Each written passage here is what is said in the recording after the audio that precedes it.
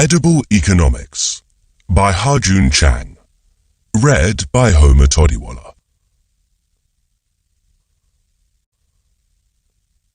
Introduction. Garlic. Monoculture achi. Pickled garlic. Korean, my mother's recipe. Heads of garlic pickled in soy sauce, rice vinegar, and sugar. At the dawn of time, humans suffered in chaos and ignorance, so not much has changed then. Taking pity on them, Hwanung, a prince of the heavenly kingdom, came down to earth to visit where Korea is today and established the city of God.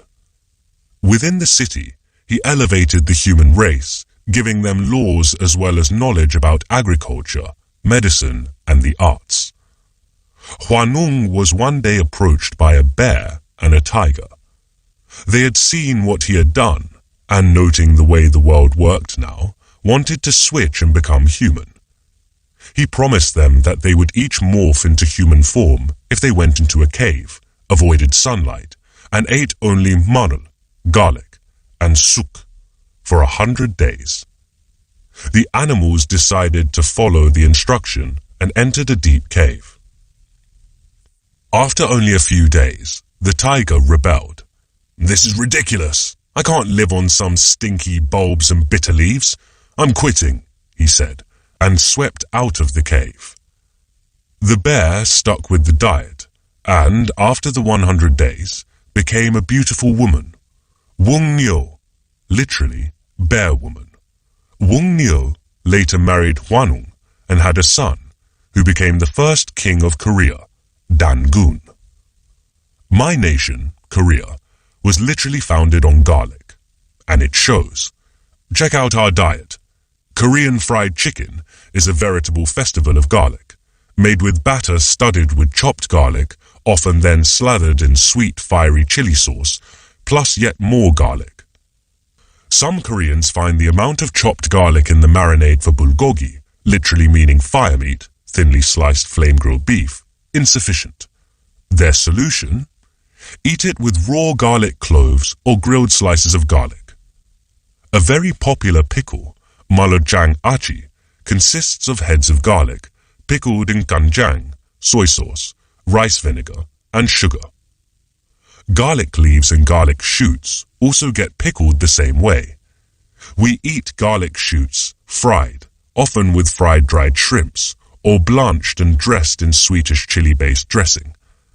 And then there is our national dish, kimchi, pickled vegetables, usually made with bichu, the oriental cabbage, known as napa cabbage in the US and Chinese leaves in the UK, although it could actually be any vegetable. If you know a little about Korean food, kimchi may immediately make you think of chili powder. But there are in fact a few types of kimchi made without it. However, there is no kimchi made without garlic. Pretty much every Korean soup is made with a stock laced with garlic, whether it be meat-based or fish-based, typically using anchovy but also shrimp, dried mussel, or even sea urchin. Most of those small dishes that cover tables at Korean meals, banchan, which translates as accompaniments to rice, will have raw, fried, or boiled garlic irrespective of whether they contain vegetables, meat or fish, and whether raw, blanched, fried, stewed, or boiled.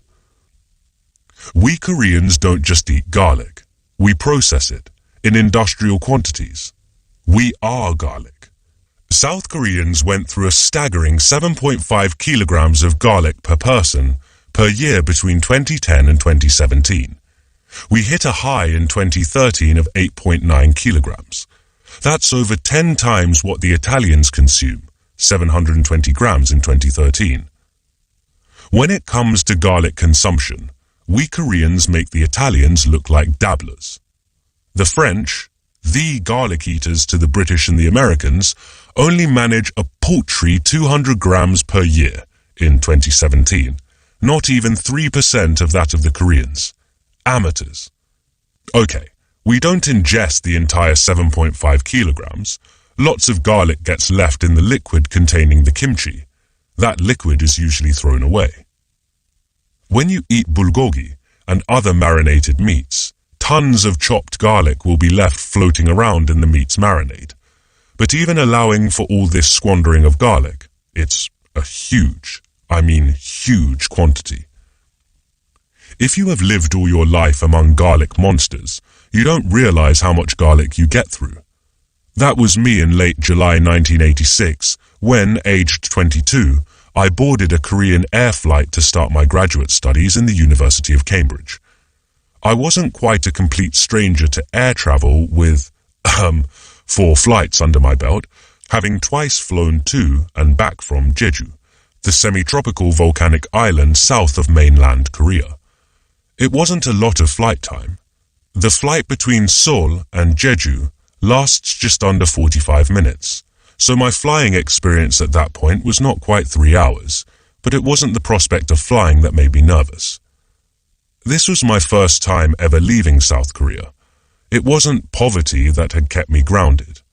My father had worked as a high-ranking civil servant, and my family was comfortable, if not rich, and could have afforded a foreign holiday.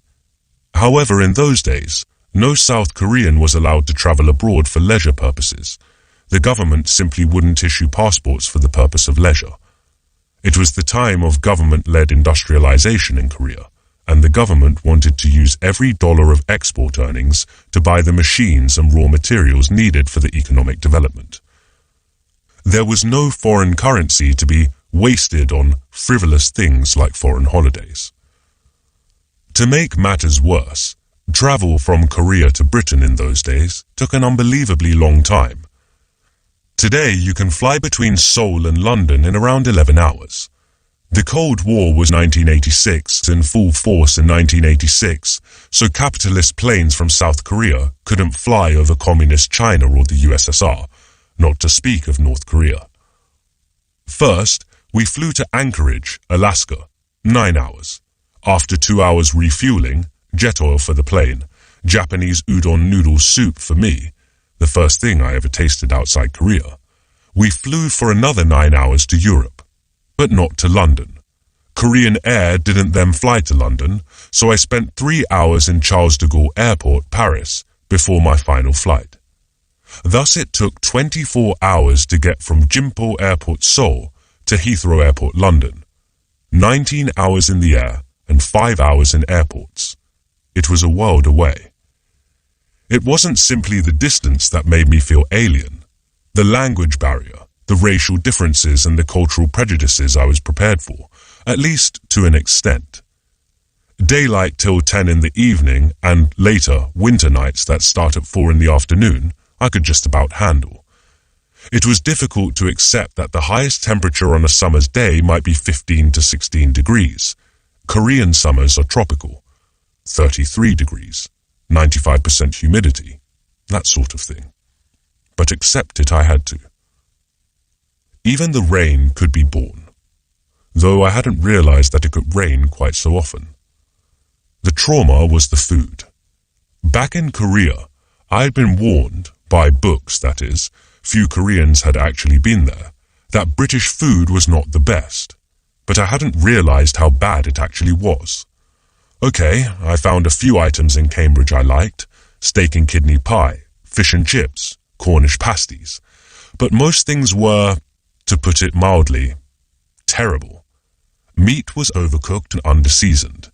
It was difficult to eat unless accompanied by gravy, which could be very good but also very bad. English mustard, which I fell in love with, became a vital weapon in my struggle to eat dinners. Vegetables were boiled long beyond the point of death to become textureless, and there was only salt around to make them edible. Some British friends would argue valiantly that their food was underseasoned, tasteless, because the ingredients were so good that you oughtn't ruin them with fussy things like sauces, which those devious French used because they needed to hide bad meat and old vegetables. Any shred of plausibility in that argument quickly vanished when I visited France at the end of my first year in Cambridge and first tasted real French food. British food culture in the 1980s was, in a word, conservative, deeply so. The British ate nothing unfamiliar. food considered foreign was viewed with near-religious skepticism and visceral aversion.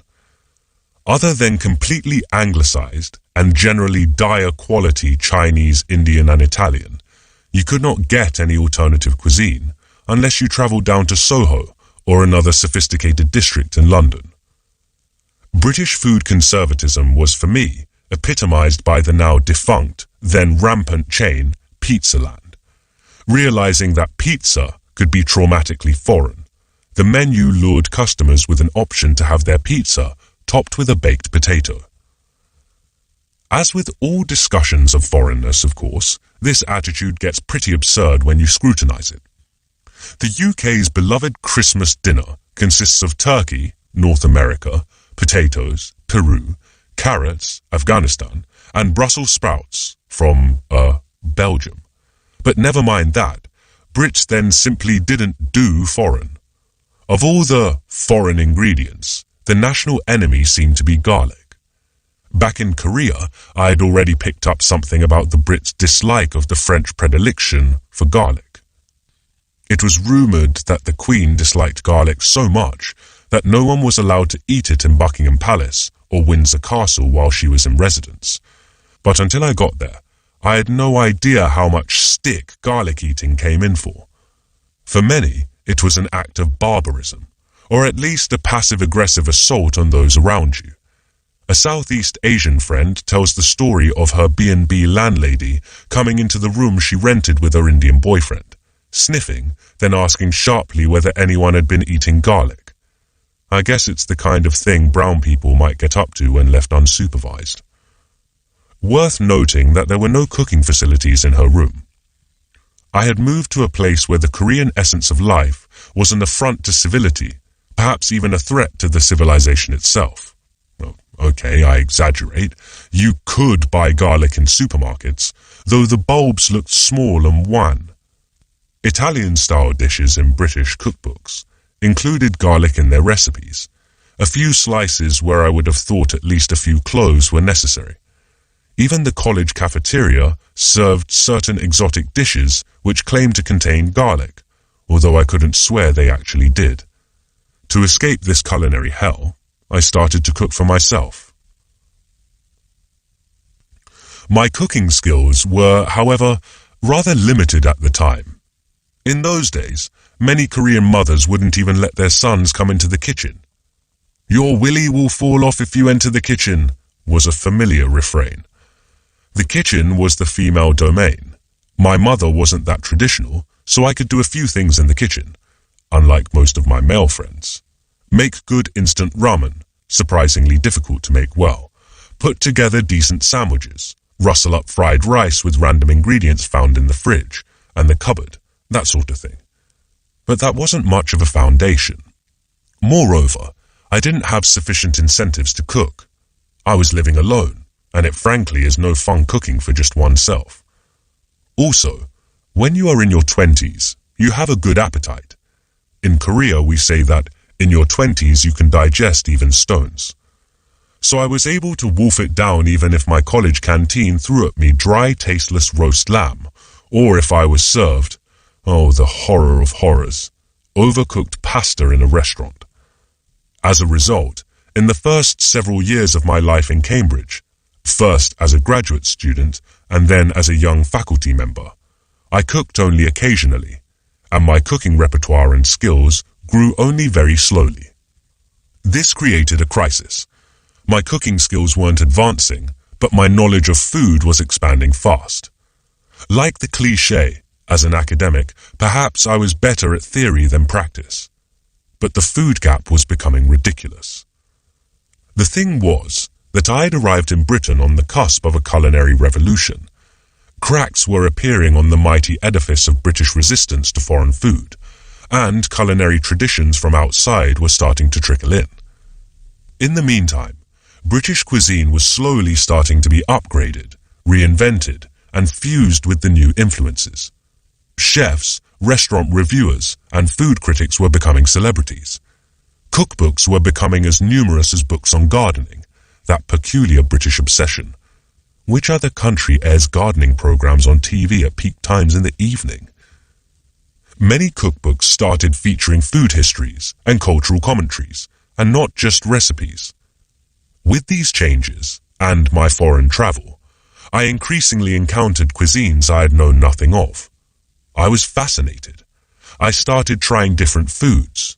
I read cookbooks in bookshops and bought quite a few of them. I read avidly the food reviews and features in newspapers. I was starting my own culinary revolution as well. The truth of the matter is that Korea then was even more of a culinary island than Britain, albeit one with much tastier food. In Korea in that era, aside from Chinese and Japanese places, we had little foreign food other than what was known as light Western, essentially Japanized European food. Typical dishes were tonkatsu, schnitzel made with pork rather than the original Austrian creation with veal, hambak, hamburger steak, a pale imitation of the French steak haché, with cheap fillers like onions and flour, replacing most of the beef, and very mediocre spaghetti bolognese, which was simply called spaghetti. Hamburgers were a rarity, sold as exotic in the cafeterias of upmarket department stores, and weren't very good anyway. The arrival of Burger King in the mid-1980s was a cultural event. Most people first learned of pizza around then. Pizza Hut arrived in Seoul in 1985. Before coming to Britain and traveling for work or holiday to the continent, I had never tasted real French or Italian food. The few French and Italian restaurants that we had in Korea at the time served highly Americanized versions. Asian food beyond Japanese or Chinese, no Thai, no Vietnamese, no Indian, was just as mysterious. Not to speak of dishes from more remote places like Greece, Turkey, Mexico or Lebanon.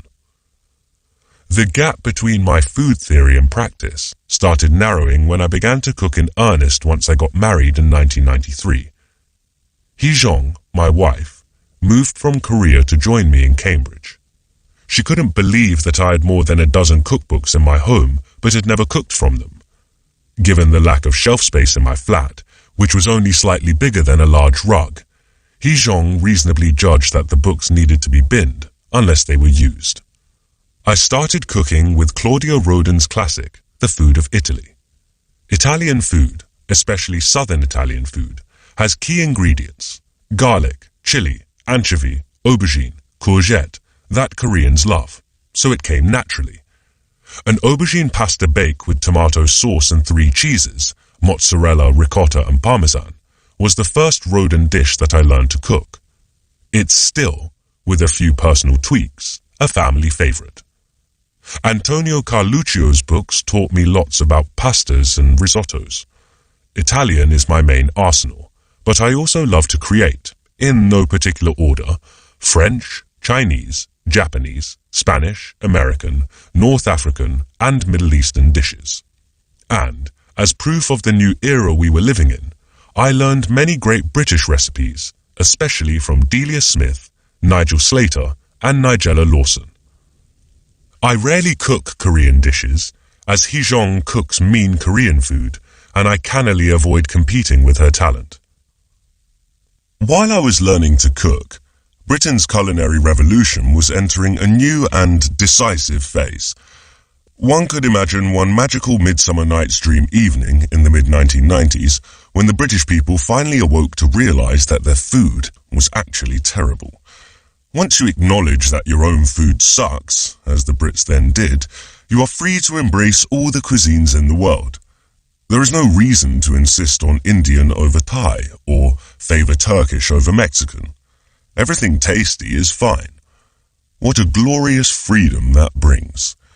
The British freedom to consider equally all the choices available has led to it developing perhaps one of the most sophisticated food cultures anywhere. Britain became a great place to eat. London offers everything.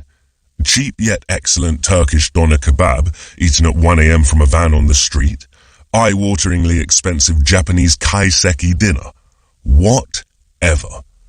Flavors span from vibrant, in-your-face Korean levels to understated but heartwarming Polish.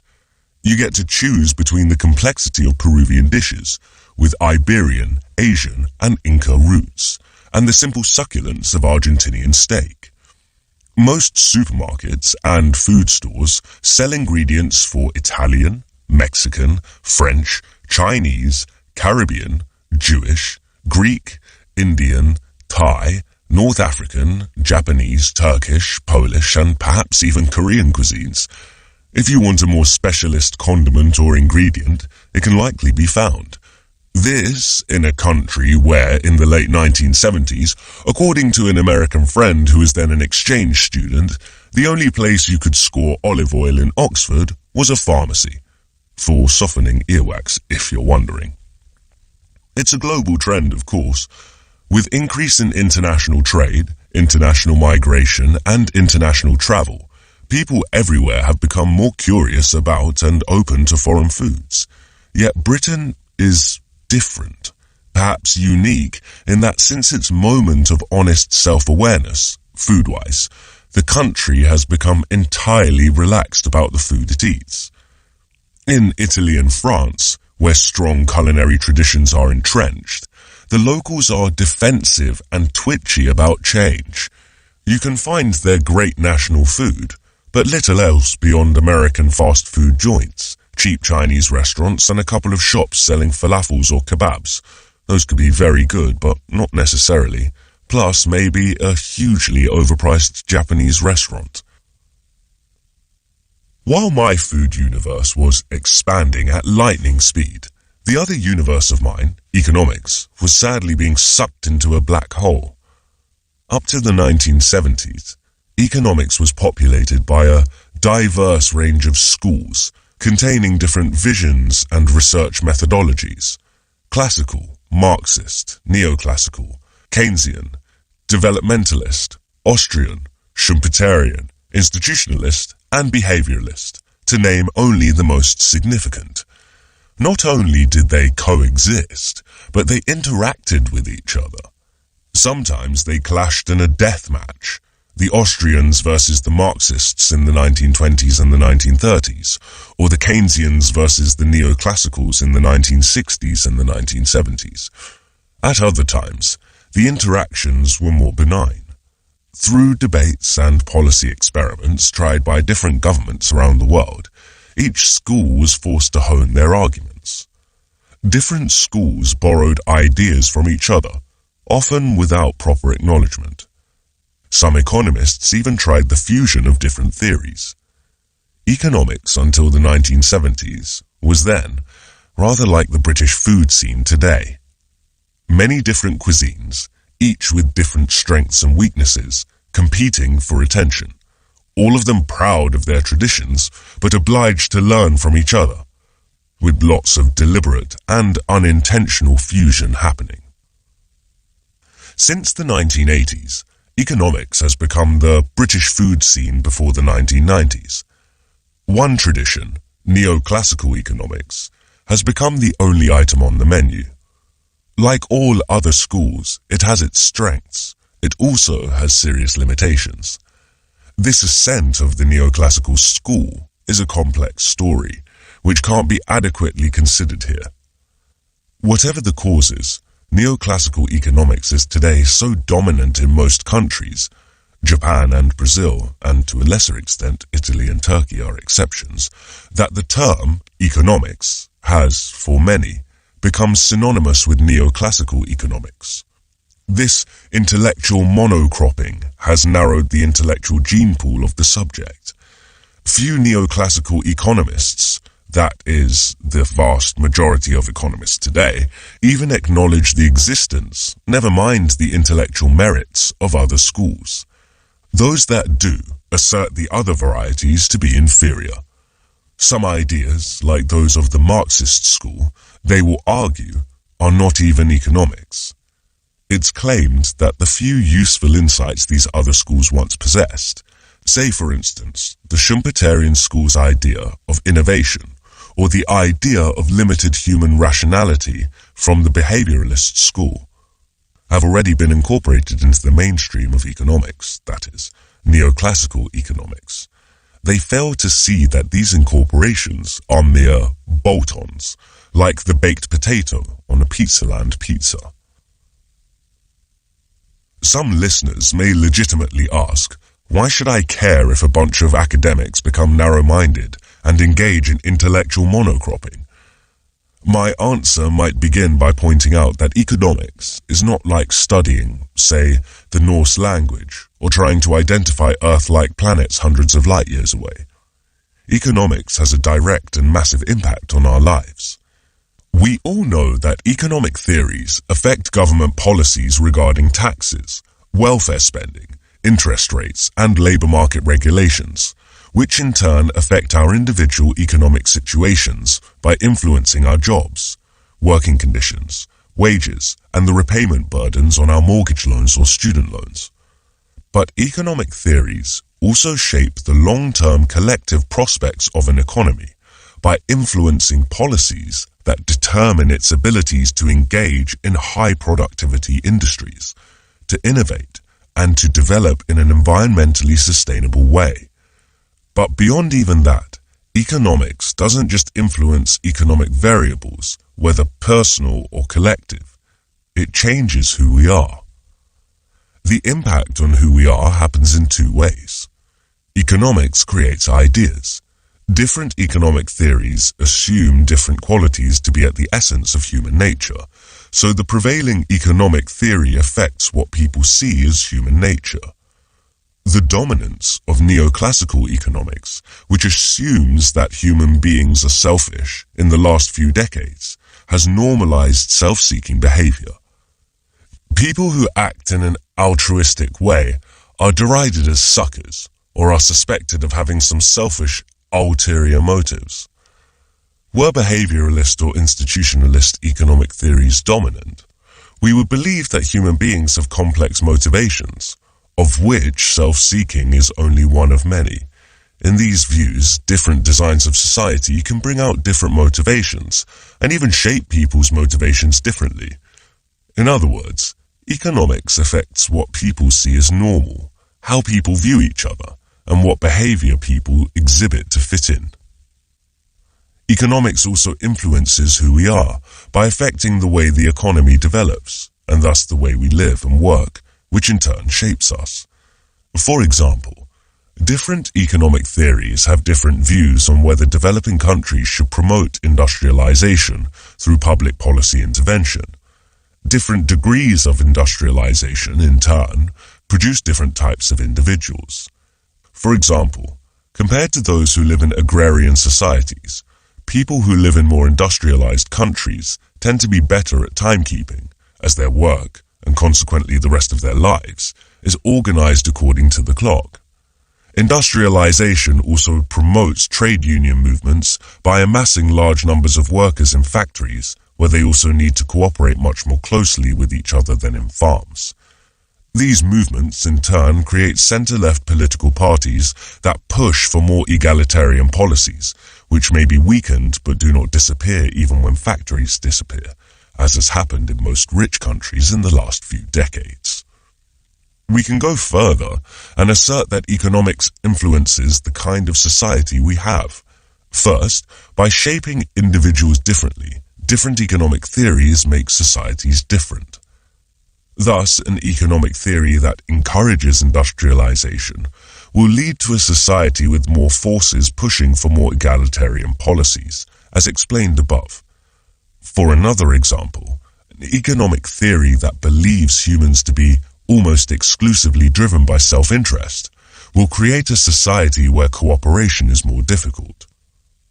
Second, different economic theories have different views on where the boundary of the economic sphere should lie. So if an economic theory recommends privatization of what many consider to be essential services, like healthcare, education, water, public transport, electricity, and housing, it is recommended that the market logic of $1, one vote should be expanded against the democratic logic of one person, one vote. Listen to chapters Chili and Lime. Finally, Different economic theories have different impacts on economic variables, such as inequality of income or wealth. Listen to Chapter Chicken. Or economic rights, labor versus capital, consumer versus producer. Listen to okra. Differences in these variables, in turn, influence how much conflict exists in society. Greater income inequality or fewer labor rights generate not just more clashes between the powerful and those under them, but also more conflicts amongst the less privileged as they fight over the dwindling piece of pie available to them. Understood like this, economics affects us in many more fundamental ways than when it is narrowly defined, as our income, jobs and pensions. That is why I believe it is vital that we all understand at least some of its principles, not just to defend our own interests, but more importantly, to make our society a better place to live for us and for the coming generations. When I make this point, some respond that the subject is for experts and not ordinary citizens. It is a technical argument full of jargon, complex equations and statistics, they say. It is not for most of us. But is this how it is going to be? Are you just going to be hanging on in quiet desperation while you watch the world around you being churned and molded according to some economic theory that you don't understand? Tell me, are you comfortable with the way your society is being designed? Do you find the ideas and policies of your governments are aligned with what you believe to be most important for us all? Do you see the tax burden being fairly shared by all the world's biggest corporations as well as ordinary workers? Do you feel everything possible is done to give every child the fairest chance possible for success in their life? Do you feel the values of our society emphasize community, common responsibilities and shared goals enough? I didn't think so. Having cajoled you into taking an interest in economics, I cannot abandon you to it. So with this book, I am trying to make economics more palatable by serving it with stories about food. But be warned, the food stories are mostly not about the economics of food, how it is grown, processed, branded, sold, bought and consumed. These aspects are not usually central to the economic stories I have for you, and there are lots of interesting books about them around. My food stories are a bit like the ice cream that some of your mums may have offered to bribe you to eat your greens, except that in this book ice cream comes first, the greens later. What a deal. But they are only a bit like that. The food stories in this book are not true bribes, in that bribes are things that you offer to people to make them do things that they don't want to. Many mothers in English-speaking countries who offer ice cream to their children for eating their greens are truly bribing their children because they themselves know that the vegetables are not, well, tasty. In contrast, Indian, Korean, or Italian mothers have much less, often no need for such bribery because their vegetables are a lot more exciting than boiled broccoli, spinach, or carrot, which George H.W. Bush, the 41st US president, that intrepid anti-broccoli campaigner, famously called orange broccoli. In these culinary traditions, the vegetables are rewards enough in themselves, though many children still prefer ice cream to vegetables even in those cultures. In the same way, my economic stories are going to be rewards in themselves because I have made them tastier than the usual by making them more varied in kind and more complex in flavor.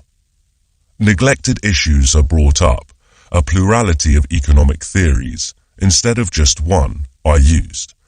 The political and even philosophical implications of economic policies are discussed. Realistic alternatives to current economic arrangements, both existing and imagined, are explored.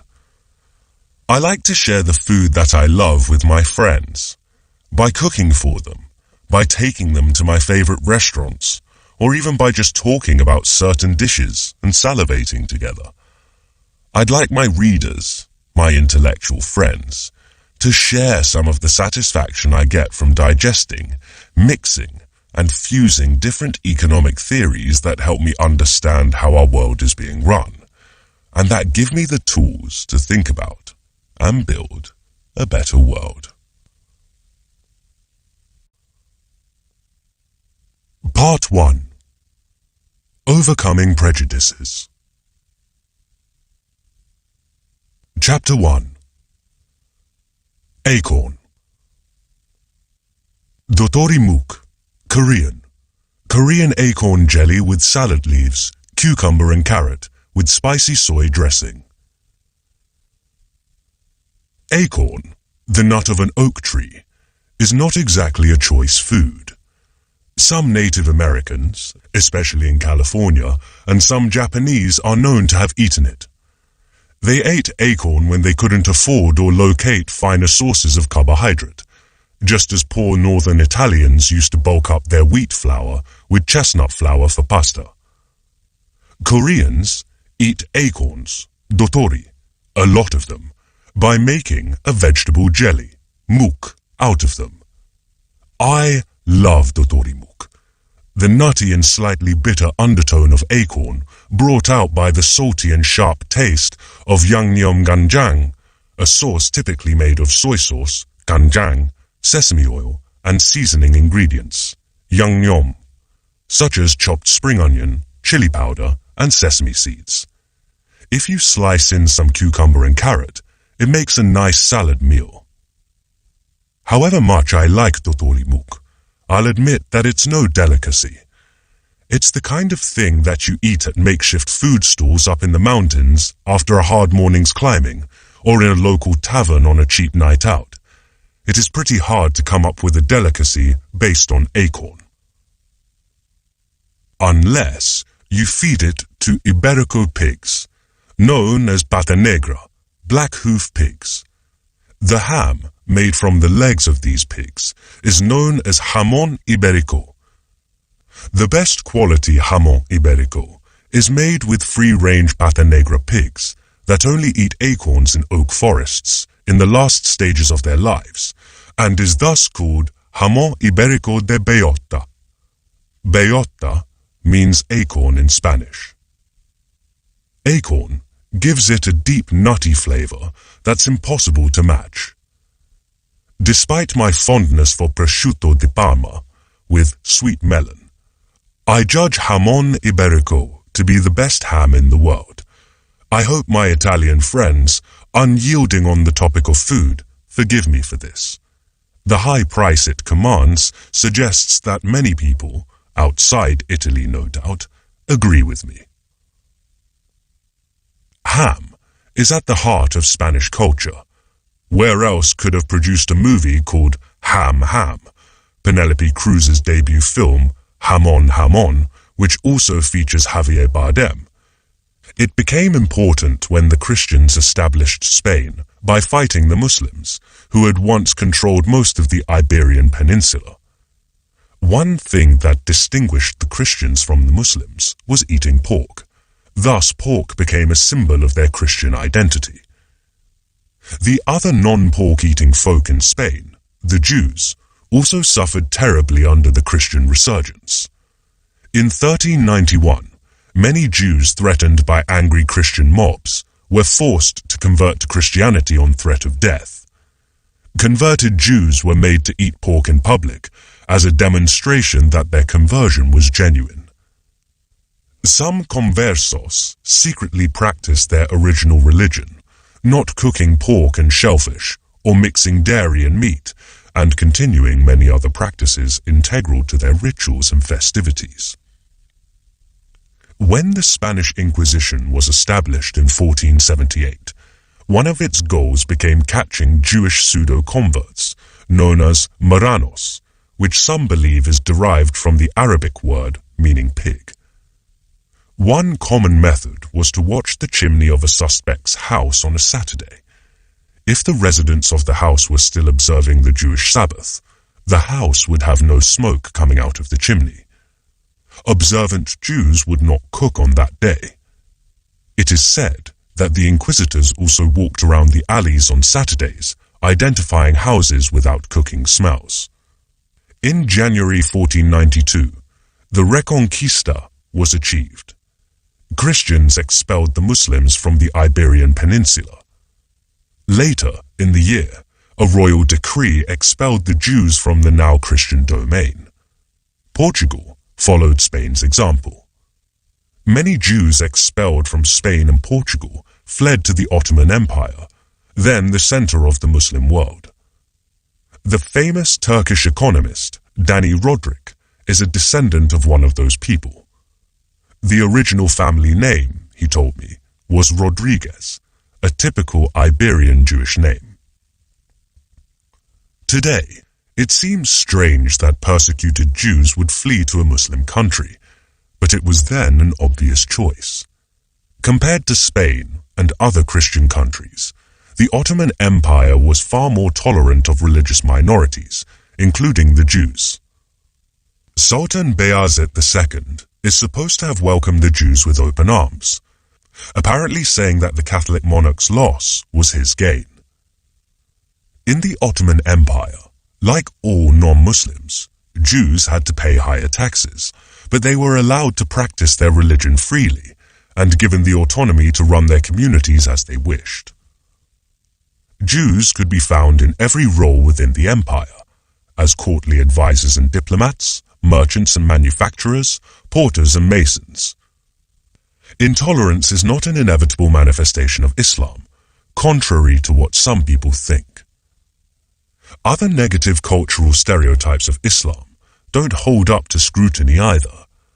Many people see Islam as a militaristic religion, and fundamentalist Muslims have encouraged that view, hence the common misunderstanding of the term jihad, which originally meant striving towards any worthy goal, to mean a religious war against the infidels.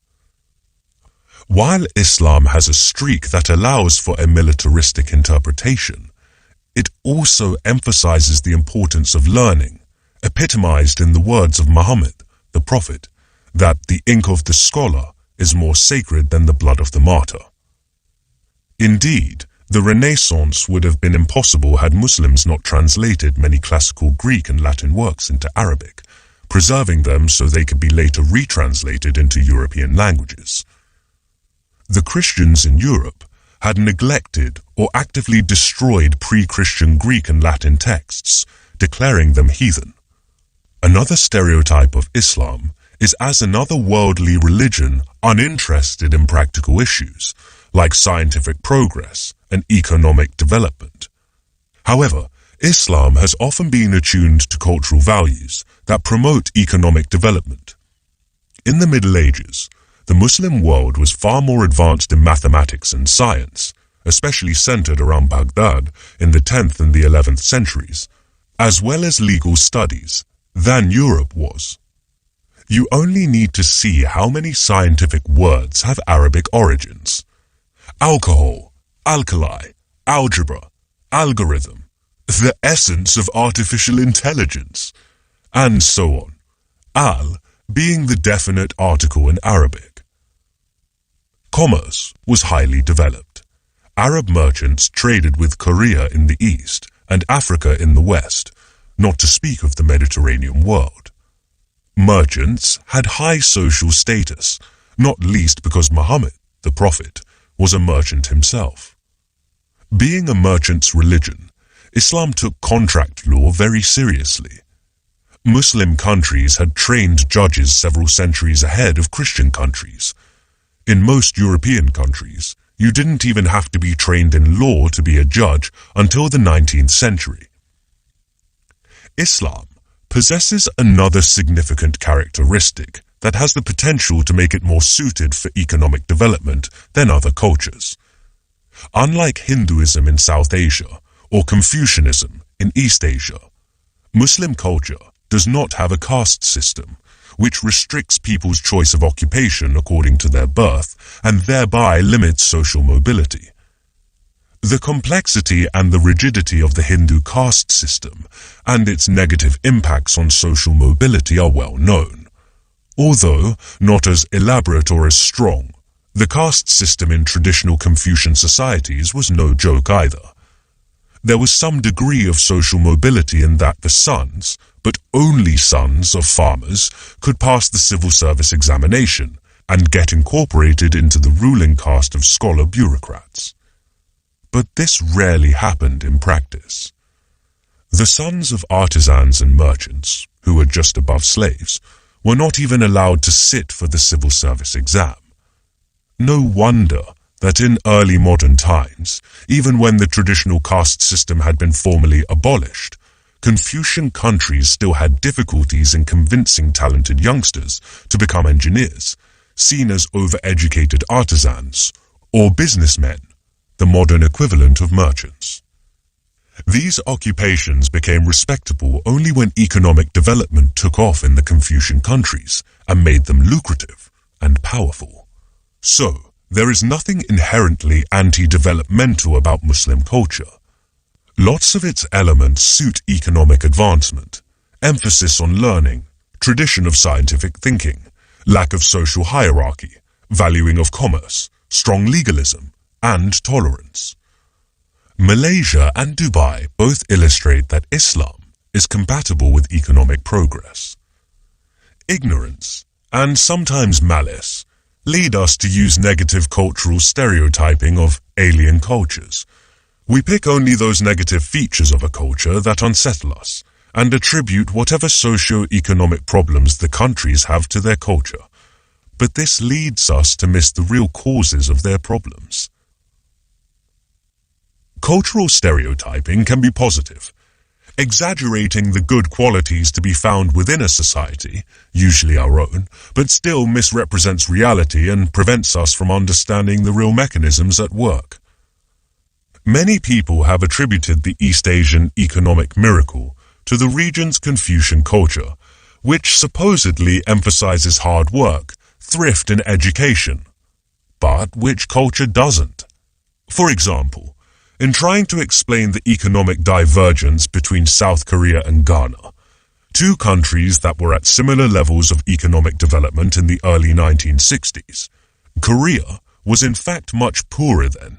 In 1961, its per capita income was $93, against Ghana's $190.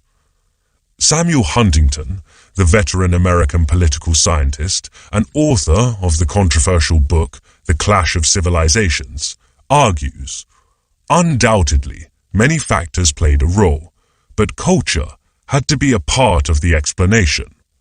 South Koreans valued thrift, investment, hard work, education, organization, and discipline. Ghanaians had different values. In short, cultures count. Huntington's description of Confucian culture is a perfect example of positive cultural stereotyping, only picking elements that fit your characterization of a culture that you want to portray in positive light. Confucianism is supposed to encourage hard work, yet in the past, East Asians were typically described as lazy by Western visitors. An Australian engineer who toured factories in Japan in 1915, at the request of the Japanese government, to provide advice on productivity improvement, said, "To see your men at work made me feel that you are a very satisfied, easygoing race, who reckon time is no object. When I spoke to some managers, they informed me that it was impossible to change the habits of national heritage." In 1912, when she toured Japan and Korea, Beatrice Webb, the English sociologist and social reformer, said that the Japanese had objectionable notions of leisure and a quite intolerable personal independence, and described my ancestors as 12 millions of dirty, degraded, sullen, lazy and religionless savages who slouch about in dirty white garments of the most inept kind and who live in filthy mud huts. That's coming from a founder of Fabian socialism. We might imagine what typical right-wing white supremacists of the time said about people in Confucian countries. As for the famous Confucian zeal for education, the education that was traditionally emphasized was what was needed for the civil service exam, political philosophy and poetry. These are not directly useful for economic development. Practical pursuits other than agriculture, such as making things and trading, were looked down upon. Commentators like Huntington praise the discipline that Confucian culture instills in people, although Beatrice Webb only found ill discipline in Japan and Korea. But that discipline is bought at the cost of conformism. Other commentators have argued that the pressure for conformity means that East Asians lack originality and entrepreneurship, although this assertion is becoming increasingly less plausible, given the amount of technological innovation, original movies, addictive drama series, and creative music that the East Asians produce these days. I could offer more deconstruction of positive stereotyping of Confucianism, of the kind that Huntington represents, but you get the point. In the same way in which Islam could be typecast in entirely positive light, Confucianism can be presented in entirely negative light. Cultures have different and complex facets. The tolerant, rule-based, science-oriented and commercially minded version of Islam is as real as the otherworldly, intolerant and militaristic version. There is the hard-working, learning-oriented, thrifty, and disciplined version of Confucianism. But there is also the version that is ineffectual in imposing the culture of hard work among its populace, restricts social mobility, looks down upon commerce and industry, and suppresses creativity. What a society makes out of its cultural raw material is in large part a matter of choice, and thus policy action. The right economic and social policies can promote development, equal opportunities, and other positive things in any cultural context. Japan and Korea lacked a modern industrial workforce with the habit of timekeeping and industrial discipline. This workforce was forged by concrete actions, the installation of timekeeping habits and discipline in schools, an ideological campaign emphasizing the need for hard work in a patriotic war to rebuild the nation through economic development, and having a labor law allowing long hours and harsh work practices. People made high investments in education in the Confucian countries, not because Confucius emphasized erudition, but because land reform and other policies introduced after the Second World War increased social mobility, and thus the return to education. Despite Confucianism having been the official state ideology for several hundred years, and despite having been colonized by another Confucian country, the literacy rate in South Korea was only 22% when the Japanese colonizers left in 1945. Around the same time, literacy rates were 53% in Buddhist Thailand, 1947, 52% in Christian Philippines, 1948, and 38% in predominantly Muslim Malaysia, 1947. During the early days of its economic development drive in the 1960s and the 1970s, Korea found the youngsters to be reluctant to take up professions like science and engineering because of the old Confucian cultural prejudices against practical pursuits. In response, the Korean government deliberately restricted university places and funding in humanities and social sciences departments, and allowed the best science and engineering graduates to have vastly shortened, mandatory, military service. Of course, producing more science and engineering graduates would have resulted in an army of highly educated unemployeds, unless there were suitable jobs for them, as has happened in many other developing countries. In order to avoid this, the Korean government promoted industrialization through public policy intervention, listen to prawn and noodle, thereby creating those well-paying and intellectually fulfilling jobs that these science and engineering graduates could take upon graduation. Seeing that the Confucian countries have some of the highest household savings ratios in the world, in Korea, for example, it reached 22% of GDP in the early 1990s, and in China it reached 39% of GDP in 2010. People have talked of thrift as a cultural trait of these countries. This is wrong. In the early 1960s, when South Korea was one of the poorest countries in the world, the country's gross, not just household, savings ratio was below 3% of GDP. In 1960, it was not even 1%. Its people were simply too poor to save anything, Confucian culture or not. Over the next 3 decades, Korea's savings, especially household savings, rose dramatically. Not due to some revival of Confucian culture. If anything, Confucian culture, essentially an ideology fit for an agrarian society, was weakening all the time during the period, thanks to industrialization and urbanization.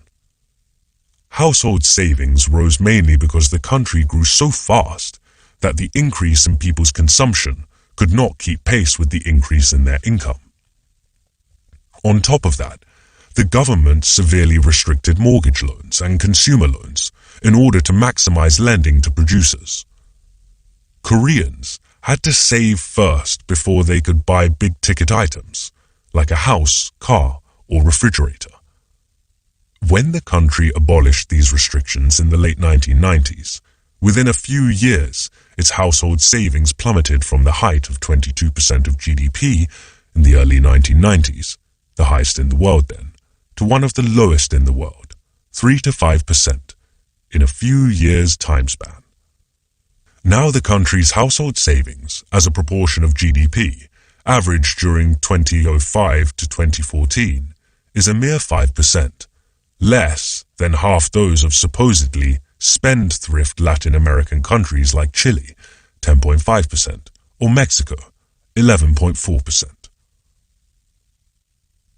It will be silly to deny that culture affects people's values and behavior, and thereby the way in which a nation's economy is organized and develops. But the way it does defies simplistic stereotyping that is so common. All cultures have multiple facets that are complex and constantly evolving. Most importantly, culture is much less powerful than policies in determining individual economic behavior and national economic performance, whether they are of acorn-eating Koreans or of Muslims who wouldn't eat acorn-eating pigs. Chapter 2. Okra. Creole succotash. North American. Adapted from the Treme cookbook. Creole-style stew with okra, sweet corn, beans, tomatoes, spicy sausage and prawns, or crayfish. I first encountered okra in a South Asian restaurant a couple of years after my arrival in Britain in 1986. It was in a dish called bindi bhaji, which the menu translated as sautéed ladyfinger, for the benefit of non-South Asian customers. There were some vegetables that I had never tasted before coming to Britain, but whose existence I had known about through books and movies. Broccoli, beetroot, turnip and such like. But I had never even heard of okra. Apart from not being able to see why the vegetable was called ladyfinger, as it was chopped up, obliterating its shape, I wasn't too convinced by the dish. I found the slimy texture, I learned later that the technical term is mucilaginous, a little difficult to handle. I later had much better specimens of bindi bhaji, less slimy, not overcooked and better spiced. My opinion of the vegetable was improved even more by a dish of delightful okura tempura I had in a restaurant in Japan. I also enjoyed frango com quiabo, Brazilian chicken sautéed with okra, during one of my visits there. I grew to like okra, although I cannot say that it became a favorite vegetable. All this changed when I went to a southern restaurant in Washington, D.C. There I had my first gumbo, the southern soup, or stew, whose defining ingredient is okra, whose other common name in the US is gumbo or gombo, with deep flavors and gooey texture. Then, several years ago, I tried my hand at my first, and so far the only, dish made with okra, which is a succotash recipe that I picked up from a southern cookbook. I was blown away, not by my cooking skill, I wish, but by the gooiness that okra gave to the dish. The mucilaginous nature of okra that had made my first encounter with it slightly awkward turned out to be the magic quality that made the dish so smooth, so comforting, so heart-melting. Okra belongs to an illustrious family of plants, Malvaceae, which includes such famous members as cotton, cacao, hibiscus, and durian. It probably originated in northeastern Africa, today's Ethiopia, Eritrea, and Sudan, although there is a strong contending theory that traces its origin to Southeast Asia and India. According to the dominant theory, okra was domesticated in northeastern Africa and spread north, the Mediterranean, east, the Middle East, South Asia, China, and Japan, and west, West Africa. Korea sadly missed out. Okra was brought to the US and the rest of the Americas by enslaved Africans, together with crops like watermelon, peanuts, rice, sesame, black-eyed peas, and bananas, both the dessert banana, commonly known as banana, and the plantain, the so-called cooking banana. Listen to banana. The name is a giveaway. The word okra is a derivation of Igbo, one of the main languages of today's Nigeria. Gumbo, another common name for the vegetable, as well as the dish in which it is the crucial ingredient in the US, comes from the languages of Central and Southeastern Africa. Enslavement of Africans started on an industrial scale when Europeans occupied the New World. Having nearly wiped out the native population, not only through genocide but also by bringing over new pathogens, they desperately needed replacement workers, at the lowest possible prices. Over 12 million Africans were captured by slave traders. Of these, at least 2 million perished during the process of enslavement, the initial process of capture and captivity in Africa, the atrocious Atlantic crossing, called the Middle Passage, and imprisonment in seasoning camps in the Americas, where the captured Africans were broken into submission before they were sold off. Without these enslaved Africans and their descendants, the European capitalist countries could not have had access to cheap resources that fed their factories, banks, and workers. Gold, silver, cotton, sugar, indigo, rubber, and what have you. In particular, without these people, the US could not have become the economic superpower that it is today. And this is not a rhetorical statement. We all know that enslaved Africans in US plantations were whipped and tortured to produce cotton and tobacco. But not many of us know how important these crops were for the US economy. These two products alone accounted for at least 25% and up to 65% of US exports throughout the 19th century. At its height in the 1830s, cotton alone accounted for 58% of US exports.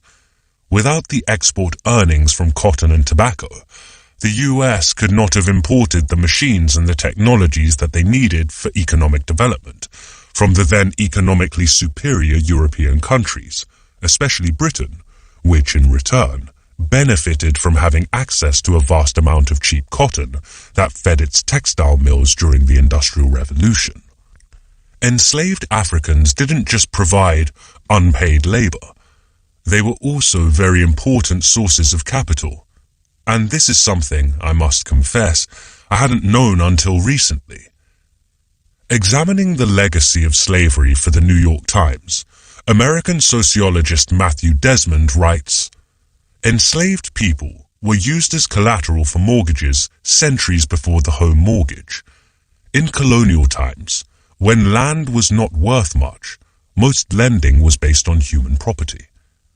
Moreover, Desmond tells us that these individual slave-based mortgages were then lumped together to form tradable bonds, just like modern-day ABSs, asset-backed securities, that are created by lumping thousands of house mortgages, student loans, and car loans together. These bonds were sold on to British and other European financiers, enabling the US to mobilize capital on a global scale, and also to develop its financial industry into a global player. Without the slaves, the US would have remained a pre-modern economy with a primitive financial sector for much longer than it did. Enslaved Africans didn't just build the US economy, they also sparked off the geopolitical realignment that eventually made the US into a continental-sized country, although this was not done by the slaves in the US. In 1791, the enslaved people of Saint-Domingue, today's Haiti, rose against French sugar plantation owners under the brilliant military leadership of Toussaint Louverture, a former slave himself. Louverture was captured by the French in 1802 and shipped to France, where he died in captivity a year later. But in 1804, the enslaved people of Saint-Domingue finally expelled the French and declared independence, with Jean-Jacques Dessalines, who had succeeded Louverture as the leader, at the helm. Upon its foundation, Haiti abolished slavery, becoming the first country ever to do so in human history. The Haitian Revolution had some immediate impacts on the US economy. When the revolt started, a lot of French sugar plantation owners ran away to what is today the US state of Louisiana. It was then a French territory and also very suitable for growing sugar. They brought over enslaved people who were skilled in sugar growing and processing, as well as better farming and processing technologies, taking Louisiana's sugar industry to another level. 5 decades later, Louisiana was producing a quarter of the world's cane sugar supply. But the most far-reaching, if totally unintended, impact of the Haitian Revolution was the so-called Louisiana Purchase of 1803. The bloody nose that he got from the Haitian Revolution made Napoleon, the then ruler of France, decide to disengage from the Americas, especially from the country's North American territorial possession. The territory, then called Louisiane, named after Louis XIV, covered about 1/3 of current US territory, spanning roughly from Montana in the northwest and the US state of Louisiana in the southeast. The US had been negotiating with France to buy the port of New Orleans and what is now the US state of Florida for a few years previously. But when he decided to quit the Americas, Napoleon offered to sell all of Louisiana to the US. With the Louisiana Purchase, US territory more or less doubled instantly. Initially, mining was the main activity in the new territory, but as the century progressed and more European settlers moved to start farming, the territory turned into the country's and the rest of the world's breadbasket, thanks to the huge tracts of the fertile flat land that it contained. Listen to rye. This settlement, however, caused untold misery among Native Americans. They were driven off their ancestral lands. Many of them ended up in reservations, where they suffered poverty and marginalization.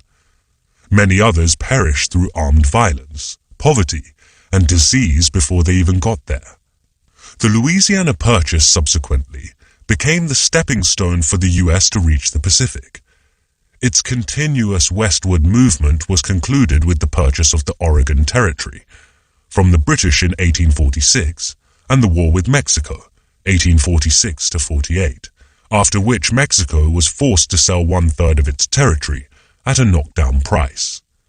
So, without the revolt by the enslaved Haitians, France would not have quit its North American territory. This would have meant that the US would have been a big, but not a continental-sized country, occupying the eastern third of its territory today. It is not clear whether a country of that size could have become the global superpower that it has become. Slavery formally ended in the US a couple of decades after the country came to be continental-sized. In 1862, at a critical juncture in the American Civil War, Abraham Lincoln declared the emancipation of slaves in the US, which became the law for the whole country once the North won the war in 1865. The British Empire had already ended slavery in 1833, although that hadn't prevented its factories and banks from profiting from slave-produced cotton and bonds created out of slave mortgages from the US. In 1888, slavery ended in Brazil, the other major slave-based economy. The end of slavery in the major slave-owning economies, however, didn't mean the end of unfree labor. Around 1.5 million Indians, Chinese, and even Japanese migrated abroad as indentured laborers to work in place of the freed slaves throughout the 19th and the early 20th century. Indentured laborers were not slaves. However, they had no freedom to change jobs and had only minimal rights during their contract periods, 3 to 10 years. Moreover, many of them worked in conditions similar to what the slaves had faced. Many were literally housed in the former slave barracks. Most of the 2 million or so ethnic Japanese in Brazil and Peru, Chinese and Indian communities in various parts of the Caribbean and Latin America, and Indian descendants in places like South Africa, Mauritius and Fiji are the results of this large-scale international indenture that continued unfree labor for several decades after the abolition of slavery, until the British Empire abolished indentured labor in 1917. Free market enthusiasts have often defended capitalism using the language of freedom. The Americans have prided themselves for possessing a free enterprise system. The title of the most influential book by Milton Friedman, the free market guru, and his wife, Rose Friedman, is Free to Choose.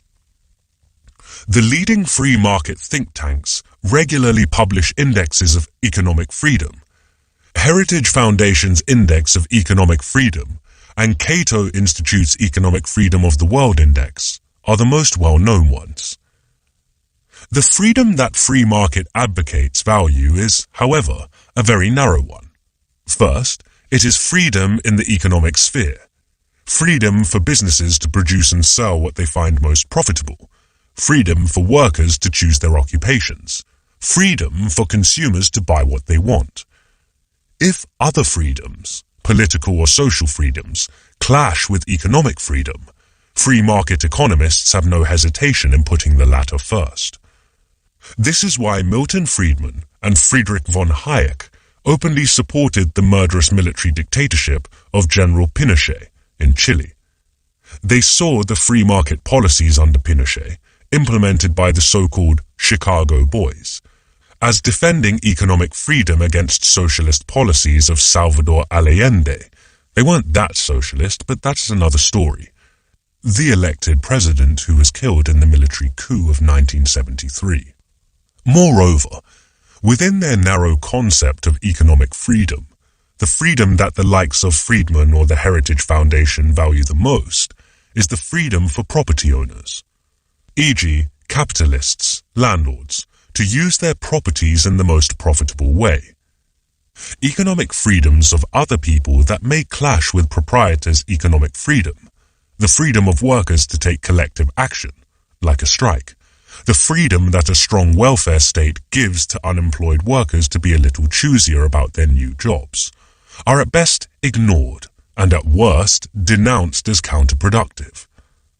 Worse, if some people were defined as properties, like the enslaved Africans, their unfreedom had to be enforced through violence and even a war so that their owners could freely exercise their property rights. Over the last century and a half, capitalism has become more humane only because we have restricted the economic freedom of property owners that free market advocates of capitalism think should be sacrosanct. Society has introduced institutions that protect political and social freedoms against economic freedom of property owners should they clash with the latter. Democratic constitutions, human rights laws and legal protection of peaceful protests. We have restricted proprietors' economic freedom through numerous laws, banning slavery and indenture, protecting the right of workers to strike, instituting the welfare state. Listen to rye. Restricting the freedom to pollute, listen to lime, and so on. In the same way in which it binds ingredients in a dish together in cooking, the story of okra told in this chapter binds the intertwined stories of economic and other freedoms and unfreedoms under capitalism. Enslaved Africans and their descendants, Native Americans, indentured Asians, European plantation owners who used slaves and indentured laborers, and European settler farmers in North America.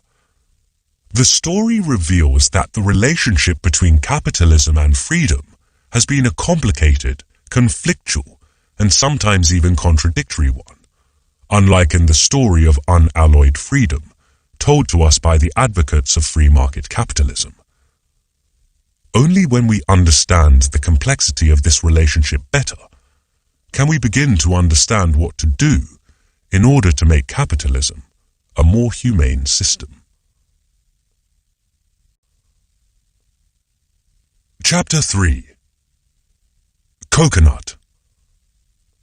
Piña colada, Puerto Rican, rum, coconut milk, and pineapple juice. In the first 3.5 decades of my life, I had a very limited and rather negative view of coconut. Until I came to Britain in 1986, I'd never even seen a coconut. South Korea being way too northern to grow it, and then being too poor to import luxury items like foreign fruits. The only form of coconut that I had encountered was desiccated, shredded flesh mixed in some biscuits that were sold as exotic treats. My view of coconut had a radical revision when I had my first piña colada during my first tropical beach holiday in Cancun, Mexico, in the late 1990s. I had always been fond of pineapple juice, but when it was mixed with coconut milk and rum, the result was magical.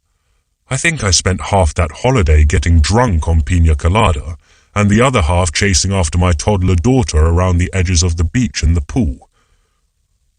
My esteem for the coconut grew as I encountered a series of savory dishes that use coconut milk. First came Thai curries, both green and red varieties. Then came laksa, the spicy Malaysian Singaporean noodle soup with coconut milk, and nasi lemak, the Malaysian Indonesian rice cooked in coconut milk, and pandan leaves eaten with delightful accompaniments, typically fried dried anchovies, roasted peanuts, half a boiled egg, and cucumber slices, and sambal, a chili sauce. On my trip to Brazil, I fell in love with moqueca baiana, the version of moqueca, the Brazilian fish stew, from the state of Bahia, with chili and coconut milk.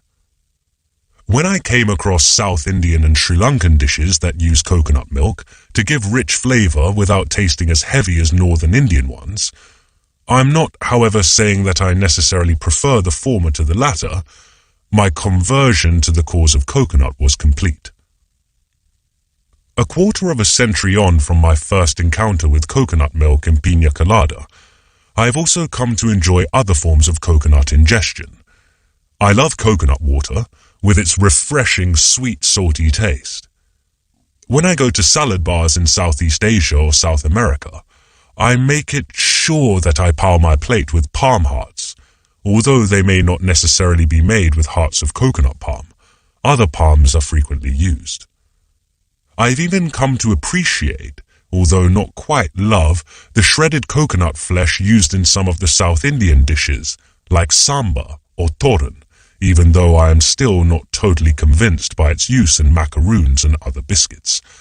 Some prejudices die hard. Coconut isn't just for eating.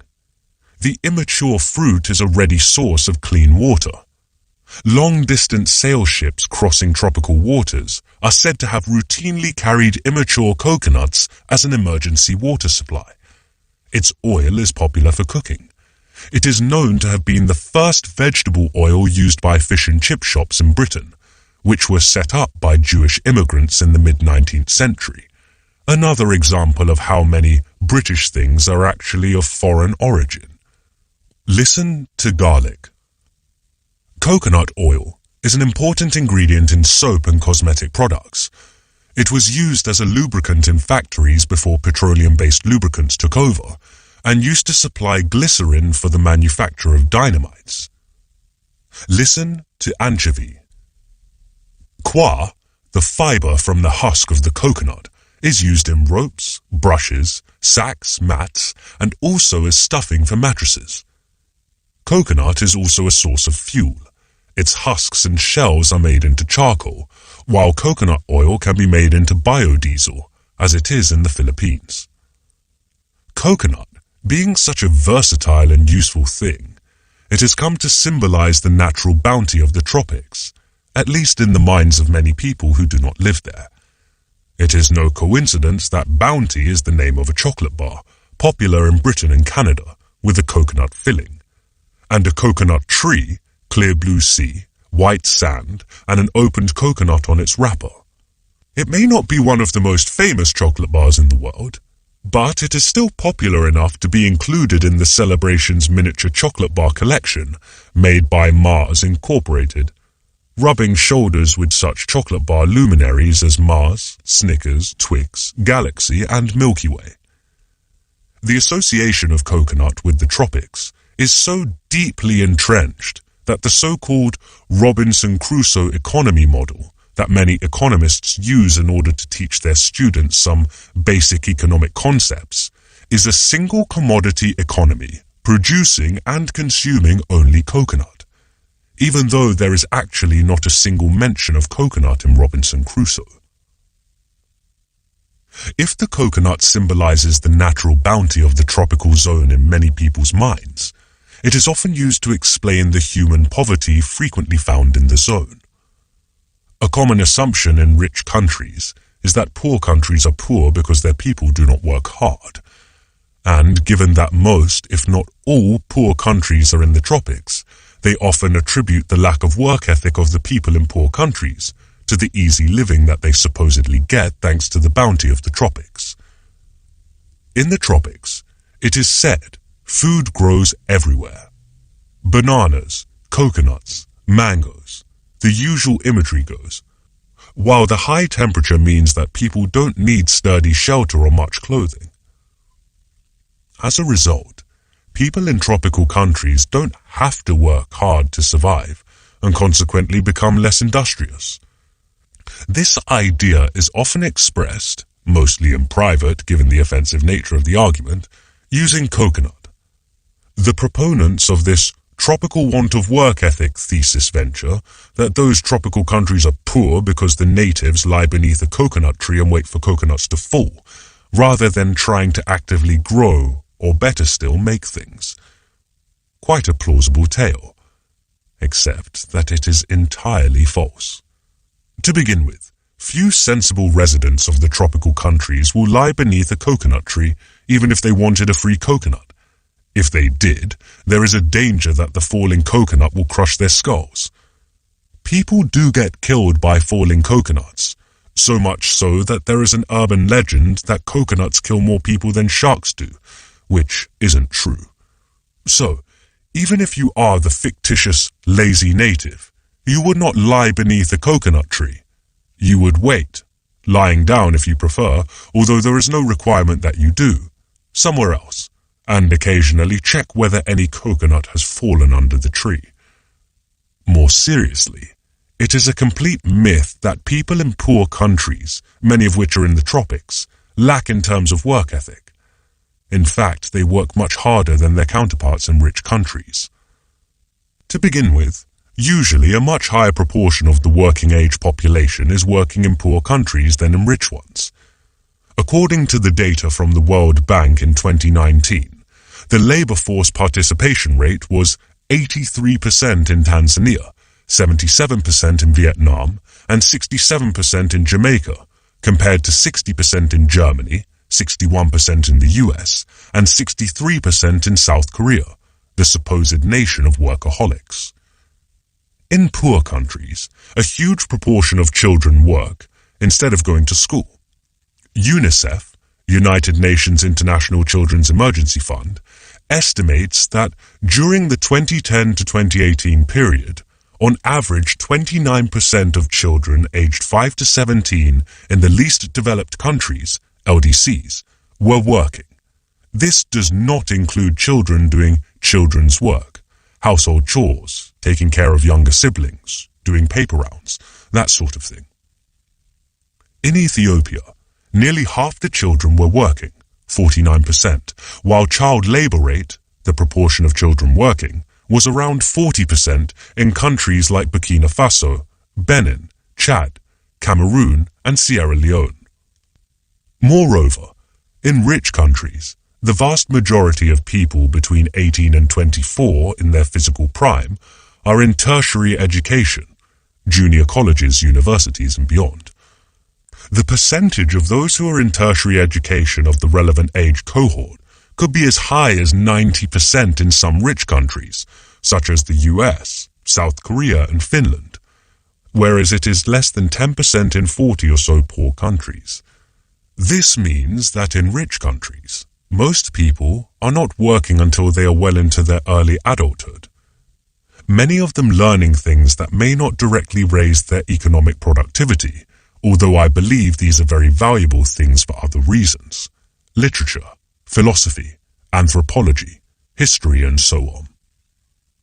In poor countries, a lower proportion of people survive into post-retirement age, 60 to 67 depending on the country, than in rich countries. But insofar as they are still alive, old people in poor countries tend to work much later into their lives than do their rich country counterparts, as many of them cannot afford to retire. A very high proportion of them work until they are physically decrepit, as self-employed farmers and shopkeepers, or as performers of unpaid household work and care work. Moreover, when they work, people in poor countries work for much longer than those in rich countries. People in poorer, hotter countries like Cambodia, Bangladesh, South Africa, and Indonesia work around 60 to 80% longer than do the Germans, the Danes, or the French, and 25 to 40% longer than do the Americans or the Japanese, who are, by the way, despite their reputation for being worker ants, these days working less than the Americans. If people in poor countries are actually working much harder than their counterparts in rich countries, their poverty cannot be a matter of their diligence. It is about productivity. These people are working much longer hours for much greater proportions of their lives compared to those in rich countries, but they produce much less because they are not as productive. This low productivity is, in turn, not even mainly due to the qualities of individual workers, such as their education level or health. These things matter for some high-end jobs, but for most jobs, workers in poor countries are, as individual workers, as productive as their rich country counterparts. This point is easy to see if you think about the fact that immigrants from poor economies into rich ones experience a vast increase in their productivity upon arrival, despite the fact that they do not acquire extra skills or experience dramatic improvements in health in the process of migration. They experience steep increases in productivity because they are suddenly working with better technologies in better managed production units, e.g., factories, offices, shops and farms, supported by higher quality infrastructure, electricity, transport, internet, and better functioning social arrangements, e.g., economic policies, the legal system. It is as if a jockey who used to struggle with an undernourished donkey is suddenly riding a thoroughbred racehorse. The jockey's skill matters, of course, but who wins the race is largely determined by the horse, or the donkey that he is riding. Now, why poor countries have less productive technological and social arrangements that result in low productivity is a complex story that requires discussion of a whole host of factors that I cannot do justice to in this short chapter. The history of colonial domination that forced countries into specializing in low-value primary commodities. Listen to anchovy. Intractable political divisions, the deficient nature of their elites, unproductive landlords, undynamic capitalist class, visionless and corrupt political leaders. the unfair nature of the international economic system that favors rich countries. Listen to beef are only the most important of them. However, what is clear is that poor people in poor countries are poor largely because of historical, political, and technological forces that are beyond their control, rather than because of their individual shortcomings, least of all their unwillingness to work hard. The fundamental misunderstanding of the cause of poverty in poor countries, represented by the false imagery built around the coconut, has helped the global elites, both from the rich countries and the poor ones themselves, blame the poor individuals in poor countries for their poverty. Perhaps getting the story about the coconut right will help the rest of us force those elites to answer difficult questions about historical injustice and restitution, international power asymmetry, and national economic and political reforms. Part 2. Becoming more productive. Chapter 4. Anchovy. Anchovy and egg toast. My recipe. Toast topped with mayonnaise, scrambled egg, cured anchovy fillets, and sprinkled with chili powder. Anchovy is the proverbial small fish. In Korea, scrawny kids get called dried anchovies, yet it is actually the biggest fish in the world in terms of impact on food cultures.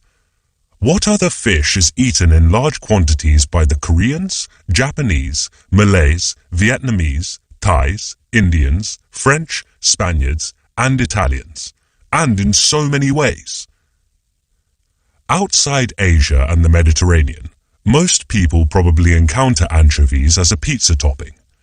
These anchovies are the ones filleted, salted, matured, and preserved in oil in the Mediterranean style.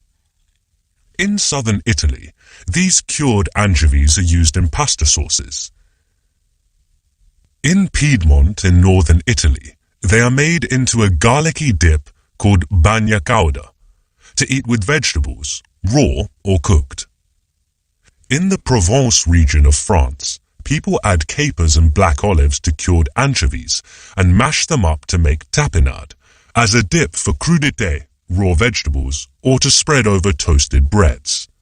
In Spain, boquerones en vinagre, anchovies marinated in vinegar and oil, is a popular dish in tapas bars. I'm salivating as I write. Go to Asia, and the uses are even more diverse. In Malaysia and Indonesia, anchovies are known as ikan bilis, and eaten dried and then fried, including as an accompaniment to nasi lemak, rice cooked in coconut milk and pandan leaf. Listen to coconut. Koreans also get through a lot of dried anchovies. They may be eaten as anju, snacks eaten with an alcoholic drink, either on their own or dipped in gochujang, Korean chili miso. They also fry dried anchovies, often glazed with soy sauce and sugar, and eat it as a banchan, a small dish accompanying rice. Depending on your taste, you might add various nuts and seeds for extra nuttiness or green chilies for extra kick. Many of Korean and Japanese soup stocks are made with dried anchovies and dried dashima, a seaweed more commonly known by its Japanese name gumbo outside Korea, plus garlic for us Koreans. In Japan and Korea, anchovies are also eaten raw, as sashimi, although it is not a common dish. Varied as its use may be, the most important role anchovy plays in many culinary cultures is as the raw material for fermented fish sauce. The Romans are said to have sprinkled their food liberally with liquamen or garum. There is debate on whether these were essentially the same thing, but it need not detain us here. Fermented fish sauces made usually of anchovies in order to give their dishes umami flavor, the deep, savory flavor that is now recognized as one of the 5 basic tastes, together with sweet, salty, bitter, and sour. Anchovies are the most frequently used fish for Vietnamese nuoc mam and Thai nam pla. Thai or Vietnamese food is unimaginable without their respective fish sauces. For fish sauce, Koreans are rather loyal to their anchovies, or myalchi, with which they make myalchi jut, or fermented anchovy sauce. Good myalchi jut is a key to making good kimchi.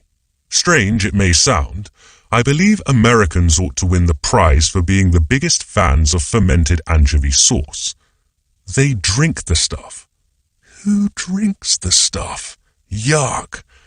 Every Bloody Mary, one of the signature cocktails of the USA, despite being supposedly named after an English queen, Mary, a daughter of Henry VIII and the half-sister of Elizabeth I, contains fermented anchovy sauce, hidden within Worcestershire sauce.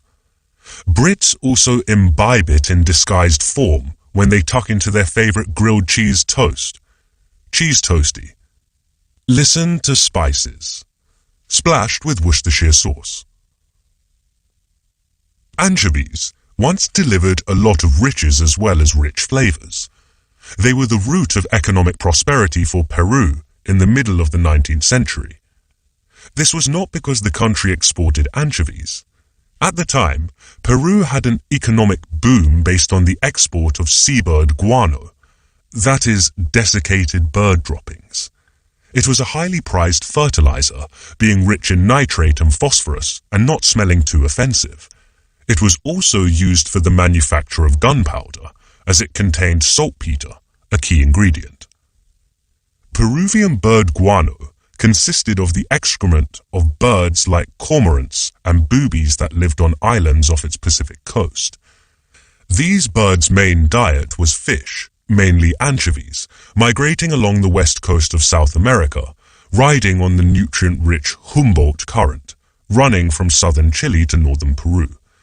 The current is named after Alexander von Humboldt, the Prussian scientist and explorer. In 1802, he set the world record for the then highest climb by reaching 5,878 meters on the Chimborazo volcano, the highest mountain in Ecuador, at 6,263 meters. He was also one of Peruvian guano's earliest champions in Europe. Guano became so important for Peru that economic historians talk about the guano era, 1840s to 1880s. Peru wasn't the only country where guano was important. In 1856, the U.S. Congress passed the Guano Islands Act, which allowed U.S. citizens to take possession of islands containing guano deposits anywhere in the world, provided that the islands were not occupied or within the jurisdiction of other governments.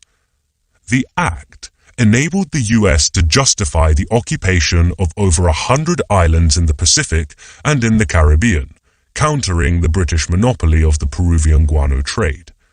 Britain, France, and other countries also occupied islands with guano deposits. The Peruvian guano boom didn't last long. 30 years into the boom, the export of Peruvian guano started declining, thanks to overexploitation. The impact was for a while masked by the discovery in the 1870s of deposits of saltpeter, sodium nitrate, a nitrate-rich mineral that could also be used for fertilizer and gunpowder, as well as a preservative for meat. But Peru's prosperity ended with the War of the Pacific, 1879-84, also known as the Saltpeter War, in which Chile occupied all the coastal area of Bolivia, thus rendering the country landlocked, and about half of the southern coastal area of Peru. These areas had huge deposits of saltpeter as well as of bird guano, and made Chile very rich. That didn't last long either. In 1909, the German scientist Fritz Haber invented a method of isolating nitrogen from the air using high-voltage electricity to make ammonia, and from it, artificial fertilizer. So Haber had found a way to make fertilizer literally out of thin air. It won him a Nobel Prize in chemistry in 1918, but his work in developing poison gases used in the First World War, earned him such notoriety that the fact he is a Nobel laureate is not mentioned in polite company. Haber's invention was commercialized by another German scientist, Carl Bosch, working for the German chemical company BASF, Badische Anilin- und Soda-Fabrik, meaning Baden Aniline and Soda Factory, which bought Haber's technology. Today, it's called the Haber-Bosch process. This process made mass production of artificial fertilizer possible, deposing guano from its throne of the fertilizer kingdom. Saltpeter, an even more important source of nitrates, lost its value too. Production of naturally extracted nitrates, guano and saltpeter in Chile, crashed from 2.5 million tons in 1925 to just 0.8 million tons in 1934. Other technological innovations destroyed several primary commodity exporters in the 19th century. The invention of artificial dyes in Britain and Germany devastated producers of natural dyes all over the world. Artificial red dyes, such as alizarin, wiped out the riches of Guatemala.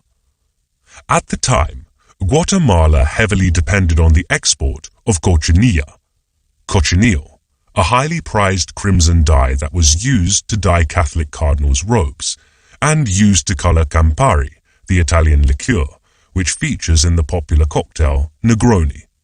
Another fun food fact. Cochineal is derived from Dactylopius coccus, the cochineal beetle, which isn't a beetle and doesn't even look like one. It looks more like a woodlouse. When it developed the technology to produce alizarin out of coal tar in 1868, BASF, which was later mass-producing fertilizer out of thin air, was making the most prized red color from the blackest thing, coal. BASF also developed the technology to mass-produce artificial indigo, another highly prized dye, in 1897, and destroyed the indigo industry in India, ruining the livelihood of many Indian laborers, not to speak of bankrupting many British and other European indigo plantation owners.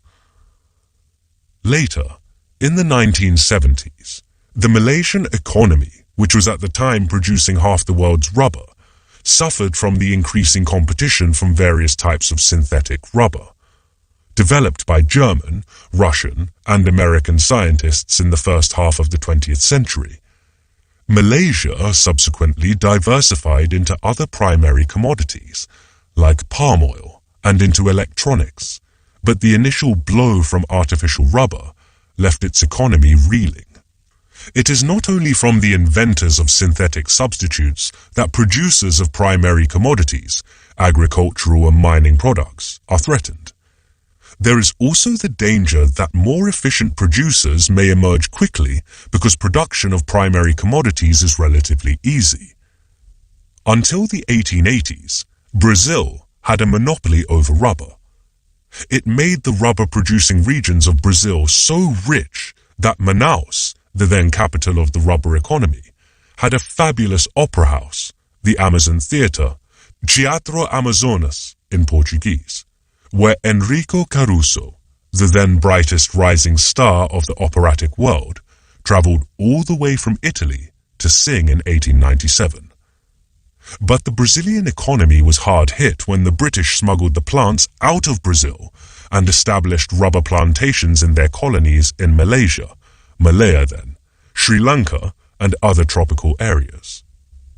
In the mid-1980s, Vietnam exported virtually no coffee, but subsequently it increased its coffee export very quickly. Since the early 2000s, it has been the second biggest exporter of coffee in the world, after Brazil, seriously affecting other coffee-producing countries. So a country's position as a major producer of a primary commodity can easily be undermined because it is, well, easy to produce it.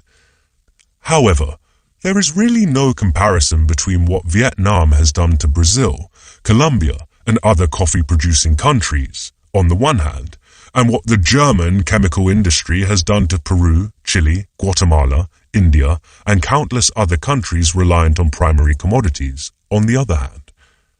The ability to develop technologies to manufacture artificial substitutes for natural substances gives an economy the ability to destroy existing markets, say in bird guano, and create new ones, chemical fertilizers in this case.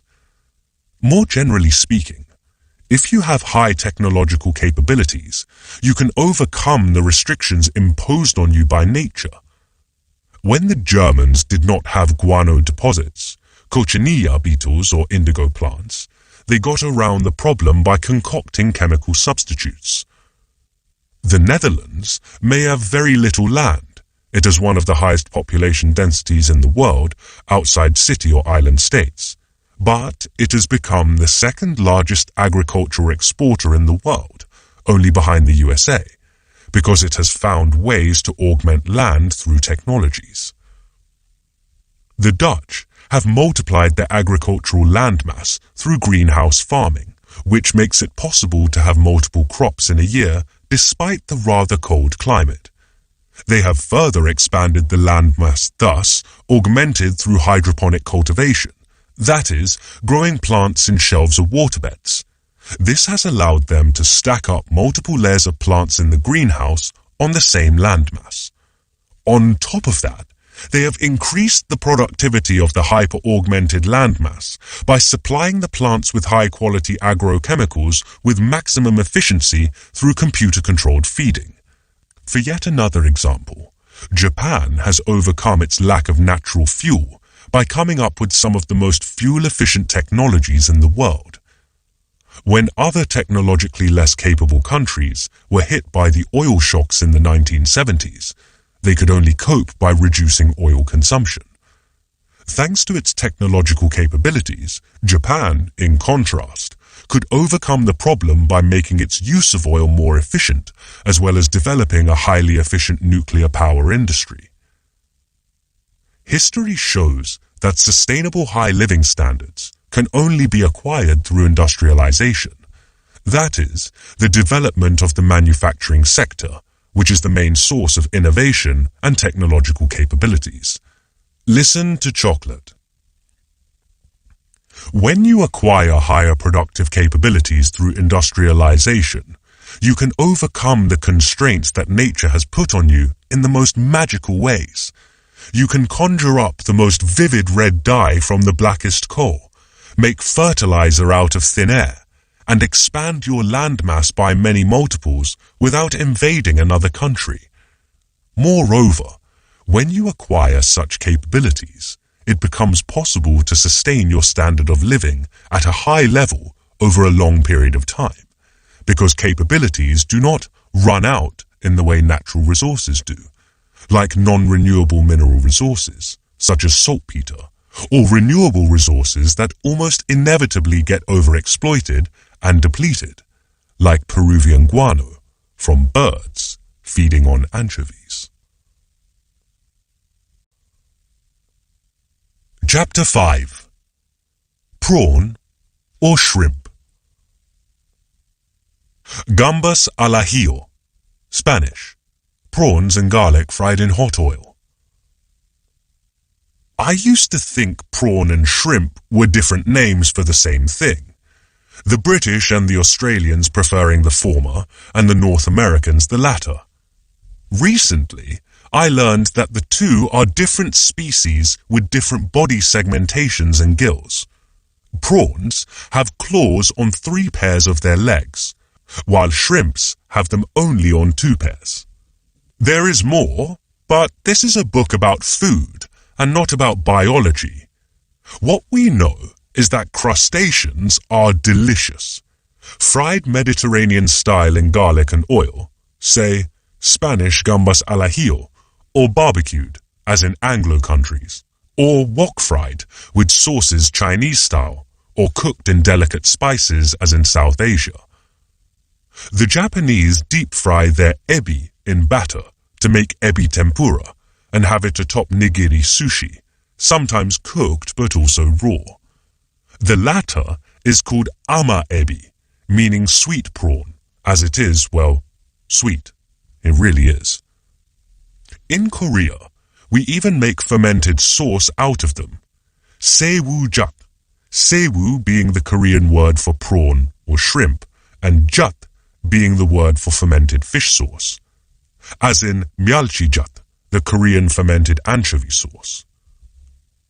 In the northern half of the Korean peninsula, not the same as North Korea, saewoo-jat is preferred to myeolchi-jat as an agent to help kimchi ferment more quickly and with deeper flavor. Northerners and Southerners, however, would agree that boiled pork should be dipped in nothing else than saewoo-jat when you eat bosam, boiled pork wrapped in bichu, oriental cabbage, with mu namul, julienne of pickled icicle radish, or mu, with chili powder, kimchi, and ssamjang, Korean miso mixed with chopped garlic, sesame oil, and honey.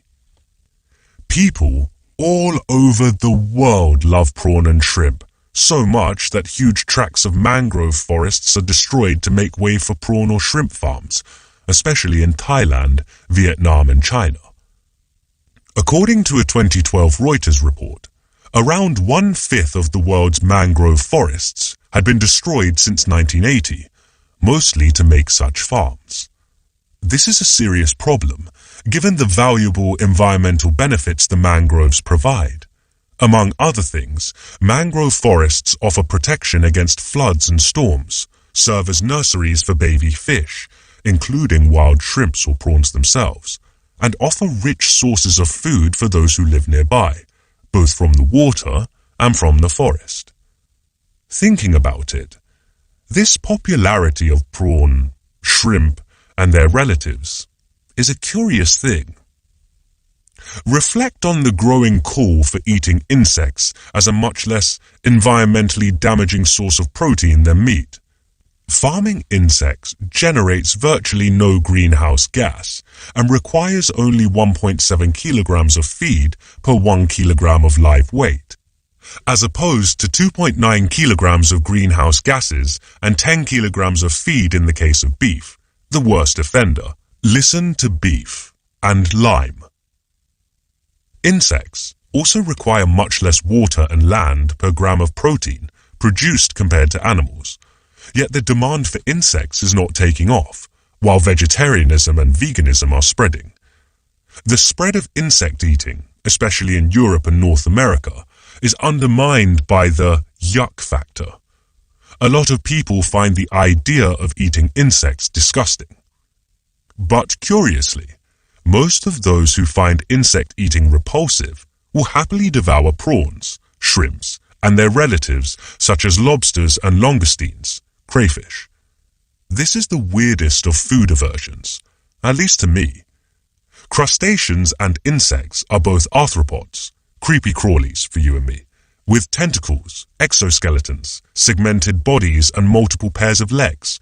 So why eat the former but not the latter? Will more people eat insects if we rename them?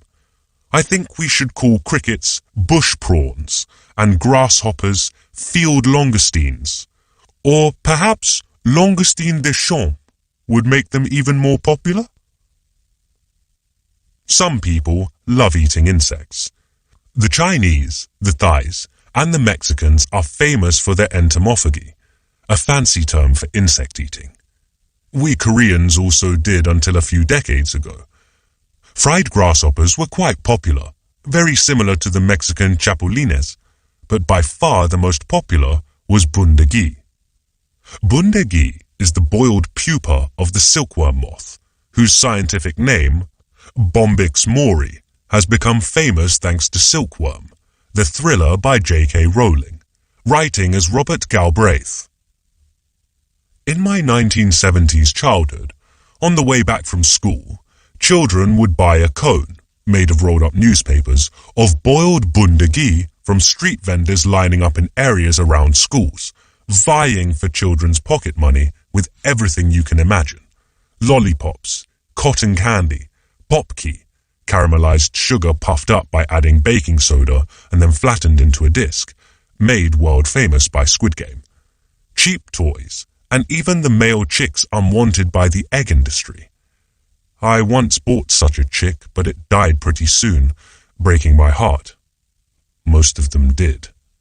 Silkworm pupa was a popular snack among Korean children in the 1970s because they were tasty, although I personally didn't like them very much, and cheap. They are rich in protein and iron, though schools discourage children from buying them from street vendors for hygienic reasons. Bundagi was cheap because it was a waste product from a large industry, silk manufacturing. Silk was one of Korea's main export items at the time, and as a result, the silk textile industry produced a lot of unwanted pupae after silk was taken from their cocoons.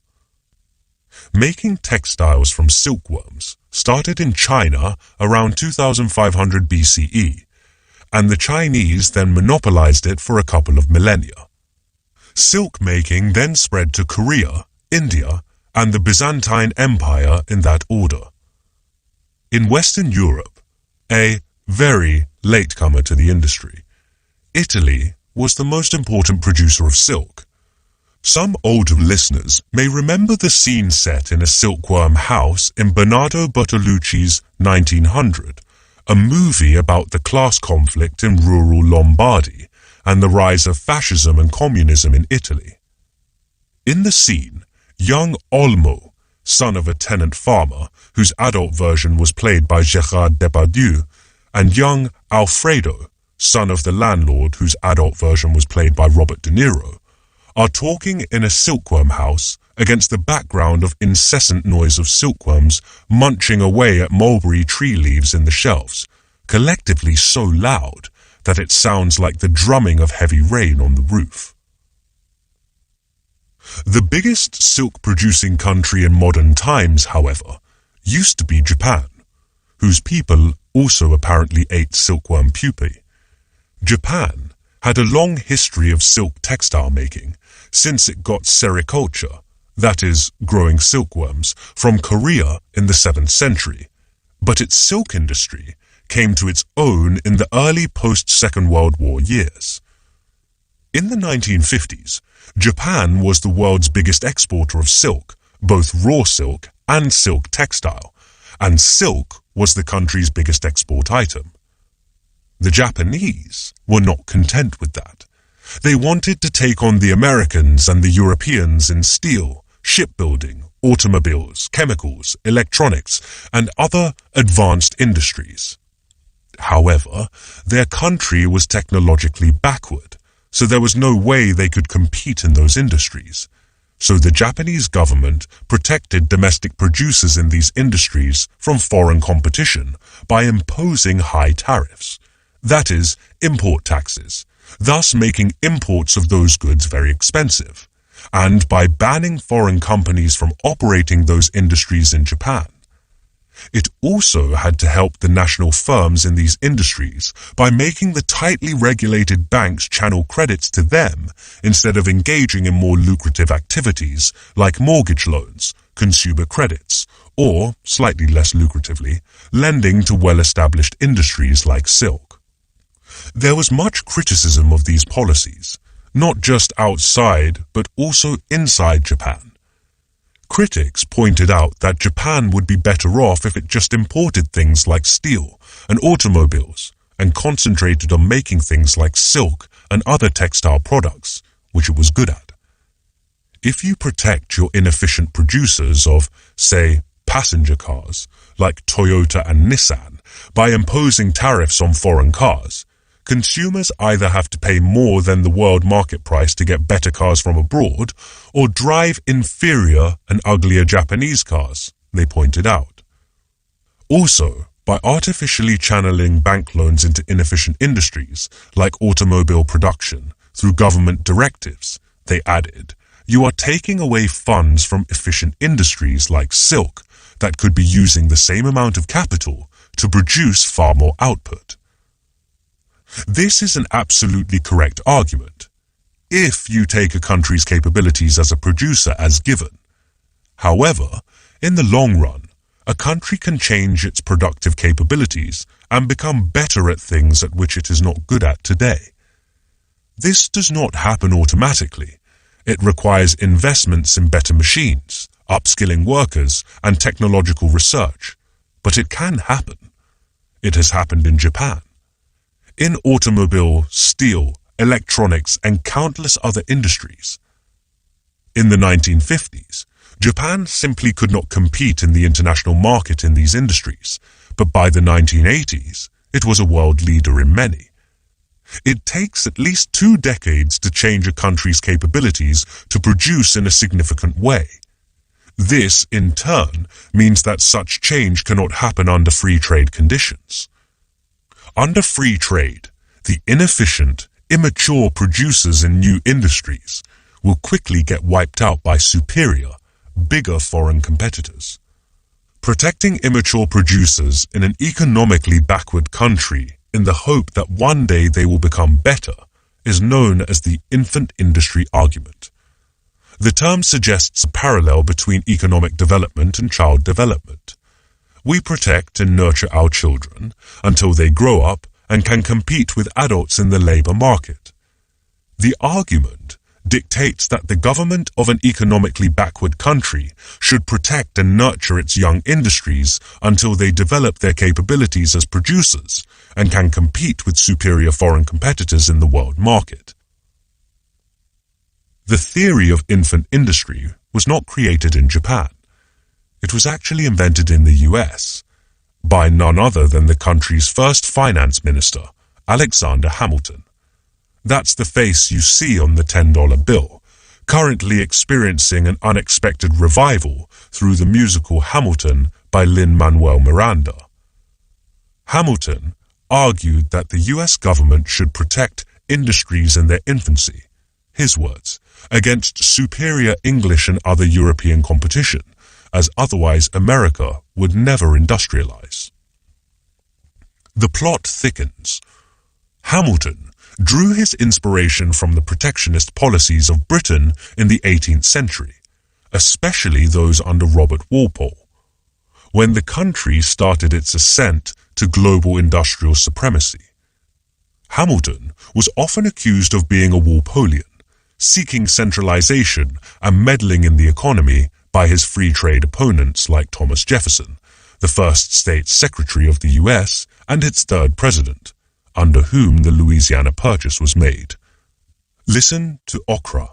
Contrary to their public image today as the homes of free trade, Britain and the US were the most protectionist countries in the world in earlier stages of their economic development. They adopted free trade only after they achieved industrial supremacy. Listen to beef. The same goes for most other rich countries, except for the Netherlands and, until the First World War, Switzerland. All of today's rich countries, from Belgium, Sweden and Germany in the late 19th century, down to France, Finland, Japan, Korea and Taiwan in the late 20th century, used infant industry protection for substantial periods of time in order to promote industrialization and economic developments. All of this is not to say that infant industry protection guarantees economic success. As with children, infant industries can fail to mature if you raise them in the wrong way. In many developing countries in the 1960s and the 1970s, protection was excessive, making the domestic producers complacent, and was not reduced over time, thereby giving no incentive for them to improve productivity. Countries that have most skillfully used infant industry protection, like Japan and Korea, tried to prevent this kind of situation by reducing protection over time, in the same way that parents need to gradually reduce protection and demand more responsibility from children as they grow up. Without infant industry protection, all those countries that were once economic shrimps, like Britain in the 18th century, the US, Germany, and Sweden in the 19th century, or Japan, Finland, and Korea in the 20th century, would not have been able to turn themselves into the big fish of today's world economy. Chapter 6. Noodle. Aubergine pasta bake. Italian. My adaptation from Claudio Rodin's timbalo alla melanzane. Penne pasta, aubergine and tomato sauce, tomato, basil and garlic, topped with 3 cheeses, mozzarella, ricotta, parmesan, and baked. According to the World Instant Noodle Association, yes, such a body exists, South Koreans are the biggest consumers of instant noodles, going through 79.7 servings per person a year, followed by the Vietnamese, 72.2, and distantly the Nepalese, 53.3. Given that there are just over 51 million of us, this works out to be around 4.1 billion servings of instant noodles per year. That's a lot of noodles. Most of these are curly, chewy wheat noodles, known as ramyun or ramen in Japanese. Most Korean instant noodles are eaten in soups made from the soup powder contained in the packet, which ranges from quite spicy to lethally hot, although there are varieties that are served fried or dressed in, usually, although not necessarily, spicy hot sauces. And that is just the instant noodle. We have oodles of other noodles. First, there are plain wheat noodles. There is the soft thin one, somyun, the soft thick one, kalguksu, and the slightly chewy thick one, garakguksu, similar to Japanese udon. All of them tend to be served in soups that are not spicy, for a change. But somyun is also served mixed with vegetables and meat sometimes, and dressed in various types of sauce, some spicy, some not. Add extra starch to the wheat noodle and extrude it under high temperature and high pressure, and you get the chewiest noodle in the world, jjolmyeon. This noodle is eaten mixed with fiery, sweet and vinegary chili sauce and vegetables. The combination of extreme chewiness and tear-inducing chili sauce makes the experience of eating jjolmyeon the culinary equivalent of a triathlon. Extremely difficult, but enormously fulfilling.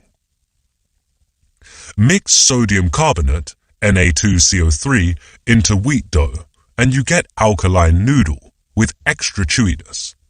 This noodle is the most popular type in Korea. Ramyun is an alkaline noodle. And then there is jjajangmyeon, or jjajangmyeon. Jjajangmyeon is a Chinese noodle dish invented in Korea, like the Indian dish chicken tikka masala, invented in the UK. It is made with thick, chewy alkaline noodles and served with a sauce made of pork, onions, and other vegetables, potato, courgette, or cabbage according to your taste, fried in fermented dark soybean paste, chunjang. If you are a fan of Korean dramas, you've definitely seen it. It's that noodle with coffee-colored sauce that people in K-dramas seem to be eating all the time and everywhere. In restaurants, in offices, at home, delivered, few cook it at home, or even in interrogation rooms and police stations. South Koreans are estimated to go through a staggering 1.5 million servings of jjajangmyeon per day. Another popular noodle is buckwheat, memil noodle, of which there are 2 types. There is the soft one, similar to Japanese soba, which is called, very imaginatively, memilguksu, buckwheat noodle. The other, thicker and chewier type is known as Pyongyang naengmyeongguksu, literally meaning noodle for Pyongyang cold noodle. It has this strange name because it is almost exclusively used for Pyongyang naengmyeon, the cold noodle soup made with beef broth, or pheasant broth, in its original Pyongyang, the North Korean capital, fashion, and seasoned with vinegar and mustard. Sometimes acorn, dotori, or arrowroot, chik, are added to buckwheat flour to increase the bulk and to add an earthier flavor. Koreans also make noodles out of various types of starch rather than out of flour. The most eminent in this category is dangmyeon, the glass noodle made of sweet potato starch. The word literally means Chinese noodle, with dang being the prefix in Korean denoting Chinese origin. The original Chinese version is made with starch from mung beans or green beans, but we Koreans prefer sweet potato starch. The Chinese use it too. Dangmyeon is also made with starches from cassava, sweet corn, and potato. The Japanese use potato starch to make their thin glass noodle called, poetically, harusami, spring rain. The most prominent use of dangmyeon in Korean cooking is in japchae, Korean glass noodles fried with julienne of vegetables. Listen to carrot. It is also used in mandu, filled dumplings, or sundae, Korean black pudding, and some stews, to bulk things up, as it is cheap and filling, and to give chewy texture to the food. Curiously, there is no traditional Korean noodle made with rice, despite the fact that rice is the dominant grain in the country. Perhaps rice was too precious to waste on noodles, but we are catching up fast.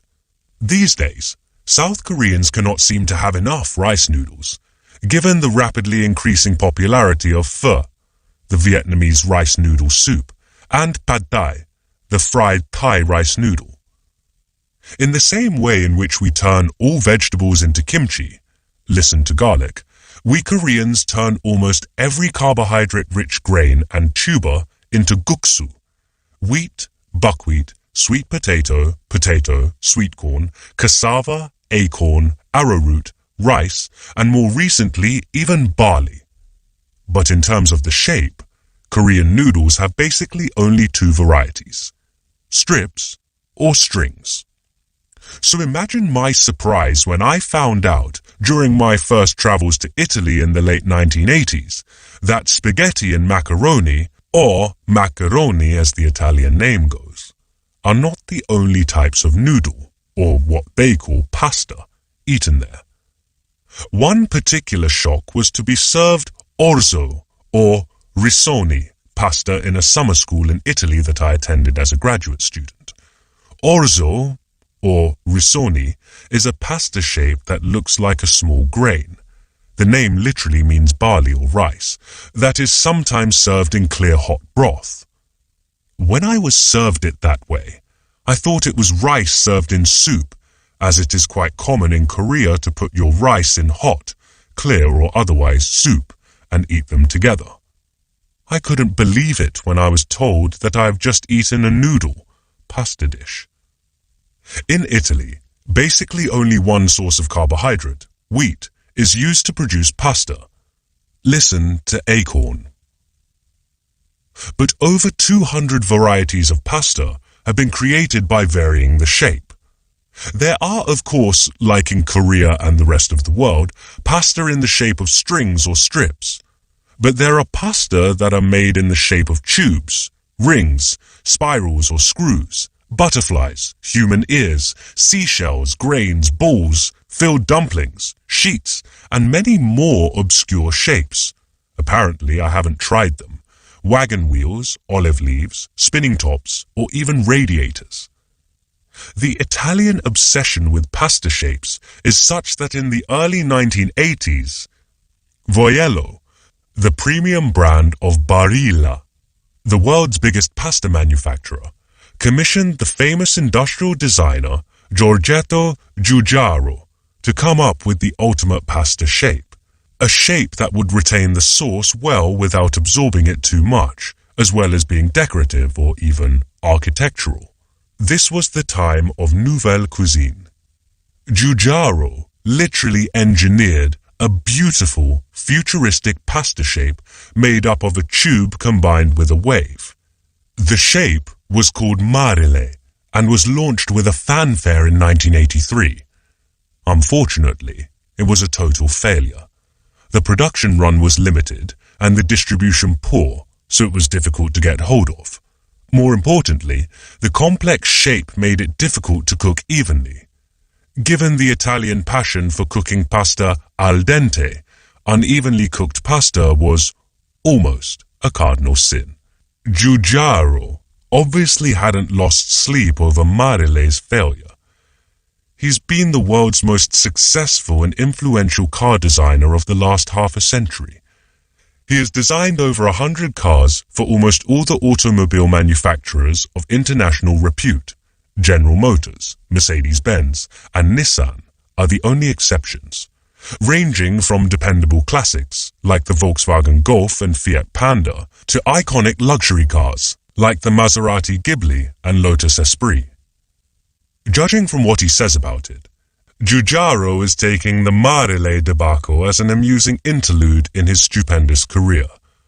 In a 1991 interview, he said, "I owe my popular fame to that pasta. I got even published in Newsweek. Isn't it funny?" Unbeknownst to most people, one of the earlier cars designed by this uber designer from the noodle-obsessed nation of Italy was Pony, a small hatchback car launched in 1975 by Hyundai Motor Company, a then totally unknown car manufacturer from that other noodle-obsessed nation, South Korea. Hyundai Motor Company, HMC, was part of the Hyundai Business Group, founded in the late 1940s by the legendary Korean entrepreneur Chung Ju-young. The Hyundai Group's main business was originally construction, but it started to move into higher productivity industries in the late 1960s. Automobiles was the first of those ventures. HMC was set up as a joint venture with Ford and assembled the Cortina car, developed by Ford UK, using mostly imported parts. In the first 3 years of operation, from November 1968, HMC managed to assemble just over 8,000 units of Cortina. That is, fewer than 3,000 cars per year. In 1973, HMC announced that it was going to sever its relationship with Ford and produce its own locally designed car, the Pony. In the first full year of production, 1976, HMC produced just over 10,000 Pony cars, 0.5% of what Ford produced and 0.2% of what GM did in that year. When Ecuador imported Hyundai cars in June 1976, the Korean nation was jubilant. The fact that Ecuador bought only 5 Pony cars and 1 bus from Hyundai was rarely mentioned, and if it was, dismissed as a minor detail. What mattered was that foreigners wanted to buy cars from Koreans, a nation of people who were then famous for producing wigs, stitched garments, stuffed toys and sneakers, namely things that require cheap labor. Despite this totally inauspicious beginning, Hyundai grew at an incredible pace in the following years. In 1986, it made a spectacular entrance into the US market with its Excel model, an upgraded version of the Pony, which was named as one of the 10 most notable products of the year by the US business magazine Fortune. In 1991, it became one of a handful of car manufacturers around the world that designed their own engines. By the turn of the 21st century, it became one of the 10 biggest automobile manufacturers in the world. In 2009, Hyundai, officially called Hyundai Kia by then, having taken over its smaller domestic rival Kia in 1998, produced more cars than Ford did. By 2015, more cars with Hyundai or Kia marks rolled off production lines than did those branded by GM. It is an incredible story. If you had a time machine and went back to 1976 and told people that a totally unknown car maker, really little more than a glorified car mechanic shop from a poor developing country called South Korea, with a per capita income not even 2/3 that of Ecuador's, was going to be bigger than Ford in just over 30 years and make more cars than General Motors in less than 40 years, they would have tried to put you in a mental hospital. How is this possible? When people hear about this kind of incredible corporate success, they immediately think of the visionary entrepreneur behind it, Bill Gates, Steve Jobs, Jeff Bezos, Elon Musk, and the like. And indeed, behind the success of Hyundai, there were 2, not just 1, visionary entrepreneurs.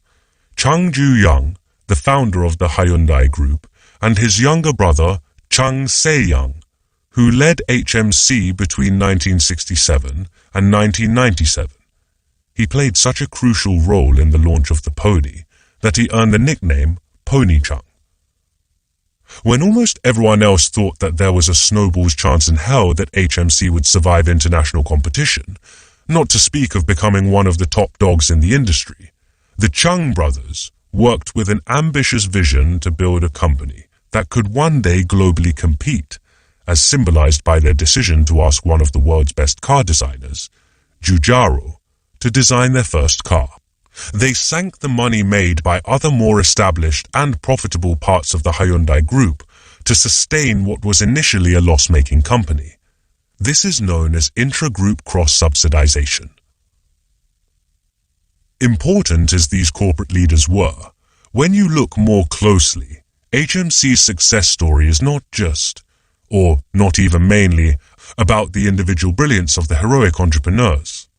First, there were the production line workers, engineers, research scientists, and professional managers in HMC who worked long hours, mastering imported advanced technologies, making incremental improvements on the mastered technologies, and finally, developing their own production system and technologies that can match those possessed by the world's top automakers, like Volkswagen and Toyota. Without a dedicated and capable workforce, corporate vision, however good it may be, remains just that, a vision. And then there was the government.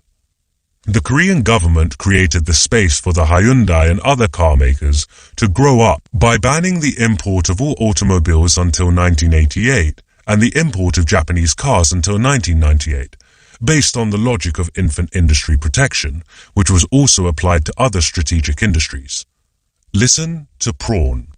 This, of course, meant Korean consumers putting up with inferior domestic cars for decades, but without the protection, Korean car makers could not have survived and grown.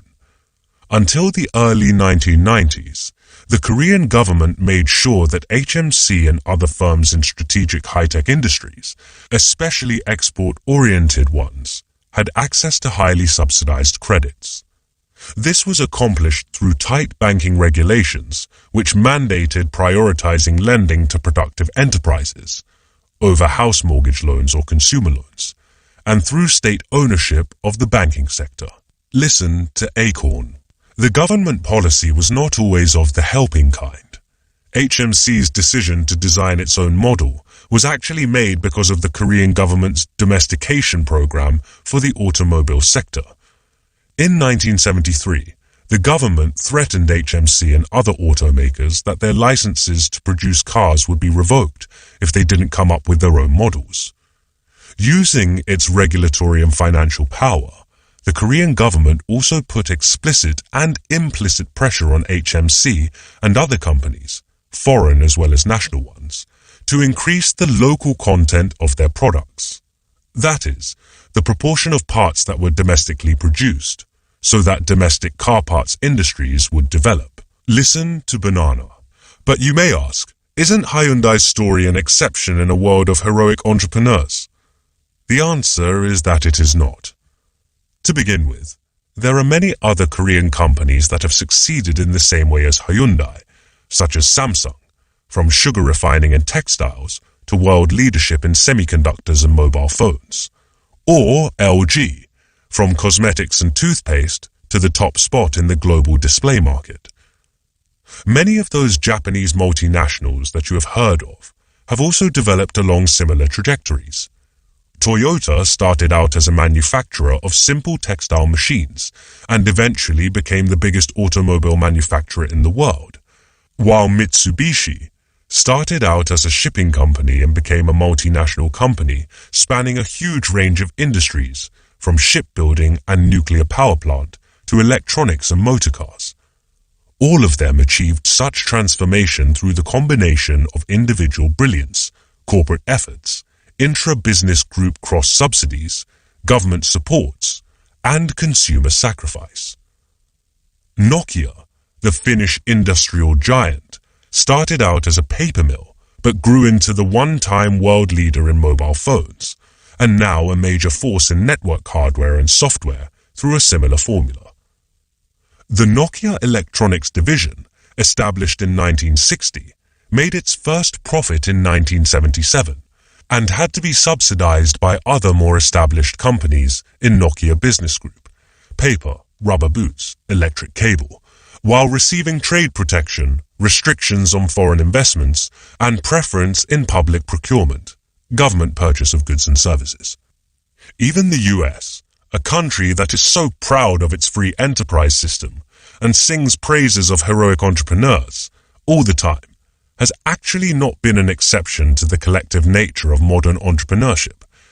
It is the country that invented the theory of infant industry protection and erected a high wall of protectionism to create the space for its young companies to grow, protected from superior foreign, especially British producers in the 19th and the early 20th century. Listen to Prawn. More importantly for our discussion here, during the post-Second World War period, the US government critically helped its corporations by developing foundational technologies through public funding. Through the National Institutes of Health, NIH, the US government has conducted and funded research in pharmaceutical and bioengineering. The computer, the semiconductor, the internet, the GPS system, the touchscreen, and many other foundational technologies of the information age were first developed through defense research programs of the Pentagon and the US military. Without these technologies, there would have been no IBM, no Intel, no Apple, and no Silicon Valley. The individualist vision of entrepreneurship and corporate success that has been a central myth in the currently dominant free market economics may have made some sense in the early days of capitalism, when scale of production was small and technologies were simple. In that environment, brilliant individual entrepreneurs could make a huge difference, although even in those days corporate success required more than individual brilliance alone. Since the late 19th century, with large-scale production, complex technologies and global markets, corporate success has been a result of collective, rather than individual endeavor, involving not just corporate leaders, but workers, engineers, scientists, professional managers, government policymakers, and even consumers. As the intertwined story of the two noodle-obsessed nations, Korea and Italy, shows, in the modern economy, entrepreneurship is not an individual deed anymore. It is a collective endeavor. Chapter 7. Carrot. Carrot cake. Cake made with carrot, spices and nuts. When I first came to Britain, one of many things I found strange was carrot cake. Carrot was something to pickle with oriental cabbage in kimchi, boil with onions and potatoes in Japanese-style curry, fry with other vegetables for japchae, or put in salad. It was not for a sweet dish, ever. Carrot cake is now one of my favorite desserts, but initially it was like, I don't know, Brussels sprouts crumble for a Brit or broccoli pie for an American. It was just not a thing. But when you think about it, the savory-sweet division is rather culturally specific. Most people eat avocado as a savory thing, but Brazilians often eat their avocados as desserts with sugar. In most cuisines, tomato is a savory ingredient, but when I was young, in Korea, it was considered a sweet-ish thing. It was eaten as a fruit, which of course it is in botanical terms, with added sugar if it wasn't sweet enough, which it often wasn't. Especially by the older generation, tomato was frequently called 1-year persimmon, as it kind of resembles persimmon, but unlike the tree-grown persimmon, comes from an annual plant, hence the name. Even after several years of living in the UK, where tomatoes were definitely savory, It still rattled me to see a great 1991 American movie called Fried Green Tomatoes. You wouldn't fry persimmons, would you? Originally, carrots, which come from Central Asia, almost certainly today's Afghanistan, used to be white. Subsequently, purple and yellow varieties were developed. The now dominant orange variety was developed in the Netherlands only in the 17th century. It is widely believed that the Dutch promoted the new variety because it was associated with William of Orange, Willem van Oranje in Dutch, or William the Silent, Willem de Zwaaije in Dutch, the leader of the 16th century revolt against Spain, which was then ruling today's Netherlands. That, I guess, would make the carrot arguably the most political vegetable in history. Unfortunately, facts often get in the way of a good story. There seems to be no basis for this one.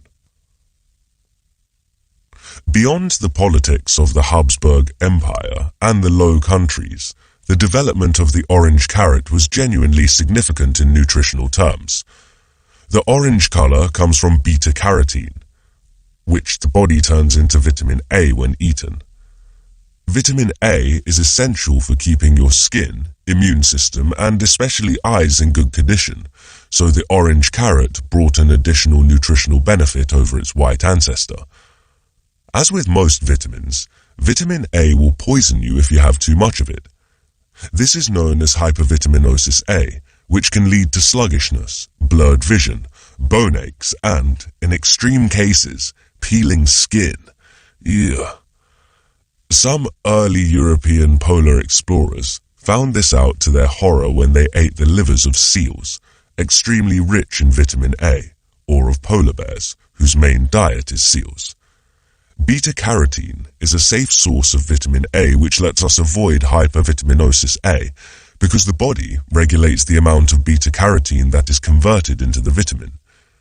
Exploiting this fact in 2000, a group of scientists led by Ingo Potricus, Swiss, and Peter Bayer, German, transplanted two genes that can biosynthesize beta-carotene, one from maize and another from a common soil bacterium, into rice, and created the so-called golden rice.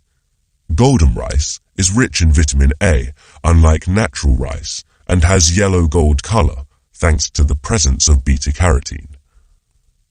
Rice is a very nutritious food, able to support more people than wheat in an equal landmass, but it is low in vitamin A. Poor people in rice-eating countries in Asia and Africa consume little else, and therefore suffer from vitamin A deficiency, VAD.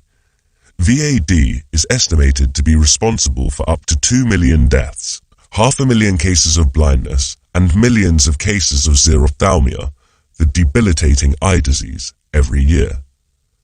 Golden rice could potentially save millions of people from death in crippling diseases.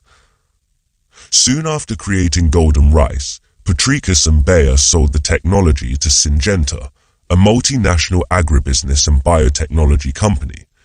Syngenta, headquartered in the Swiss city of Basel, itself is a result of the corporate equivalent of genetic engineering at its most complex.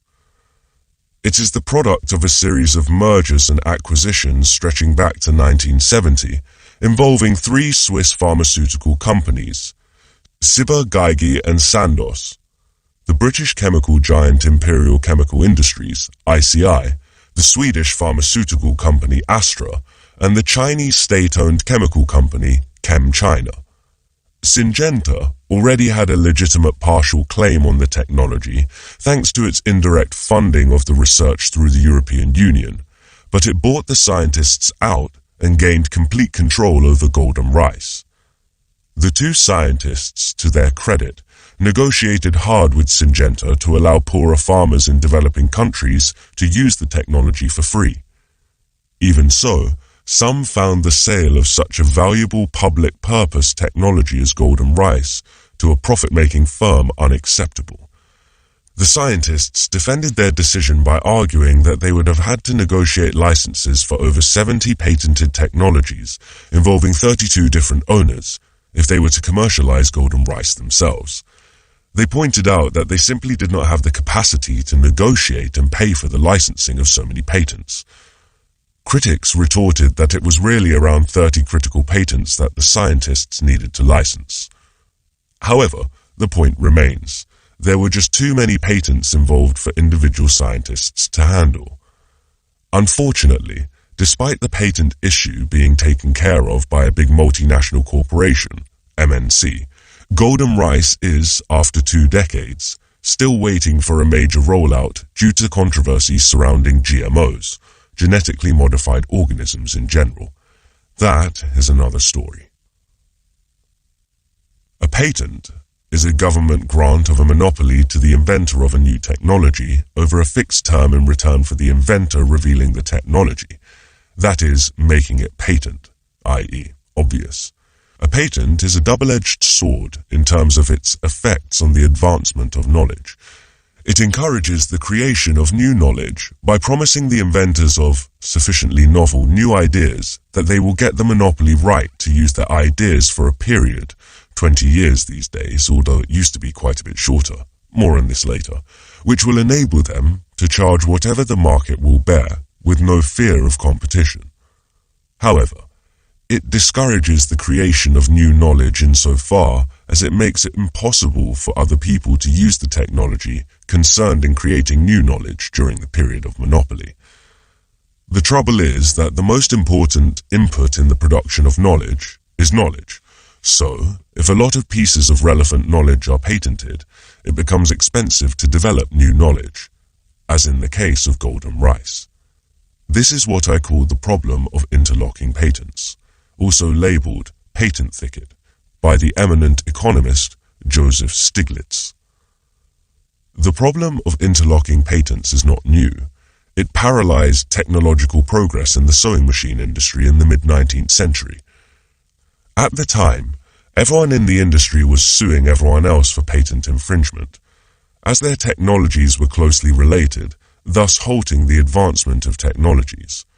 The solution to this stalemate was found in a patent pool of 1856, in which the companies in the industry agreed to share the patents in all the key technologies and concentrate on developing new technologies.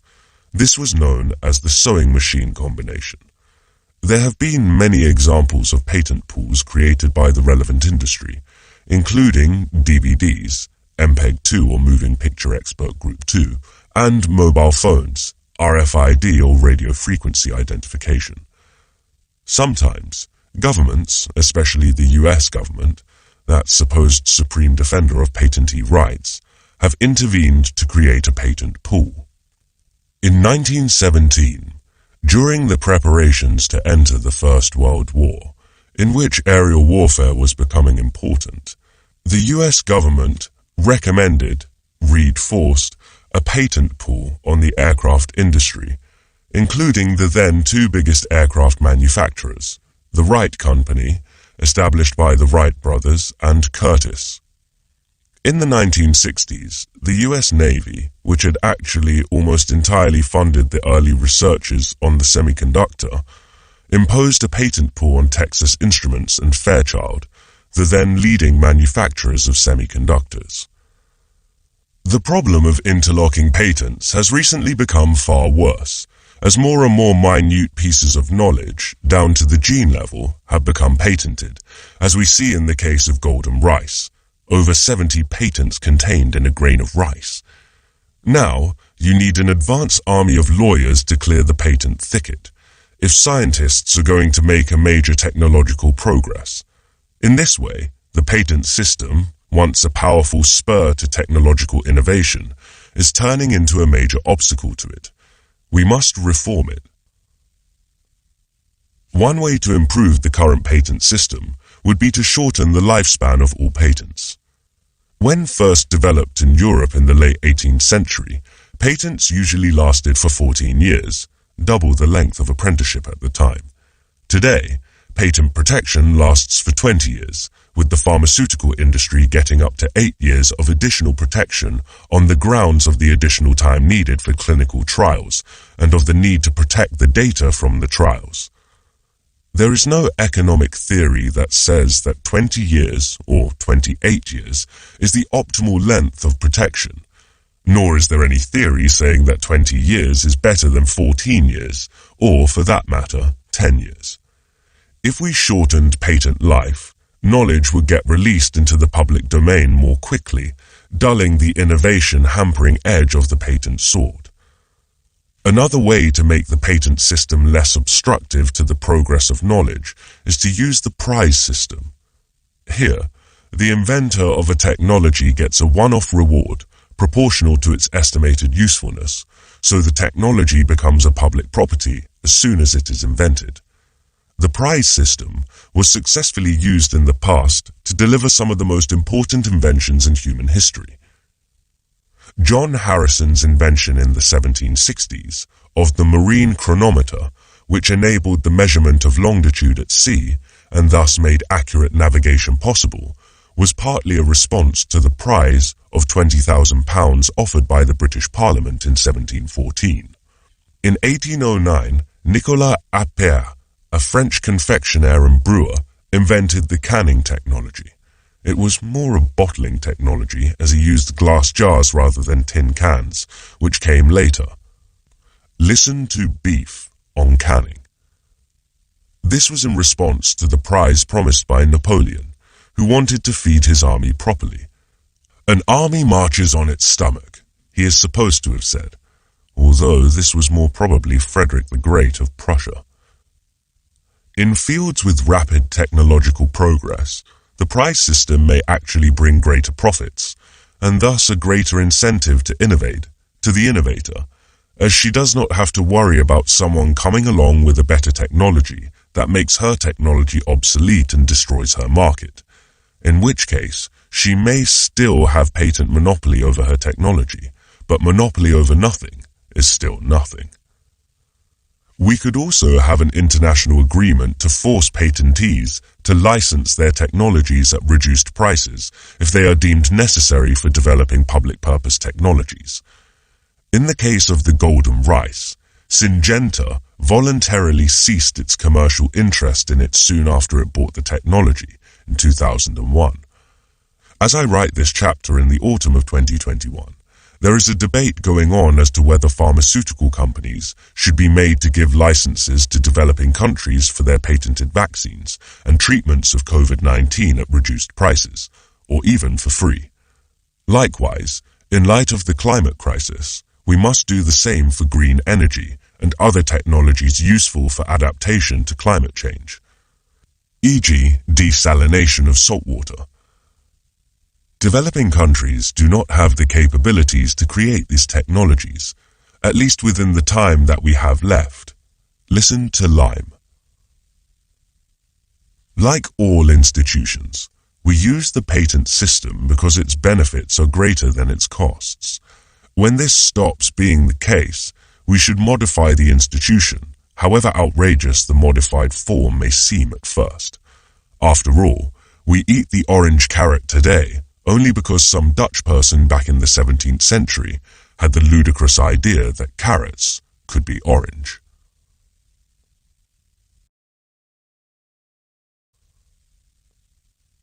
Part 3.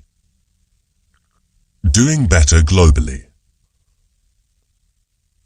Chapter 8. Beef. Chili con carne. Mexican. Beef, or turkey or meat substitutes, stew with tomato, chili, kidney beans, and chocolate. Which is the best footballing nation in the world? Many people would probably say Brazil, as it has won the most football World Cups. 5. But how about Italy? It has won the cup only 4 times, but with a population that is less than 1/3 that of Brazil's, 61 million against 212 million. But it isn't even Italy. The correct answer is Uruguay. Uruguay? Yes, that's right. It's the country that is known, at least in football terms, as the home of Luis Suarez, the brilliant footballer who is, bizarrely, notorious for biting other players. Uruguay has only 3.5 million people and has won the World Cup twice. It won the first ever cup in 1930 on its home turf, Montevideo. It then clinched it again in 1950 against the home team in the then Brazilian capital of Rio de Janeiro, in arguably one of the biggest upsets in the history of football. If Uruguay had the population of Brazil, it would have won 121, not just 2 cups. That's 100 more than all the World Cups that have so far been won. 2 wins is a stupendous achievement for such a small nation, even if its first win was nearly a century ago, and even if its latest one was 2 generations ago.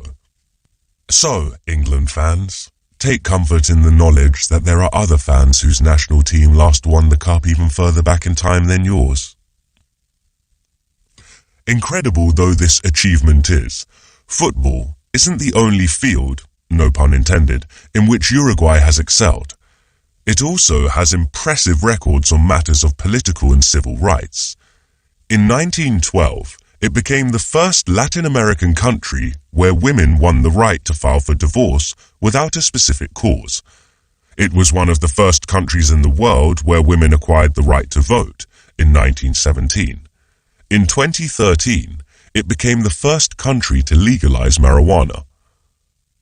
Less glamorous than football, politics or civil rights perhaps, the beef industry is another area in which Uruguay has been at the top of the international league. Currently, it is the country with by far the highest number of cattle per human capita. It is not just the quantity, but also the quality. Uruguay is the first country to have made every single one of its cattle traceable in 2004. Historically, Uruguay was the first country to mass-produce beef extract, which started out as beef stock reduced to thick liquid, thus also known as liquid beef, and later became the iconic beef stock cube, OXO. In 1847, Justus von Liebig, the German scientist known for his work on plant nutrition and considered to be one of the founding fathers of organic chemistry, invented beef extract. Liebig thought his extract would give access to the nutrients in beef to poor people who could not afford the real thing. Unfortunately for him, the raw material was too expensive to make his extract affordable for most people, so it remained a culinary curiosity produced in small batches for the next 15 years. Then, in 1862, a young German railway engineer working in Uruguay, Georg Christian Guibert, learned of Liebig's invention. Guibert proposed to produce Liebig's extract in Uruguay, where, as in Argentina and Brazil, beef was very cheap, since it was essentially a byproduct of the leather industry, because at the time, it was impossible to export the meat to its potential markets in Europe and North America in the absence of refrigerator ships. In 1865, the Liebig Extract of Meat Company, Lemco, was established in London. The production facilities were set up in the Uruguayan town of Fray Bentos, Friar Benedict in English, named after a 17th century hermit who reputedly had lived in a nearby cave. The Fray Bentos factory came with its own R&D, research and development, laboratory, which applied scientific knowledge to develop commercially viable products and production technologies. In those days, a facility owned by only the most technologically advanced companies, like the German chemical giant BASF, listen to anchovy. Many historians consider Lemco, subsequently with operations in multiple countries across the globe, in Europe, South America, and Africa, to be the world's first multinational food company. On multinational companies, or MNCs, listen to banana.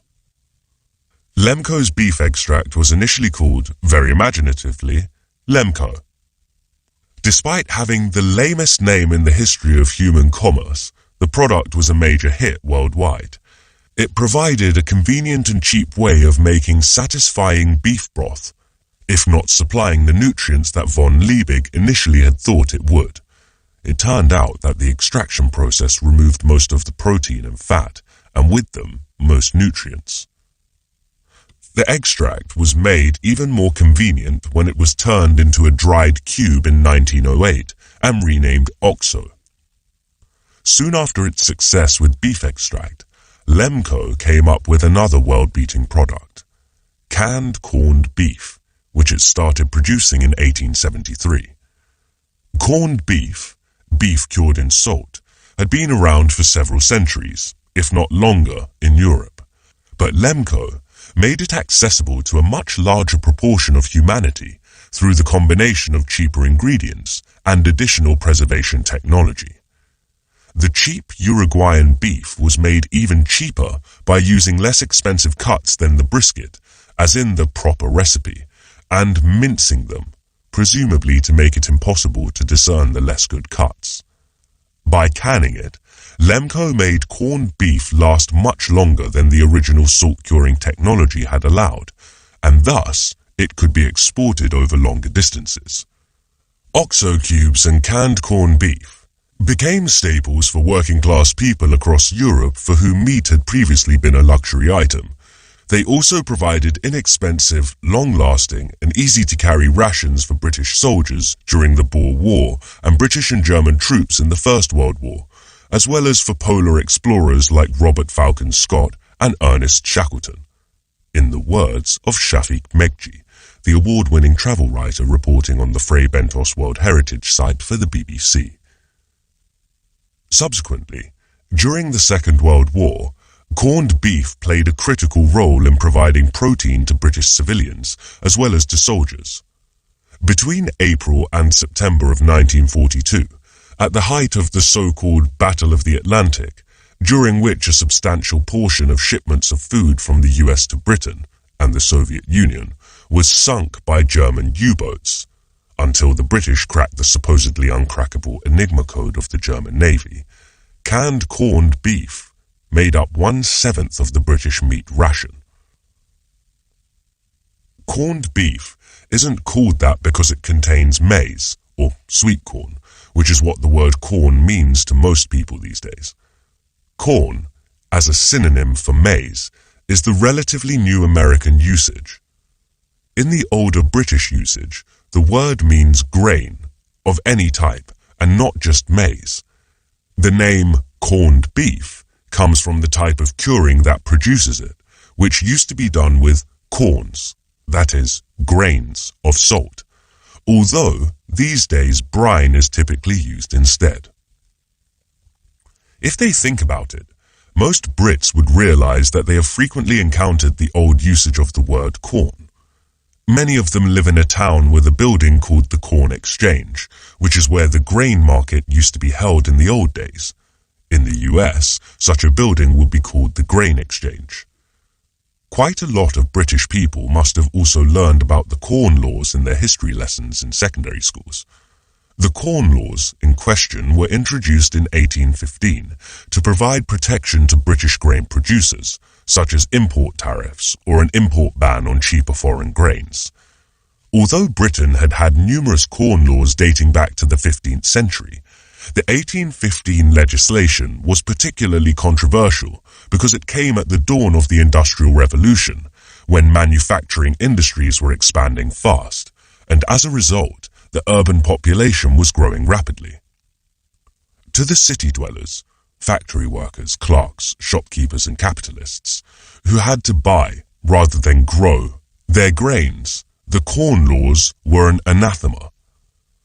Without the Corn Laws, its critics argued, Britain could import cheaper foreign grains, enabling its urban population, and even many rural people who had to buy food, such as agricultural laborers, to eat more cheaply. With cheaper food, it was pointed out capitalists would reap more profits, as they could pay lower wages for their employees, and thus be able to invest more in manufacturing industries, which were then propelling the country's prosperity.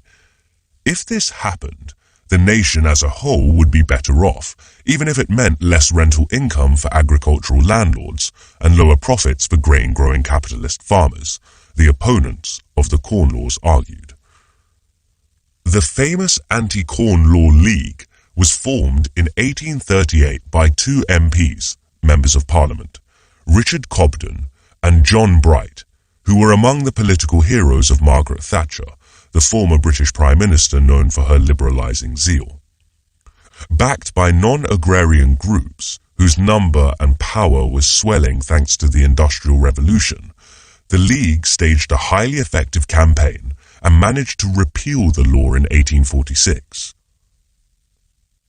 The repeal of the Corn Laws was the final victory in the battle to end government restrictions on industry and trade, according to Milton Friedman, the best-known free market economist of the 20th century, in Free to Choose, his extremely influential book written with his wife, Rose Friedman. In the words of the Friedmans, the repeal ushered in 3/4 of a century of complete free trade lasting until the outbreak of World War I, and completed a transition that had begun decades earlier to a highly limited government.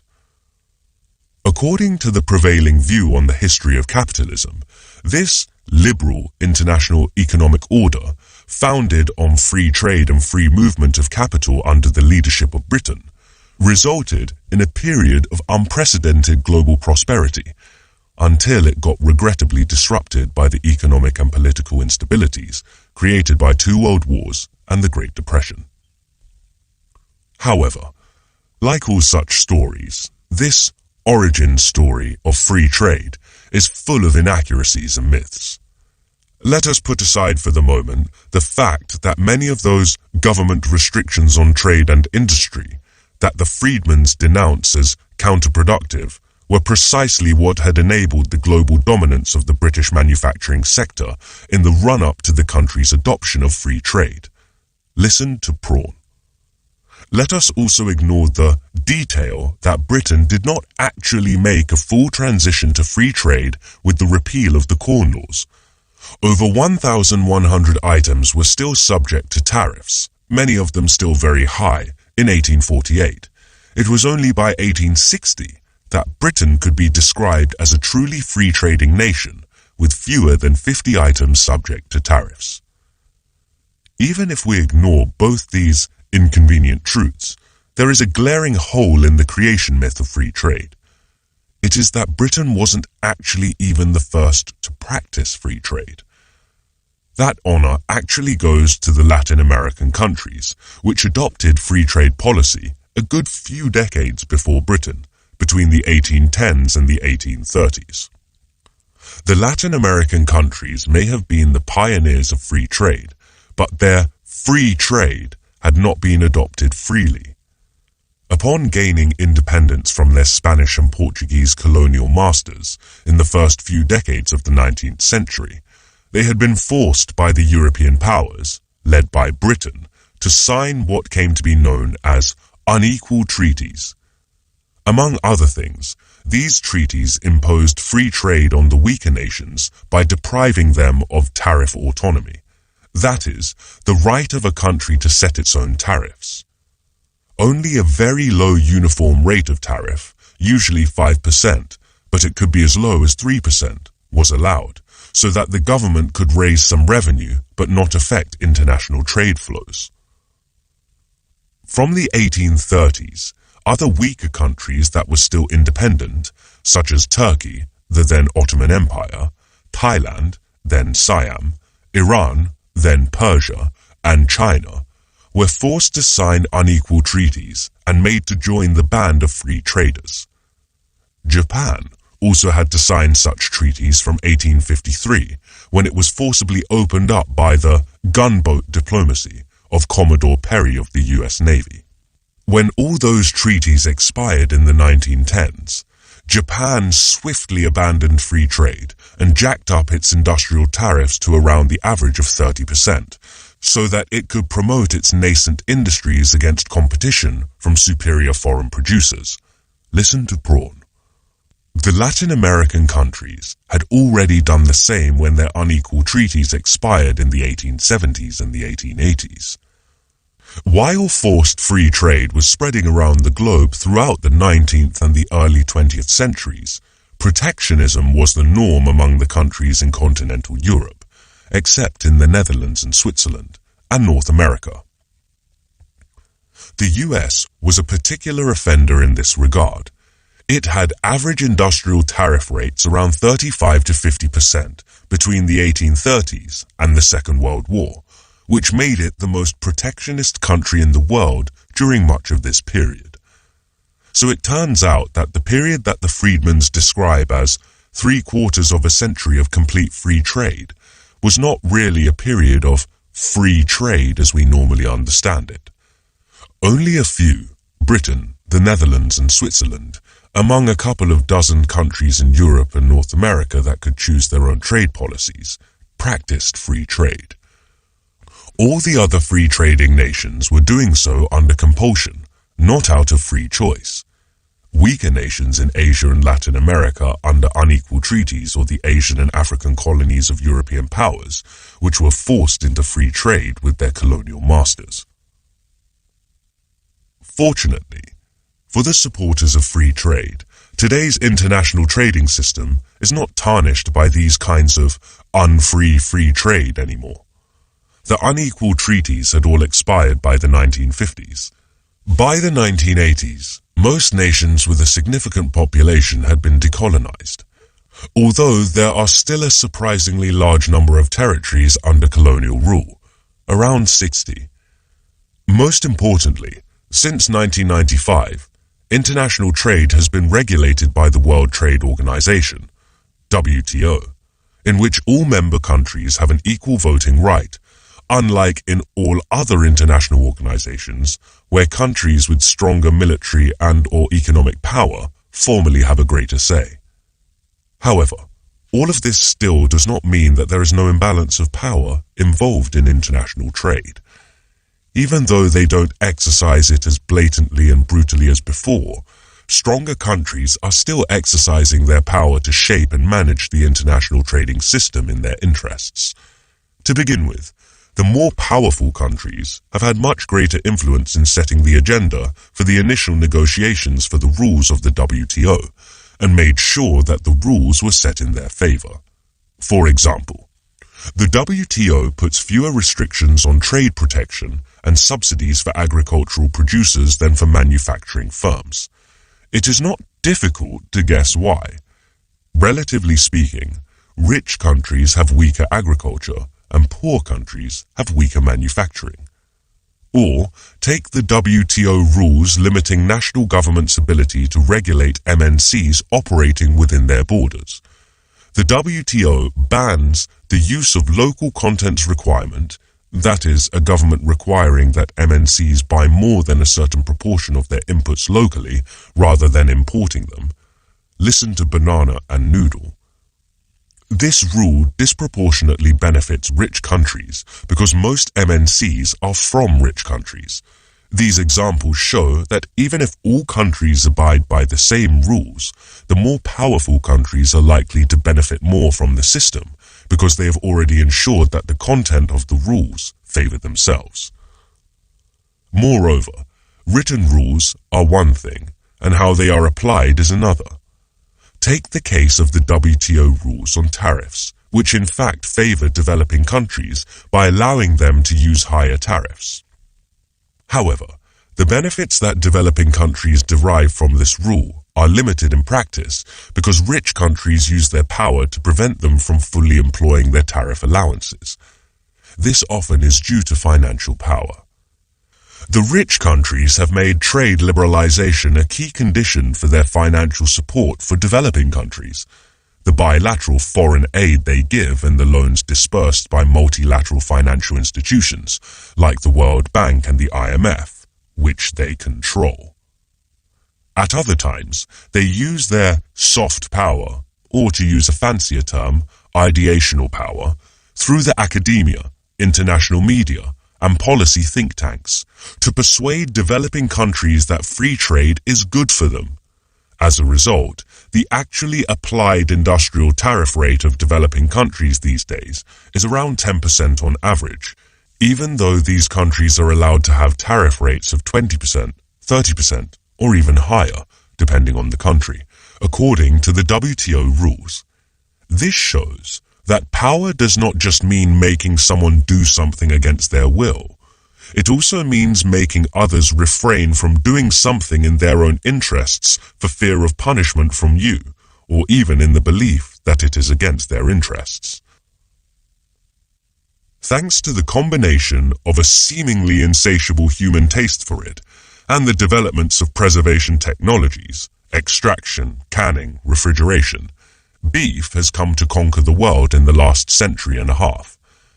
Its dominance has been such that beef has turned the earth into the planet of cows, in the words of the straight-talking environmental scientist Vaclav Smil.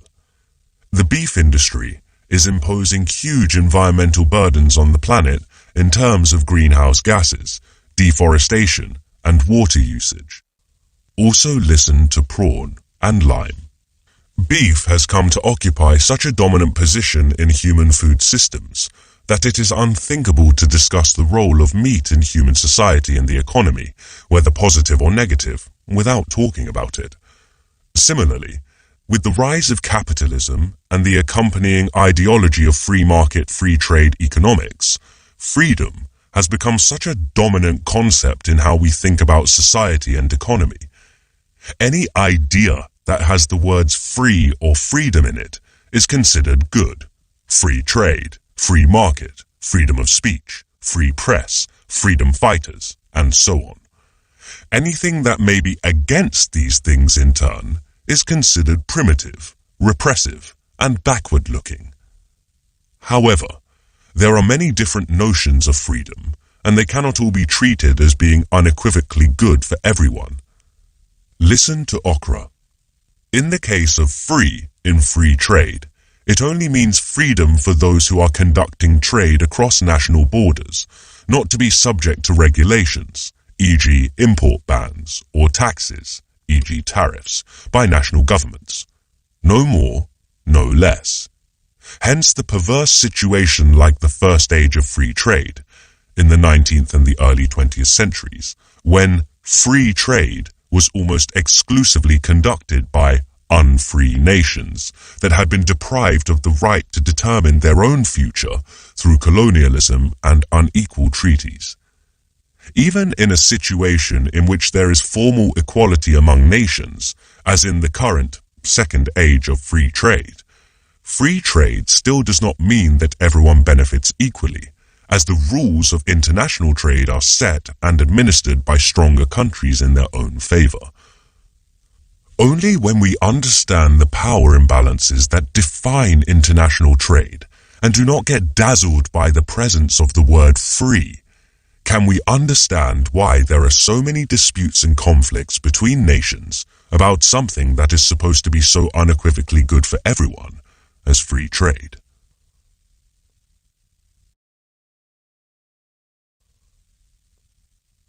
Chapter 9.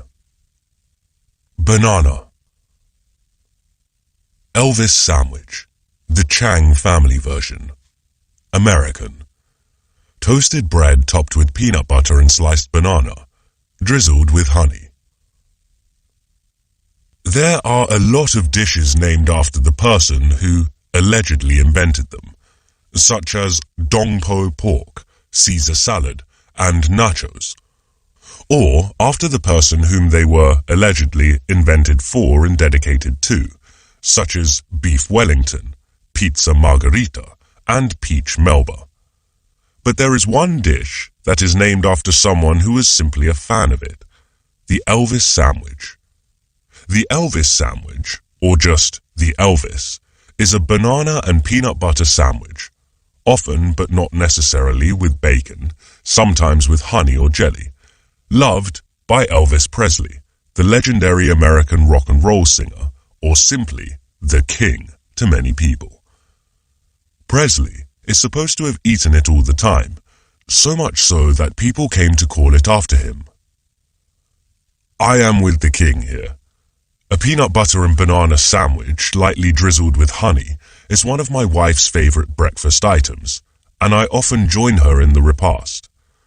The combination of the sweet, creamy taste of banana with the nutty, slightly salty taste of peanut butter is simply irresistible. Having it as a sandwich filling, I admit, is rather an unusual way of consuming banana. People do use banana to make sweet goods, like banana bread or banana muffins, or desserts, like the American banana split or the British banoffee pie. But the predominant form of banana consumption is to eat it as a fruit, like apple or strawberry. Well, it is a fruit, isn't it? Either neat or as a fruit topping on breakfast cereals, yogurts, or ice creams.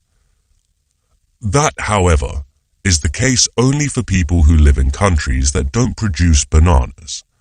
It is estimated that 85% of bananas are consumed in places where they are produced: South and Southeast Asia, Africa, South America, and the Caribbean. In these regions, bananas are of course eaten as a fruit, but more often than not, they are cooked as a carbohydrate component of a meal, boiled, steamed, fried, grilled, baked, you name it, or as a vegetable in savory dishes, especially in southern India.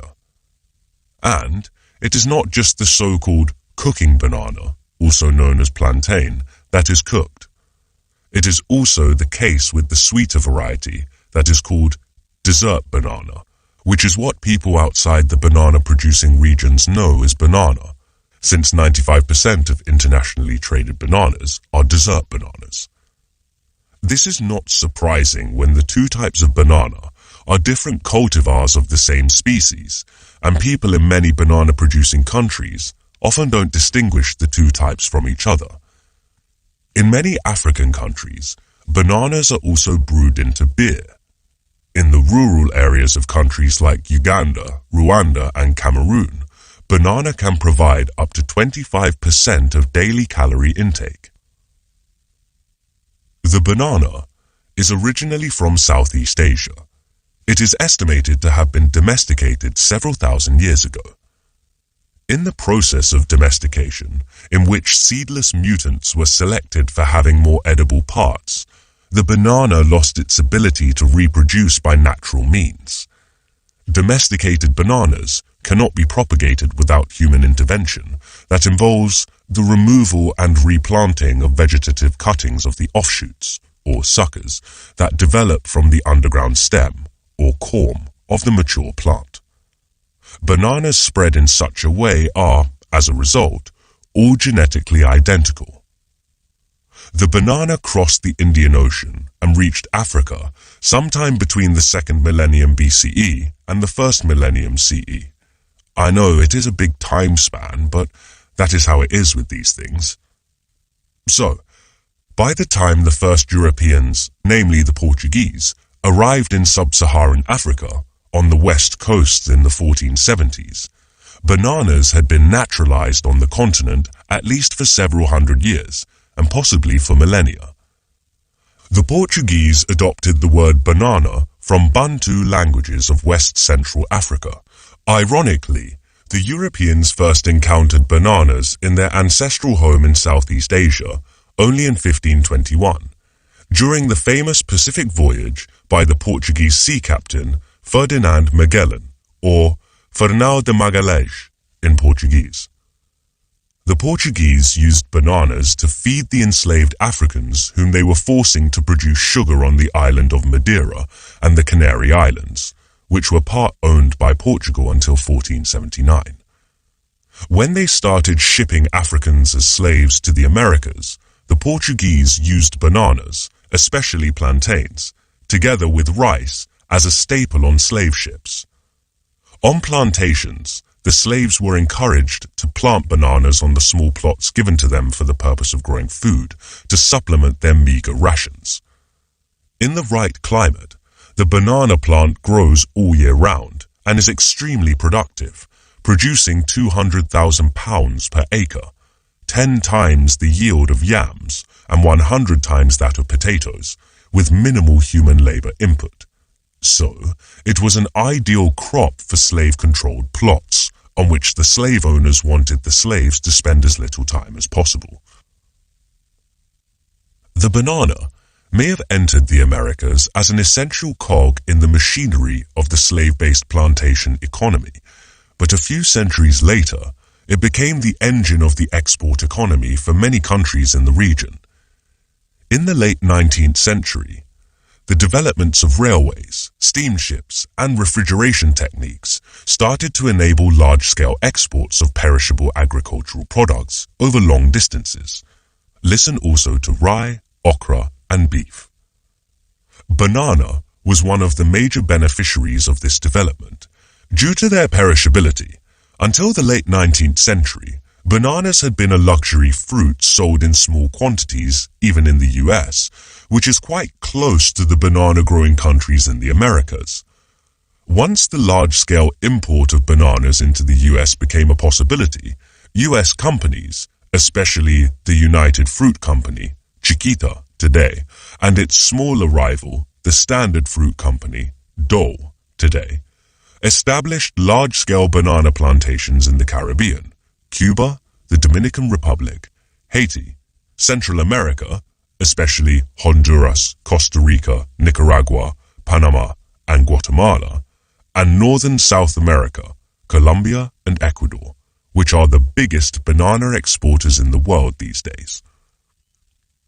The US banana companies soon came to dominate the economy of these countries. For example, in Honduras, the United Fruit Company, UFC, and the Standard Fruit Company, SFC, controlled the railways, electric lights, mail, telegraph, and telephone. In the 1930s, in Guatemala, UFC was the largest landowner, the largest employer, the largest exporter, and the owner of almost all the country's railways. Many people in the banana-dependent countries called the US banana companies El Pulpo, the octopus, for having a tight grip over almost all aspects of their economies. Such near-absolute economic control naturally gave the banana companies an extremely high degree of hold over politics of the banana-producing countries in the Americas. Banana companies had their own customs and police. So much of their business was beyond national jurisdiction. Politicians were bought off to guarantee pro-business policies. Coup d'etat against governments that tried to do things against their interests, e.g. raising extremely low taxes to very low levels, making them sell unused land, strengthening workers' rights a tiny bit, were supported by the banana companies, sometimes reinforced by US mercenaries, called filibusters, derived from the Dutch word for pirates. Throughout the first half of the 20th century, the US Marines regularly invaded and occupied some of these countries in order to protect the interest of American companies, especially the banana companies. The US banana companies gained further notoriety with the so-called Banana Massacre in Colombia. In the autumn of 1928, the workers in UFC plantations went on strike, demanding things most of which would be considered essential these days: provision of toilets and medical facilities, payment of wages in cash instead of coupons that could only be used in UFC shops selling goods at inflated prices, treatment of the workers as employees rather than as subcontractors who could not even get the minimal protection that the weak labor laws offered. Under pressure from the US government, which threatened military intervention if the strike was not broken soon, all too credible given its record in the region, the Colombian military decided to end it by forcible means on the 6th of December. In the process, it gunned down a large and disputed number of striking workers in the banana town of Ciénaga. The estimate ranges from 47 to 2,000. The Banana Massacre has been permanently etched in our collective memory by Gabriel Garcia Marquez, the Colombian novelist and a Nobel laureate, in his masterpiece, 100 Years of Solitude. My favorite book ever, I must confess.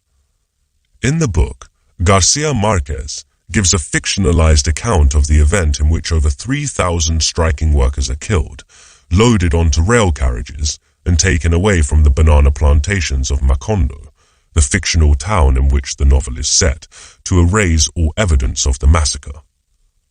The dominance of the US banana companies in Central America and Northern South America between the late 19th and the mid-20th centuries was such that these countries came to be called banana republics. The term was coined by the American short story writer O. Henry, real name William Sidney Porter, in his 1904 short story, The Admiral, set in Anchuria, a fictionalized version of Honduras, where he had lived in exile in 1897. In the story, which shows the pitiful nature of its government, both financially and organizationally, O. Henry calls Anchuria a banana republic. Some half a century later, in 1950, Pablo Neruda, the Chilean poet and another Nobel laureate, added to the popularity of the term by writing a poem called United Fruit Co., in which he talks of banana republics. These days, many people in the US and other rich nations know the term banana republic only as a clothing brand, but it was originally invented to describe the dark reality of the near absolute domination of poor developing nations by large corporations from rich countries. The clothing brand name is at best ignorant and at worst offensive. It is like, I don't know, calling a hipster coffee grinding shop Satanic Mills or calling a luxury sunglasses store Dark Continent. The phenomenon of the Banana Republic shows how powerful corporations from rich countries with operations in many countries, known as multinational companies, MNCs, or transnational corporations, TNCs, can negatively affect the host economy that receives their investments. However, don't let that make you form a uniformly negative view of MNCs. MNC presence can bring a lot of benefits to the host economy. Having MNCs around can enable economically backward economies to start an entirely new industry that they could not have dreamed of having on their own, as when in 1998, Intel opened a new microchip assembly factory and started off the semiconductor industry in Costa Rica, one of the original banana republics. Or indeed when the world's first semiconductor companies, like Fairchild and Motorola, set up their assembly operations in the mid-1960s in South Korea, now one of the superpowers of the semiconductor industry, but then a poor country in which the assembly of transistor radios, mostly with imported parts, counted among the most advanced industries. Even in industries that already exist in the host economy, MNCs can teach superior technologies and new management techniques. This may happen directly when the citizens of the host country work for MNC subsidiaries as managers, engineers, and workers, and then move to local companies or even set up their own businesses, taking new knowledge with them. But it can also happen indirectly when MNCs buy inputs from local firms, which then get to learn to meet higher technological and quality standards, sometimes with technical assistance from the MNCs. So there can be huge potential benefits of having MNCs operate in your country. Citing these benefits, many business leaders, academic economists, and international organizations, like the World Bank and the WTO, recommend developing countries to welcome MNCs with open arms, offer them low taxes or even tax exemptions, regulate them lightly, or even exempt them from some local regulations, especially regarding labor and the environment. Ireland and Singapore are often cited as examples of countries that have been able to achieve prosperity by actively hosting investments by MNCs, known as FDI, foreign direct investment, through such policies. The problem, however, is that these potential benefits from MNC presence are just that, potential benefits. Their realization requires government policies that make MNCs behave in the right ways. Given the relatively low level of skills that exist in developing countries, MNCs draw from the international labor pool when they hire for higher level managerial and technological positions. As a result, the locals in the host countries are left with low-level jobs, with little scope for absorbing high-level knowledge. In some cases, for political reasons, MNCs may even bring their own people for lower-level jobs too, as is the case with some Chinese construction companies. Given the low productive capabilities of local firms, MNCs prefer to import inputs from their regular suppliers back in their home countries or countries where they have already established supplier networks, rather than trying the unknown quantities of local firms that are very likely to have to be taught new things. The result is that the host country ends up with enclaves, isolated from the rest of the economy, in which MNC subsidiaries engage in screwdriver operations, just using cheap local workers for final assembly with mostly imported inputs, buying little from local firms. In such a case, there may be some limited short-term benefits, such as wages paid to workers, some low-tech inputs bought from local firms, but most of the real benefits from MNC presence, such as transfer of better technologies, exposure to better management practices, training of workers and engineers in more advanced skills and technologies, do not materialize.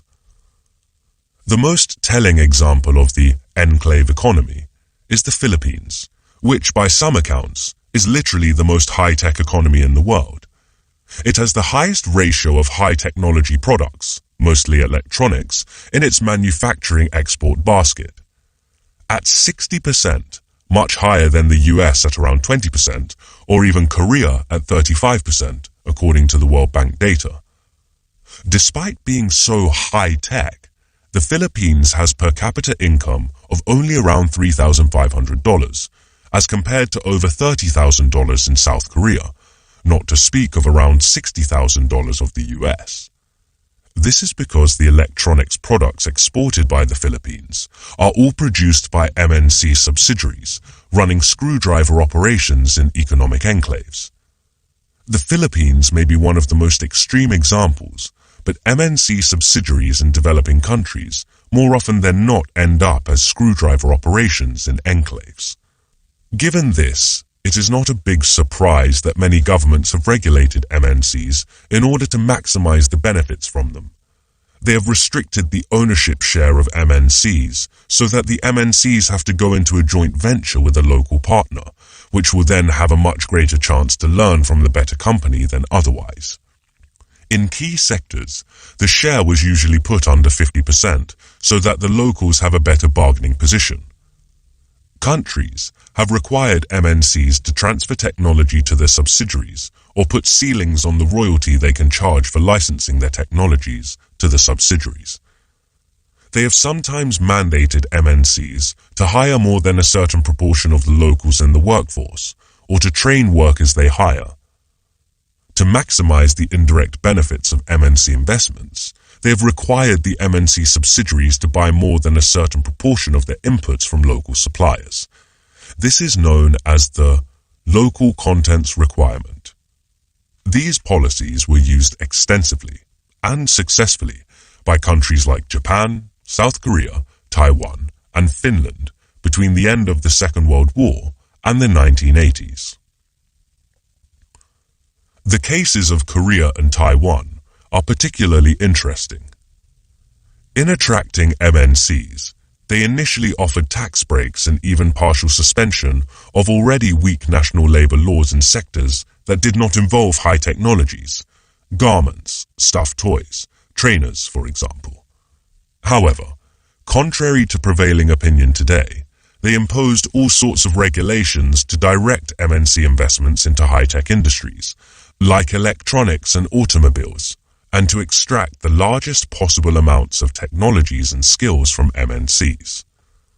Thanks to these policies, Korea and Taiwan now possess some of their own world-class MNCs, like Samsung, Korea, and TSMC in Taiwan in semiconductor production, LG, Korea, in display, and Hyundai Kia, Korea, in automobiles. Listen to Noodle. China has been doing similar things in the last few decades, although its large domestic market, which most MNCs were dying to tap into, gave it such a bargaining leverage that much of knowledge transfer were arranged through informal negotiations with individual MNCs, rather than through formal legislation, as in the cases of Korea and Taiwan. Even Ireland and Singapore, which most people assume have succeeded economically because they had been liberal with MNCs, actually have done so because of a public policy intervention. Their strategic locations, Ireland's EU membership, Singapore's location at the key node in international trade, also helped. Their governments went out of the way to provide custom-made supports to MNCs that were willing to invest in high-technology industries, like electronics and pharmaceuticals, rather than simply waiting for any MNC to turn up and do whatever it wanted. In the case of Singapore, the government also made the most of its position as the country's supreme landlord, owning almost 90% of the land, in attracting MNCs in high-productivity industries by offering them good locations at reasonable rents. The banana is the most productive fruit in the world, but that productivity, used in the wrong way, has led to highly negative outcomes. It was initially used to keep the slaves in the Americas alive at minimal costs to plantation owners. Later, it became the cause of labor exploitation, political corruption, and international military invasion in many economies around and in the Caribbean Sea. MNCs are like that. Like bananas, many of them are highly productive. However, if they are used in the wrong way, the host country will end up as an enclave economy, if not a banana republic. Only when there are public policies to ensure maximum transfer of technologies, worker skills and management practices will host economies truly benefit from the presence of MNCs.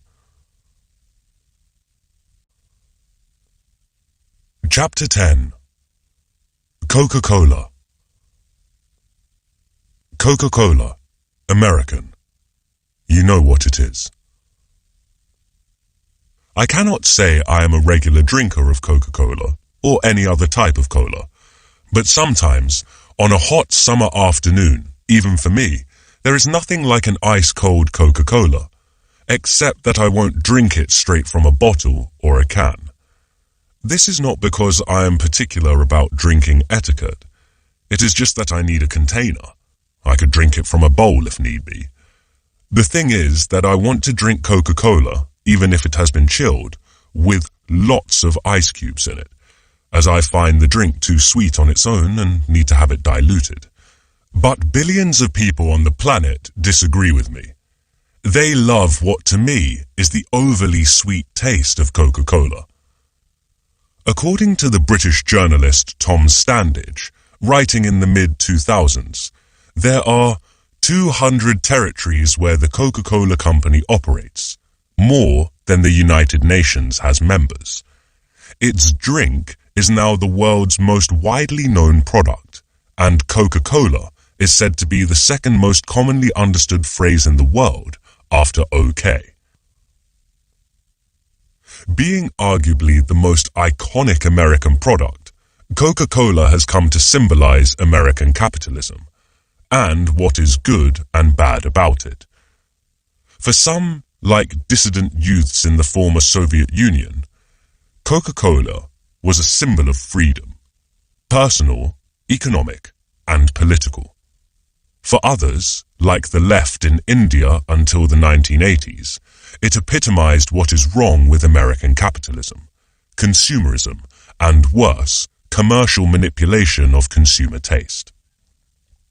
In 1977, in a highly symbolic move, the Indian government cancelled the license for Coca-Cola to operate in the country when the company refused to go into a joint venture with a local partner. Equally symbolically, the company came back to India in 1993, soon after its economic liberalization in 1991. Few food items have been laden with so much political symbolism on a global scale as Coca-Cola. One person who deftly negotiated the symbolic minefield that is Coca-Cola is Marshal Georgy Zhukov, who masterminded the Soviet victories over the Nazis in the crucial Second World War battles of Leningrad and Stalingrad. He is said to have been introduced to the drink by the American general, later President, Dwight Eisenhower, during the war and fallen in love with it. While he was serving as the commander of the Soviet occupation forces in Europe, May 1945 to June 1946, he made a special request to the Coca-Cola Company to manufacture a clear version of the drink so that he could have it without being seen to be imbibing the essence of American capitalism. The white version, which was created by taking out the caramel coloring, was produced in Brussels, put in a nondescript bottle, and shipped to the Marshall's European headquarters. A brilliant maneuver worthy of one of the greatest military strategists in history. Coca-Cola was first invented by John Pemberton of Atlanta, Georgia, in the US. In 1885, he launched Pemberton's French wine Coca, whose main ingredients were coca leaf, cola nut, and wine. There had been other drinks that mixed alcohol and coca leaf. Particularly popular was Vin Mariani, a wine in which coca leaves had been steeped for 6 months, whose fans included Queen Victoria and Thomas Edison. Pemberton's innovation was to add cola nut to the mixture. The drink was sold as a nerve tonic, whatever that actually means. There seems to have been a lot of nerve problems around in the 19th century Western world. In 1886, alcohol was prohibited in the then main market of Pemberton's drink, Atlanta, Georgia, and the surrounding Fulton County.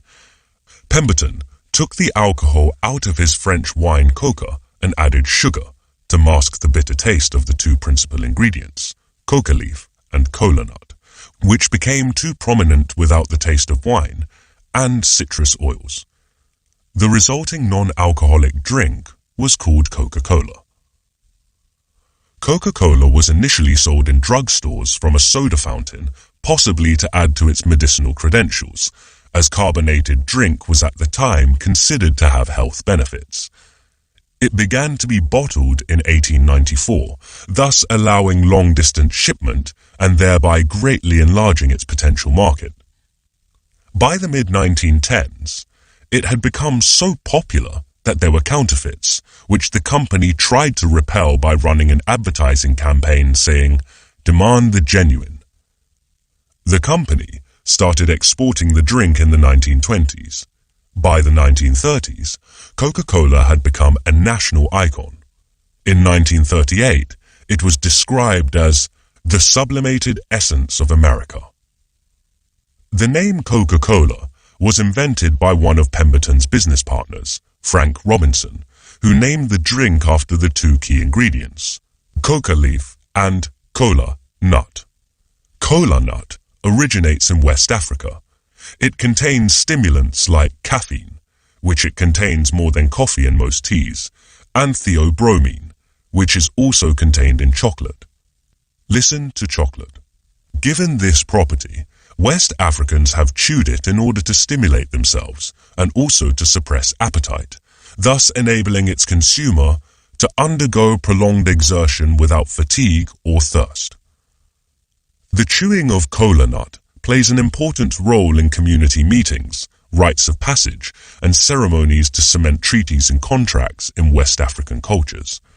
It is also said that cola nut made the foul, stale water on long-distance crossings more palatable, and for that reason was used by slave ships coming from Africa. Cola nut in Coca-Cola was replaced by a synthetic chemical in 2016. This has made the drink like one of those aging rock bands, which, after so many lineup changes over the years due to artistic differences and clashes of egos, have no original members left anymore. Coca-Cola's other founding member, Coca Leaf, which used to provide cocaine to add to caffeine and theobromine from cola nut, had already left the band more than 100 years ago in the early 20th century, when the company decided to take it out of the formula when cocaine's addictive quality became clear. Cocaine is derived from the coca plant, which is native to West and South America.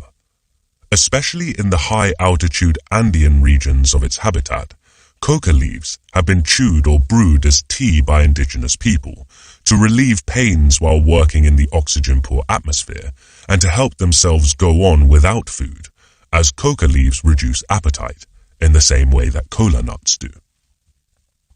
These forms of coca plant consumption are not addictive or harmful to health, and, more importantly, like the shared chewing of cola nut, they play important culture and religious roles in Andean and other indigenous communities in Latin America. Many people there grow coca plants. Evo Morales, the former Bolivian president, 2006 to 2019, and the second ever indigenous president of a Latin American country, after Benito Juarez, the 19th century Mexican president, 1858 to 1872, was a coca farmer himself. He came to political prominence through his campaign against the forcible eradication of coca farming, which the Bolivian government was pursuing in the late 1990s and the early 2000s with strong US government support, as part of the latter's war on drugs. In 2005, Morales became the president on the wave of protest against the so-called Washington Consensus policies of fiscal retrenchment, trade liberalization, deregulation and privatization, which had ill-served his country in the preceding 2 decades. The Washington Consensus policies are so named because they are advocated by the 3 most internationally powerful economic organizations headquartered in Washington, D.C., namely the U.S. Treasury, the International Monetary Fund, IMF, and the World Bank. Upon becoming president, Morales nationalized the natural gas industry, the country's main export industry. He then went on to, at least partially, nationalize the utilities, electricity, water and railways, raised the royalties that mostly foreign mining companies paid to the government, as the guardian of the national mineral wealth, and increased social welfare spending. Many economists predicted his changes would lead to a dire economic disaster, nationalized industries, hostile policies towards foreign investors, and downward income redistribution being the worst things that a government can do for the economy, according to the Washington Consensus. But Bolivia's performance defied the skeptics. Given Morales' policies, it was natural that the country saw a dramatic fall in income inequality during his term. But the country's economic growth also accelerated markedly. The growth rate of its per capita income rose from 0.5% per year during the period of Washington Consensus, 1982 to 2005, to 3% per year during the Morales era. Bolivia isn't the only country in Latin America that has defied the Washington Consensus and improved its economic performance. Between the late 1990s and the mid-2000s, left-wing or left-leaning parties came to power in several Latin American countries, Argentina, Brazil, Ecuador, Uruguay, and Venezuela, in what is known as the Pink Tide. None of them went as far as Bolivia, but the Pink Tide governments rolled back many of the neoliberal policies of the Washington Consensus. They increased welfare spending for the poor, while some of them increased minimum wages and strengthened trade unions, thereby increasing the share of national income going to workers. Some of them also partially reversed trade liberalization, increased subsidies to selected industries, and toughened regulations on foreign investors. Listen to Banana. Their policies defied the prediction by the neoliberal orthodoxy and brought about both greater equality and faster growth. The exception is Venezuela under the uniquely disastrous presidency of Nicolás Maduro. There, the economy has collapsed, but Venezuela's economic performance under his predecessor, Hugo Chavez, while not being as impressive as in other Pink Tide countries, was still an improvement over the neoliberal policies of the previous era. I'm not saying that everything was going well in the Pink Tide countries. Inequality, while falling in most of them, remained still very high by international standards. More importantly, the Pink Tide governments didn't try hard enough to develop a solid basis for sustained economic growth by developing high-productivity industries that could replace their traditional natural resource-based industries, such as mining and agriculture, whose long-run growth potentials are limited. Listen to Anjali. The biggest failure in this regard was Brazil. Brazil's pink-tied governments of Lula, Squid, Da Silva, and Dilma Rousseff largely continued with the liberal trade and industrial policies of the neoliberal era, and let its once mighty manufacturing industry decline beyond repair.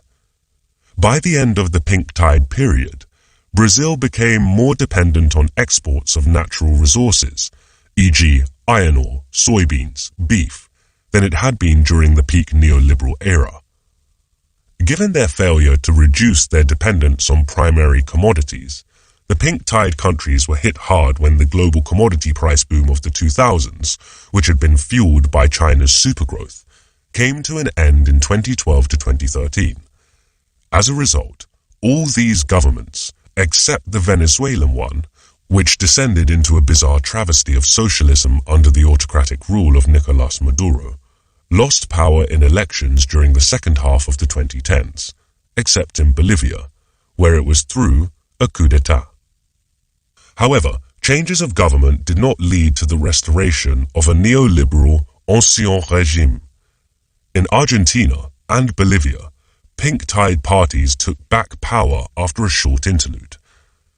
As I write in the spring of 2022, many commentators are predicting that a pink-tide government could win again in Brazil's 2022 presidential election, following the disastrous presidency of the right-wing Jair Bolsonaro and the return of the former president Lula to politics.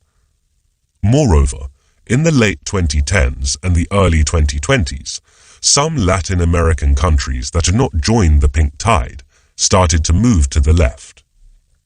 In Mexico and Peru, left-leaning Andrés Manuel López Obrador and Pedro Castillo took the presidency in 2019 and 2021 respectively. In June 2022, Gustavo Petro was elected the first ever leftist president of Colombia. The most significant in this regard is the victory of Gabriel Boric, a 35-year-old former student activist representing Frente Amplio, or the Broad Front, that is, the coalition of left-wing parties in the Chilean presidential election of December 2021. Since the military coup in 1973, Chile had been the trailblazer for neoliberalism, not just in Latin America, but in the world, even anticipating the neoliberal policies of Margaret Thatcher and Ronald Reagan in the 1980s. Listen to okra. So when Chile elected Boric as the president, who had declared that Chile was the birthplace of neoliberalism and it shall also be its grave, it was as if Americans had voted to ban Coca-Cola. Perish the thought. The rejection of the neoliberal Washington Consensus policies has been less visible in other parts of the developing world, such as Asia and Africa. In Asia, it was mainly because the countries in the region had not followed the Washington Consensus policies in the first place as rigidly as did the Latin American countries. Their generally good economic performance has meant that relatively few Asian countries have had to borrow heavily from the Washington institutions, making it less necessary for them to adopt neoliberal policies.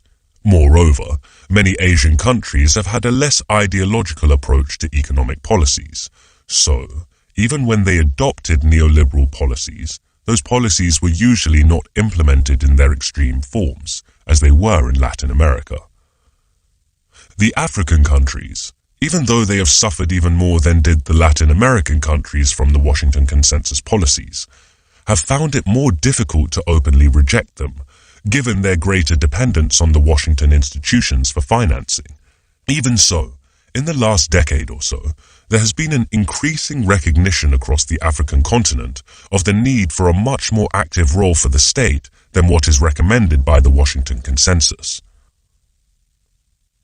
Neoliberal policies have not worked well even in the rich countries. During the neoliberal period since the 1980s, these countries have had slower growth, higher inequality, and more frequent financial crises than they had in the preceding decades of the mixed economy, in which the government played a more active, that is, more intrusive from the neoliberal point of view, role in restraining and regulating market forces. However, neoliberal policies have been positively disastrous for developing countries because they were particularly unsuited to their needs. Above all, the neoliberal orthodoxy denied the fact that developing countries can develop their economies only if they can create the space for their producers to grow up and acquire the capabilities to engage in higher productivity industries through trade protection, subsidies, regulation of foreign investors, and other supportive government measures. Listen to prawn and banana. To make it worse, especially in the 1980s and the 1990s, the Washington Institution's policy recommendations took what came to be derogatorily known as a cookie-cutter approach, in which the same set of policies was recommended to all countries, regardless of the differences in their economic conditions and socio-political environments. The continued success of Coca-Cola shows that a successful product requires happy customers, even if there is a minority of customers who are not entirely happy with it, like me. Unable to make its customers happy, the Washington Consensus Policy Package, once so dominant in the developing world, looks set to disappear into the twilight of history. Part 4. Living Together. Chapter 11. Rye. Mackerel with tomato salsa on rye crisp bread. My recipe. Rye crisp bread topped with tomato salsa, chopped up parsley, tomato, olive and chili with a dash of fermented anchovy sauce, and grilled mackerel fillet pieces. When I decided to pursue my graduate studies in Britain in the mid-1980s, most Koreans, including my parents, were puzzled, to put it mildly. At the time, as it still does, albeit a little less, studying abroad for Koreans meant studying in the US. You just didn't go to other countries, especially Britain, which was considered to be a country in decline and didn't even have any historical links with Korea, as my country had been deemed unworthy of the British Empire's famously acquisitive attention. I wanted to study in Britain because I was disillusioned by the rather narrow, technical neoclassical economics I was being taught in my undergraduate program in Korea. At the time, sadly, rarely anymore, British economics departments offered a more pluralistic approach to economics than did their US counterparts, offering education in Keynesian, Marxist, and other schools of economics. So Britain looked to me to be a better place to study economics in a broader way. When I gave this reason to economists, teachers and friends alike, most of them told me that I was committing career suicide, even before it had begun. But it was too complicated to explain to non-economists, so I came up with a pat answer if they asked why. I am a huge fan of deduction novels, the literal translation of Churi Sosul, the Korean name for detective novels, and Britain is where the best deduction novels come from. This seemed to stop most people from asking any further questions, even if I could tell that they thought me weird.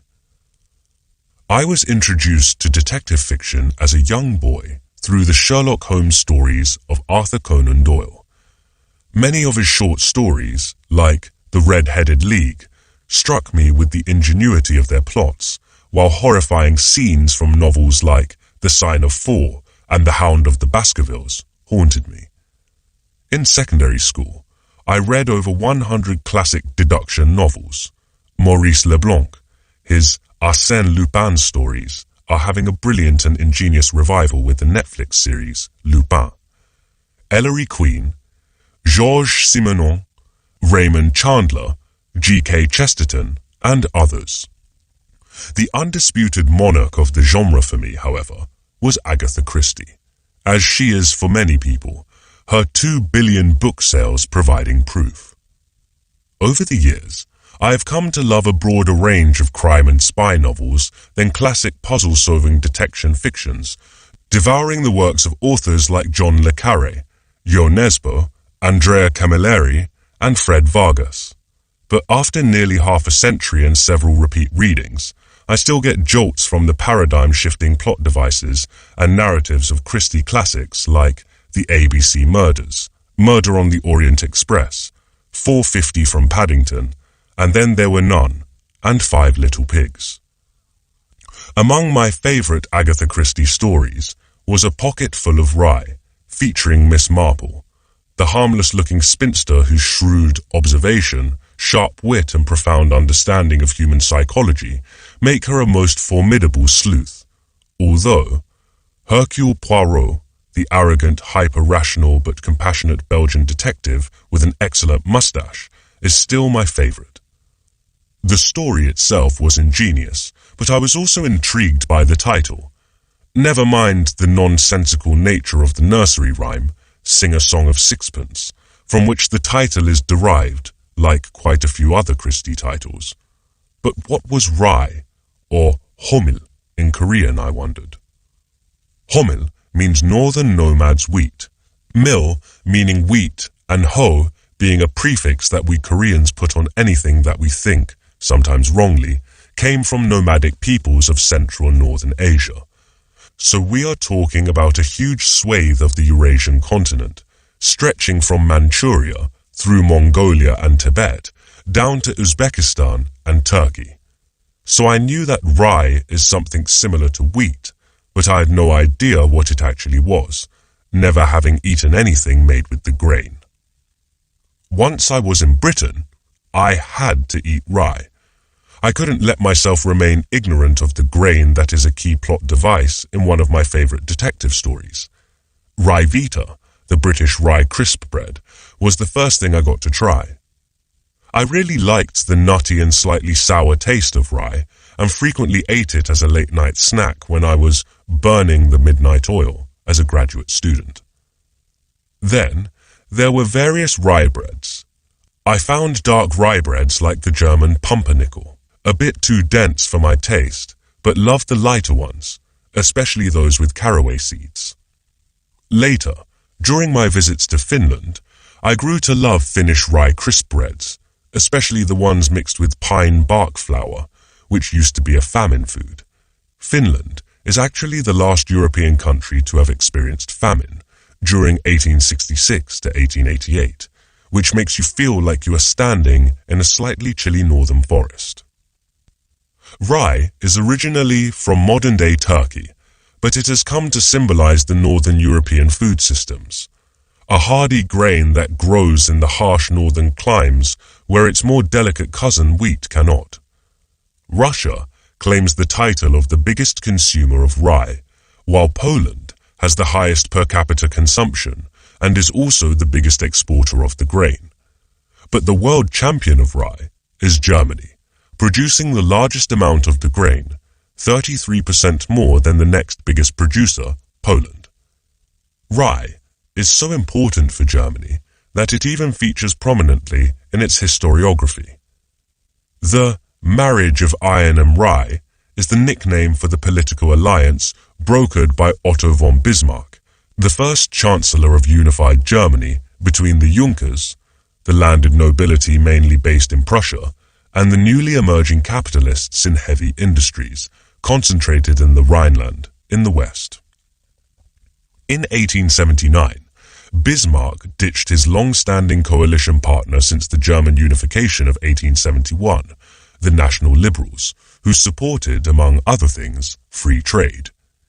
He forged a new protectionist power bloc by getting the politically powerful rye-producing Junkers accepting tariff protection for the Rhenish heavy industries, like iron and steel, then struggling against superior British producers. In order to do that, he offered the Junkers tariff protection against cheap American grains that were beginning to flood into the European markets, thanks to the increased settlement of the North American prairie. Think the 1970s US TV drama, Little House on the Prairie. Also listen to okra, and the development of railways that could bring the grains from the prairie to the main seaports on the East Coast.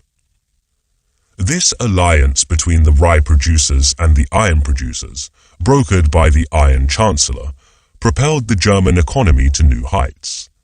It allowed the new heavy industries, iron, steel, machinery, chemicals, to grow behind protective walls and eventually catch up with the leading producers in Britain, even though it meant more expensive food than would have been under free trade in agriculture. But then most people had a higher income as a result of Germany's more successful industrialization, so higher food prices did not matter much. Bismarck's legacy didn't end with the development of German heavy industries. There is another legacy of his that has had an even bigger impact, and far beyond Germany: the establishment of the welfare state. Many people think that the welfare state is the product of progressive political forces, like the New Deal Democrats in the US, the British Labour Party, or the Scandinavian Social Democrat parties. But it actually was the arch-conservative Bismarck who created it first. In 1871, soon after unifying Germany, which had until then been divided into dozens of political entities, around 300 if you go back further to the 18th century, Bismarck introduced an insurance program protecting workers from industrial accidents.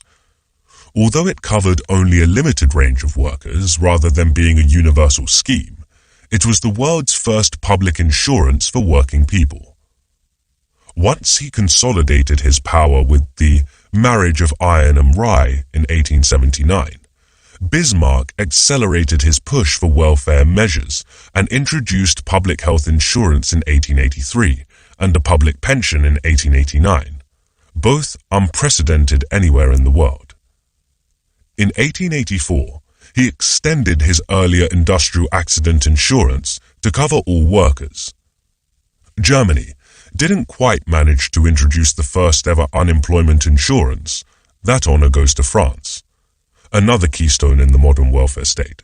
But Bismarck can be credited for establishing the first welfare state in history. Bismarck didn't introduce the welfare state because he was a socialist, as anyone supporting the welfare state is apt to be called these days. He was a famous anti-socialist. Between 1878 and 1888, he maintained the so-called anti-socialist laws that heavily restricted the activities of the Social Democratic Party, although they fell short of banning the party altogether.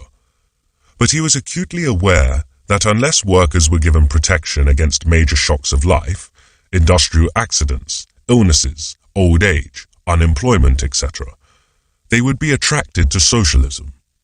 In other words, Bismarck initiated those welfare schemes that many people these days consider socialist in order to keep socialism at bay. Exactly for this reason, many socialists, especially in Germany, were against the welfare state in the beginning. They saw it as a way of buying off workers and stopping them from overthrowing capitalism through a revolution and establishing socialism. However, over time, reformist tendencies beat revolutionary ones within left-wing movements, and parties on the left came to accept and actively push for the expansion of the welfare state, especially following the Great Depression. After the Second World War, even many center-right parties in European countries came to embrace the welfare state, as they realized that giving security to ordinary citizens was vital for achieving political stability, especially in the face of systemic competition from the Soviet bloc countries.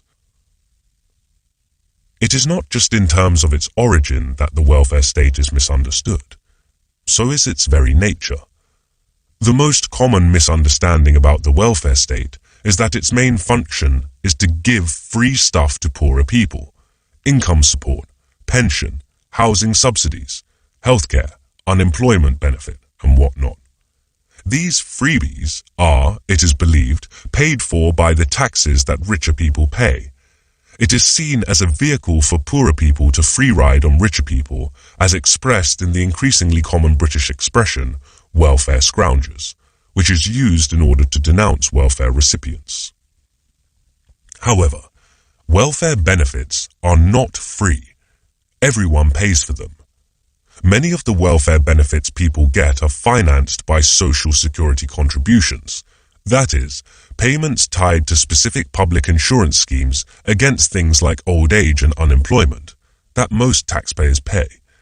In addition, most people pay income tax, although poorer people pay a lower proportion of their incomes in income tax than richer people do, unless they live in a country that has a flat tax.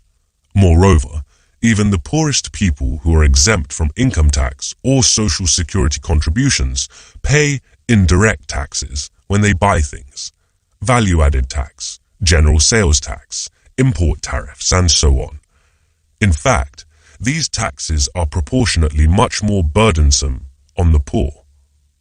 For example, in the UK, as of 2018, the poorest 20% of households paid 27% of their income in indirect taxes, while the richest 20% paid only about 14%.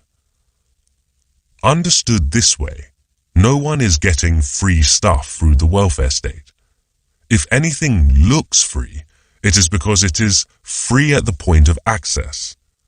For example, in Britain, thanks to socialized health provision under the NHS, National Health Service, you don't have to pay each time that you go to hospital, but you have paid for your hospital visit and will keep paying for it in the future through your taxes and social security contributions.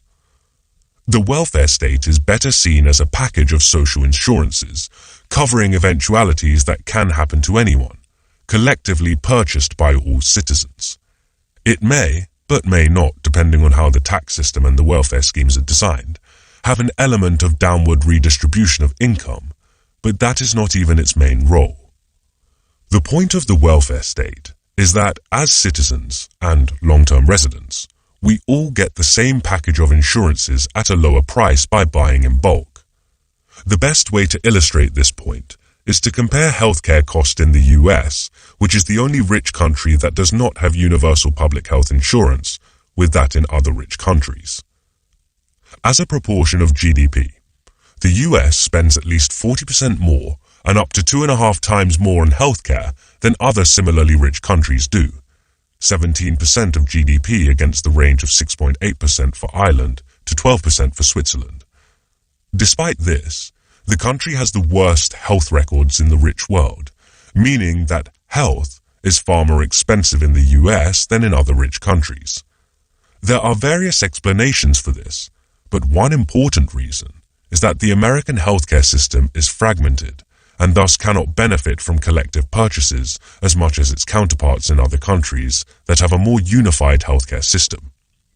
For example, each hospital or hospital group has to buy its own medicines and equipment rather than buying them through a national system that benefits from bulk buy discount, while each medical insurance company, as well as charging higher premium, being a profit-seeking entity, has to have its own system of administration rather than a unified one that benefits from scale economy. Some of you may not be convinced of this collective cost-saving argument, but if you have participated in collective purchase schemes like Groupon, you have already bought into the idea behind the welfare state. The welfare state has become the most effective way of dealing with the inevitable insecurity that capitalism creates in its pursuit of economic dynamism. Moreover, if designed well, the welfare state can make capitalist economies even more dynamic, as it reduces people's resistance to new technologies and new working practices. The Nordic countries are the best example of this. Listen to strawberry. No wonder that the welfare state has been spreading and growing, despite the continuous attack on it by neoliberal ideology since the 1980s. People in today's rich countries owe their security and prosperity to a humble, hardy grain that is often considered inferior to its better-known cousin, wheat. For without protecting the rye produced by Prussian landlords, Bismarck could not have forged the political alliance that enabled him to build the first welfare state in the world. Chapter 12. Chicken. Grilled harissa chicken with vegetables. My recipe. Pieces of chicken, aubergine, courgette, and onion, marinated in harissa, olive oil and salt, and then grilled. Poor chicken. No one takes it seriously. I know of no culture which venerates it, as Hindus do the cow. Neither is there a culture that denigrates it in the way Muslims and Jews do the pig. Chicken is not even disliked properly. There are people who would shun certain meats not out of religious or cultural taboos, but out of distaste. Hindus can but often won't eat pork, while many Koreans simply won't eat lamb, despite having no food taboo about it. But anyone who is willing to eat meat seems willing to eat chicken. This universal acceptability of chicken may be partly because of the relatively low profile of the creature itself, a small, relatively docile bird, not a hulking animal, like cows, horses or pigs, or a hardy, obstinate creature, like sheep or goats. But it must mainly have to do with its versatility as a source of protein, with its rather neutral taste, and with the relative ease of cooking. And indeed, it is cooked in every conceivable way. Deep-fried, American southern fried chicken, Japanese tori karaage, Korean yangnam chicken. Shallow-fried, Chinese, Thai, and many other national dishes that are too numerous to name. Stewed, French coq au vin, or North African chicken tagine. Roasted, various European versions of roast chicken, or South Asian tandoori chicken. Flame-grilled, Malay or Thai chicken satay, or African Portuguese piri-piri chicken. Smoke-grilled, Jamaican jerk chicken. Boiled, Korean samgae-tang. Boiled chicken with glutinous rice and ginseng roots. Or Jewish chicken soup, you name it. I have even eaten chicken sashimi in a restaurant in Japan, every single one of whose dishes was made with chicken. Given its status as the universal meat, it is not a surprise that chicken is the choice of airlines, which have to cater for so many different food preferences and taboos in a confined space. Aeroflot, the Russian airline, seems to have taken this policy to the extreme during its Soviet days. When I was a graduate student in Cambridge in the late 1980s, an Indian friend of mine used to fly home with Aeroflot via Moscow. Apparently, the airline was awful in every conceivable way. Comfort, punctuality, attitude of the cabin crew and so on. But many Indians stoically endured it, as their tickets were by far the cheapest. According to my friend, sickly white, goose-bumpy, tasteless chicken was the only in-flight meal available. On one of his Aeroflot flights, my friend overheard a fellow Indian passenger ask a stewardess whether he could have something other than chicken, because he was, well, a vegetarian. In response, the stewardess quipped, "No, you cannot. Everybody's equal on Aeroflot. It's a socialist airline. There's no special treatment." The stewardess's response was of course an extreme version of the Soviet principle that everyone should be treated equally, because everyone is a human being who is equally valuable. So whether someone was a government minister, a medical doctor, a coal miner or a cleaner, each person would be given the same ration of bread, sugar, sausages, an annual pair of shoes, and everything else through collective provisions. No special treatment. There is a serious problem with this way of approaching equality and fairness. It is true that as human beings we all have the same basic needs. We need clean water, we need safe shelter, we need nutritious food. In that sense, the socialist principle is an important indictment of the practices in feudal and capitalist societies, where some people starve to death while others wallow in luxury. However, once we depart from the basics, our needs begin to diverge pretty quickly, and treating everyone in the same way becomes problematic. Take the case of bread, a staple food item in many societies. Giving everyone the same amount of bread per day may sound fair in times of grave food shortage, such as in the Soviet Union during the post-agricultural collectivization shortage of 1928 to 1935, or the UK in the post-Second World War shortage of 1946 to 1948. However, it isn't fair if the bread is leavened wheat bread, which some people simply cannot eat. Perhaps because they have celiac disease. Perhaps they are Jews observing Passover. For another example, providing male and female toilets of the same size in a public building may sound even-handed, given that roughly half the population is male and the other half female. But it is a very unfair thing, as women need more time and space in the toilet. Hence the snaking queues outside female public toilets in cinemas, concert halls, and other venues. In short, treating people with different needs in the same way, giving vegetarians chicken, giving celiacs wheat and bread, allocating the same toilet space to women as men, is fundamentally unfair. Unlike what the Aeroflot stewardess thought, treating people with different needs differently is not giving them special treatment. It is one of the most important conditions of fairness. In offering vegetarian options in in-flight meals, providing gluten-free bread, or making female toilets more numerous, we are not showing favoritism to vegetarians, celiac sufferers, or women respectively. We are simply putting them on an equal footing as the others in their fulfillment of basic needs. Interestingly, those at the other end of the political spectrum from the socialists, namely free market economists, have an equally blinkered view of equality and fairness, albeit in a totally different way. Free market economists argue that the socialist system didn't work because it tried to ensure low inequality by paying everyone similarly. It was never the same, except in extreme cases like Maoist China or Cambodia under Khmer Rouge.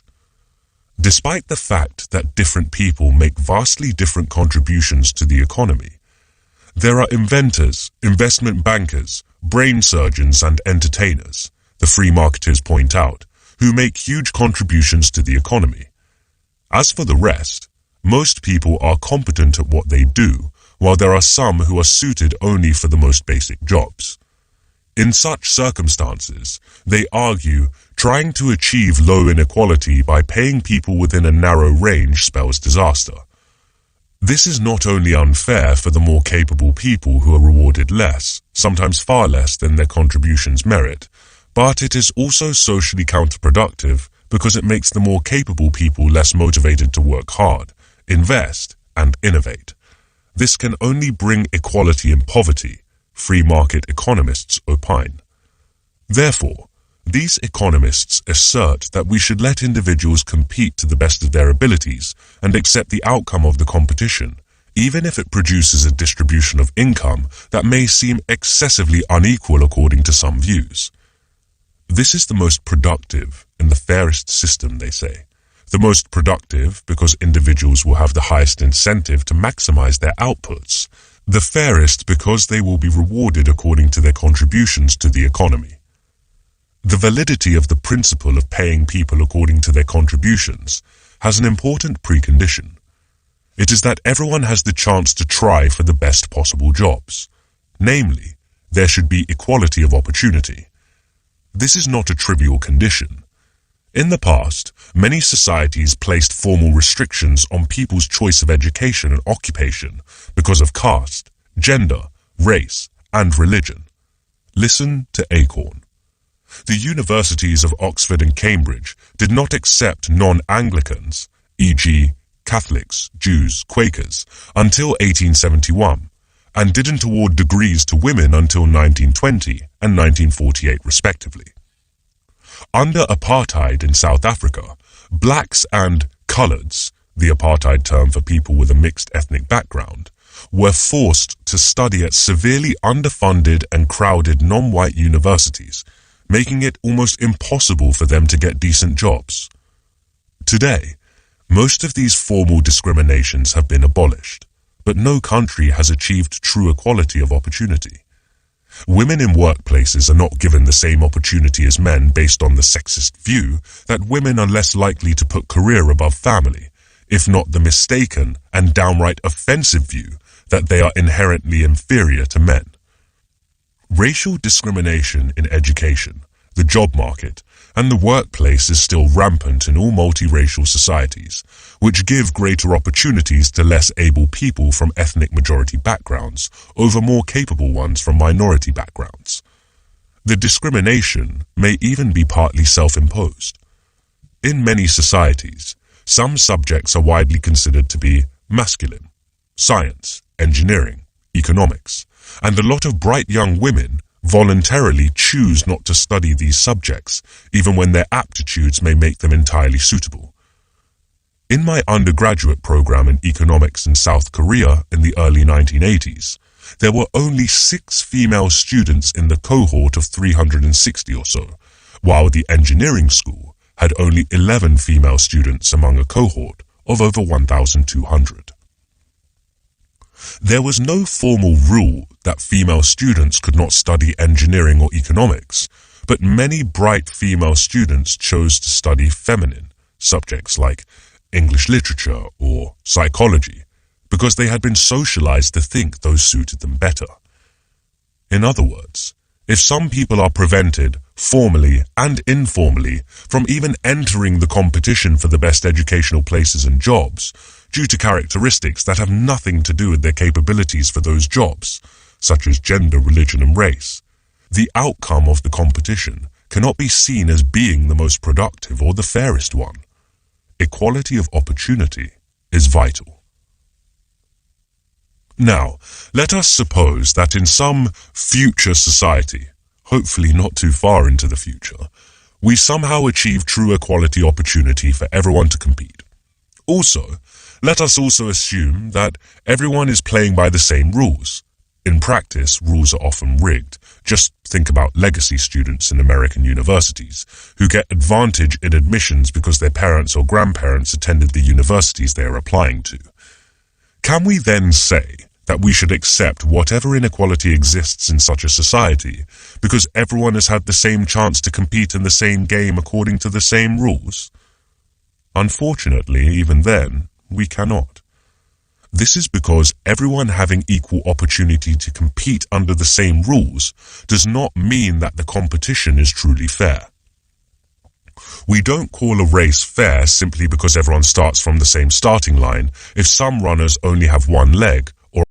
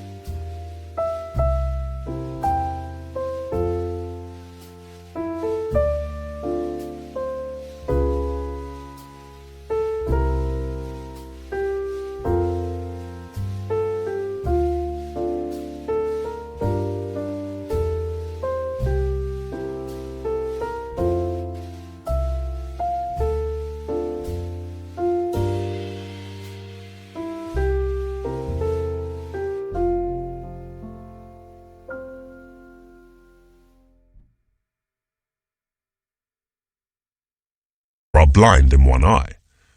Likewise, in real life, the fact that everyone in theory has the same opportunity to try for any job they like does not make the competition fair.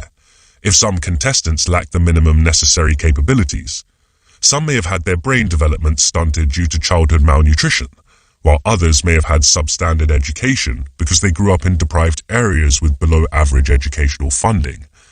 In other words, equality of opportunity is meaningless unless every member of society has the minimum necessary capabilities to make use of the opportunity. So if we are going to make the race of life truly fair, we need to ensure that all children develop minimum capabilities before they join the race.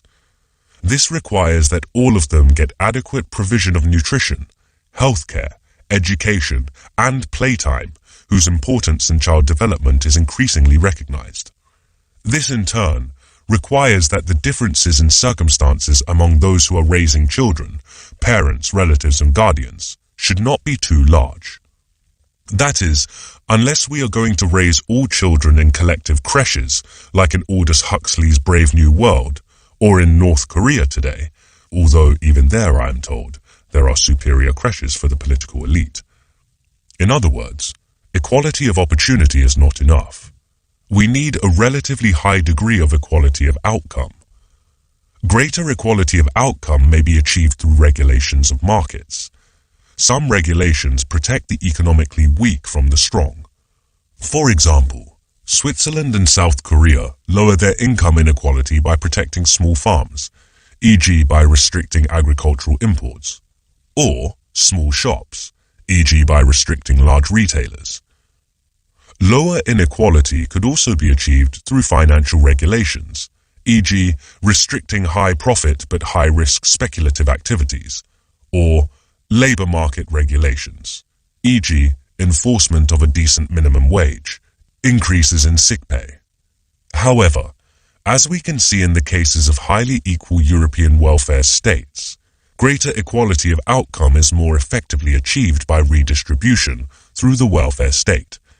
Whether it is through direct income transfers or through guaranteeing equal access to quality basic services such as education, healthcare, and water.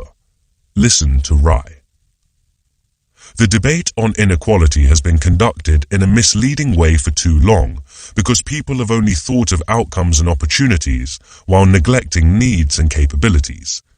The left has thought that equalizing the outcome for everyone is the fair thing to do, ignoring that different individuals have different needs and capabilities.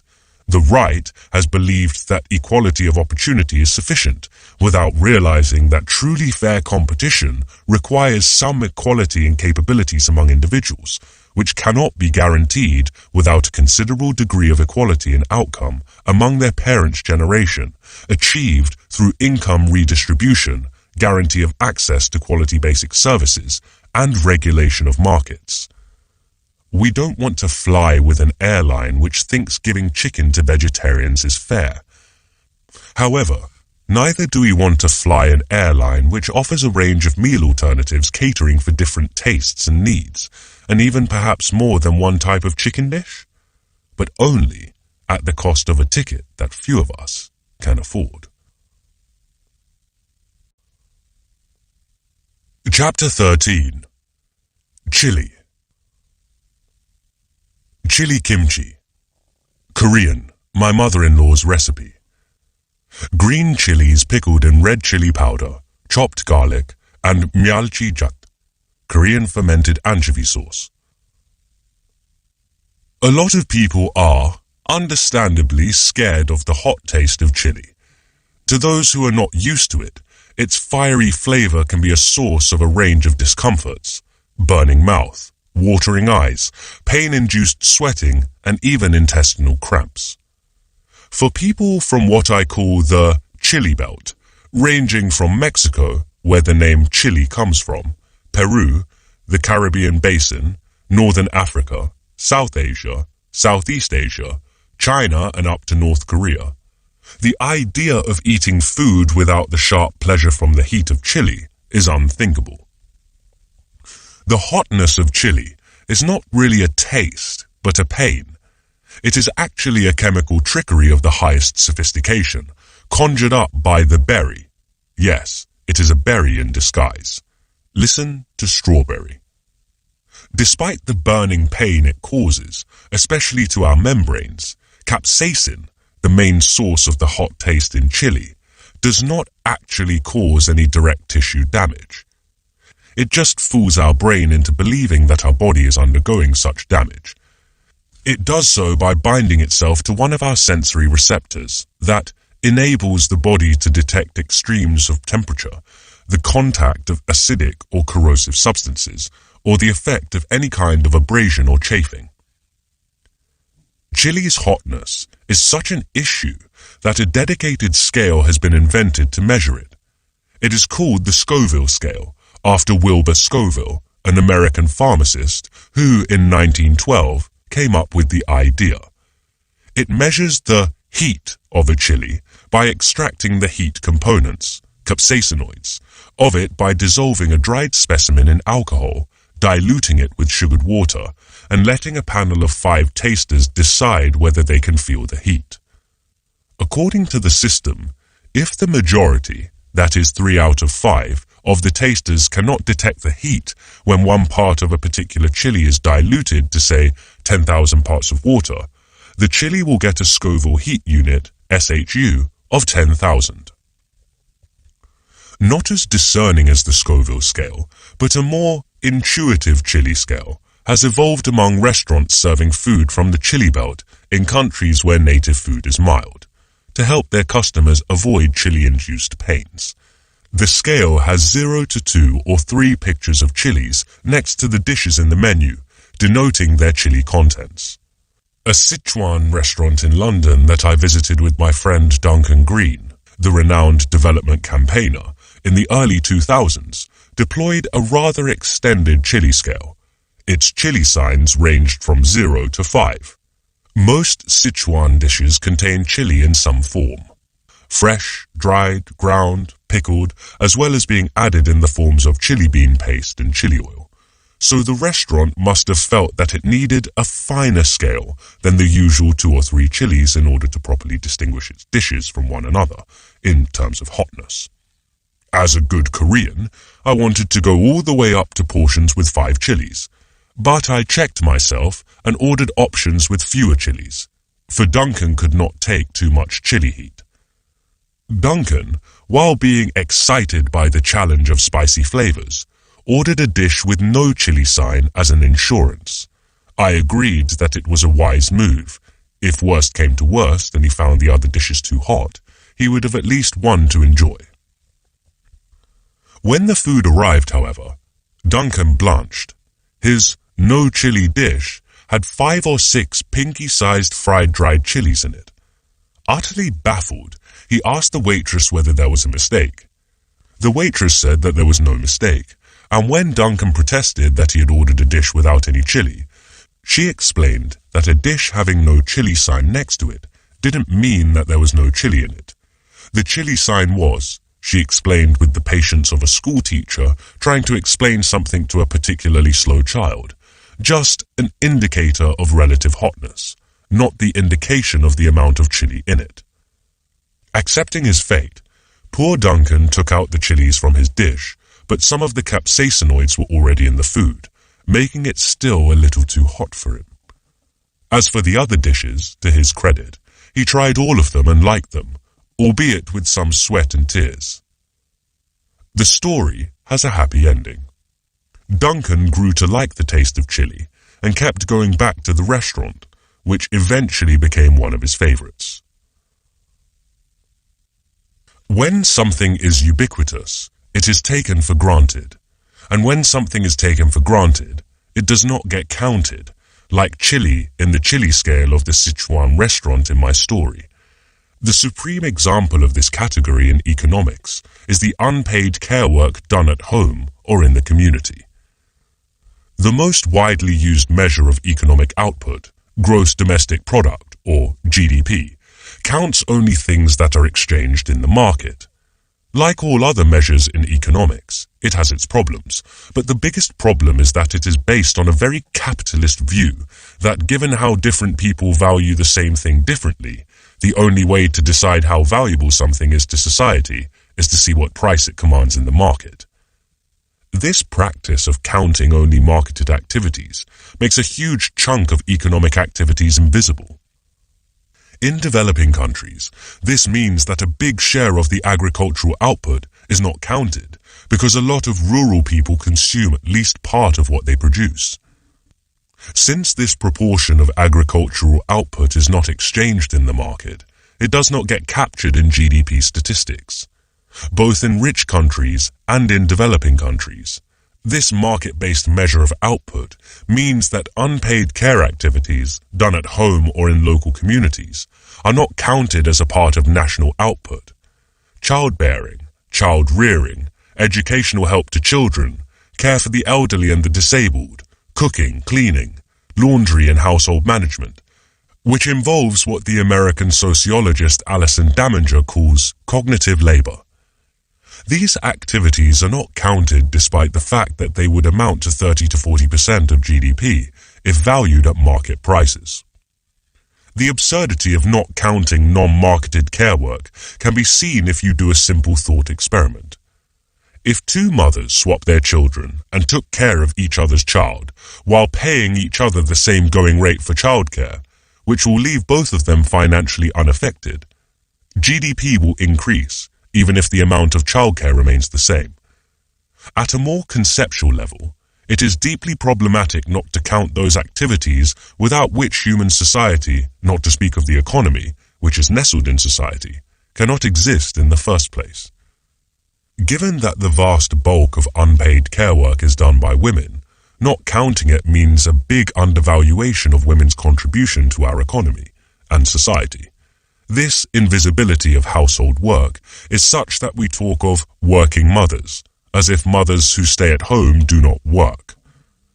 This reinforces the sexist prejudice that women do nothing when they are at home, when the amount of labor put into care work at home is often much larger than what their male partners put into their paid employment. We should refer to working mothers as those in paid employment as a step towards giving full social recognition to unpaid care work. Undervaluation of care work is not just a matter of social recognition. It has material consequences for women. Women tend to take on caring roles, ranging from childbearing and rearing to taking care of sick or elderly relatives, more often, and thus spend less time in paid employment than men do.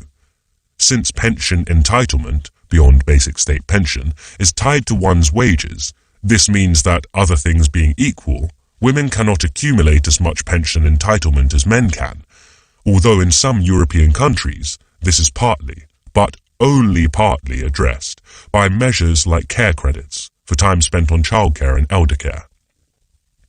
This, in turn, greatly increases the chance of women who devote time to unpaid care work ending up in poverty in old age. It is not just unpaid care work, but also paid care work that is undervalued, compared to the contribution that it makes to society. We saw this in the most stark and tragic way during the COVID-19 pandemic.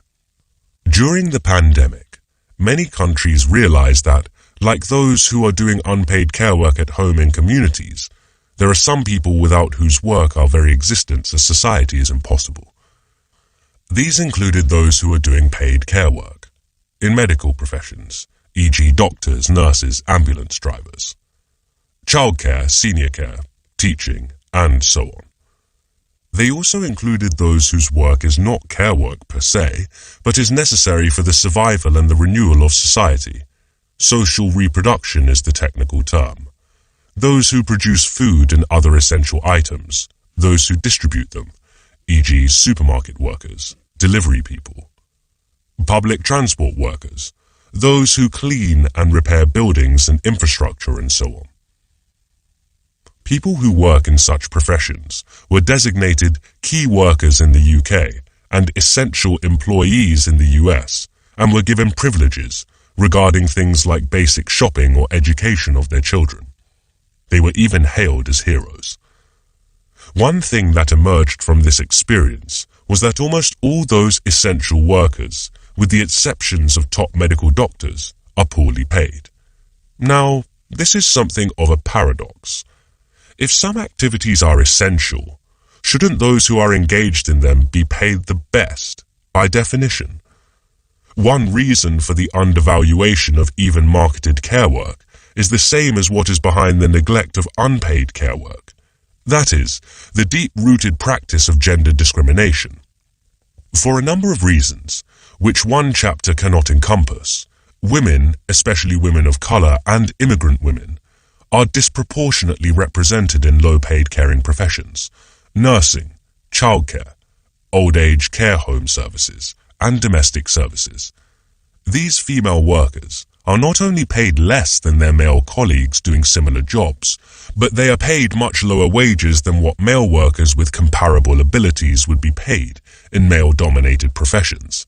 In other words, women's work is undervalued, even when it is paid, and thus counted in GDP. Another more important reason for this paradoxical situation is that we live in capitalist economies in which the market decides the value of goods and services. The crux of the problem is that the market is based on $1 one vote, rather than one person one vote, system of decision-making. Also listen to garlic and lime. In this system, what determines the price of something is how much people are willing to pay for it, rather than how many people need it. However essential something is for some people's survival, it does not count in the market if those people do not have the money to pay for it.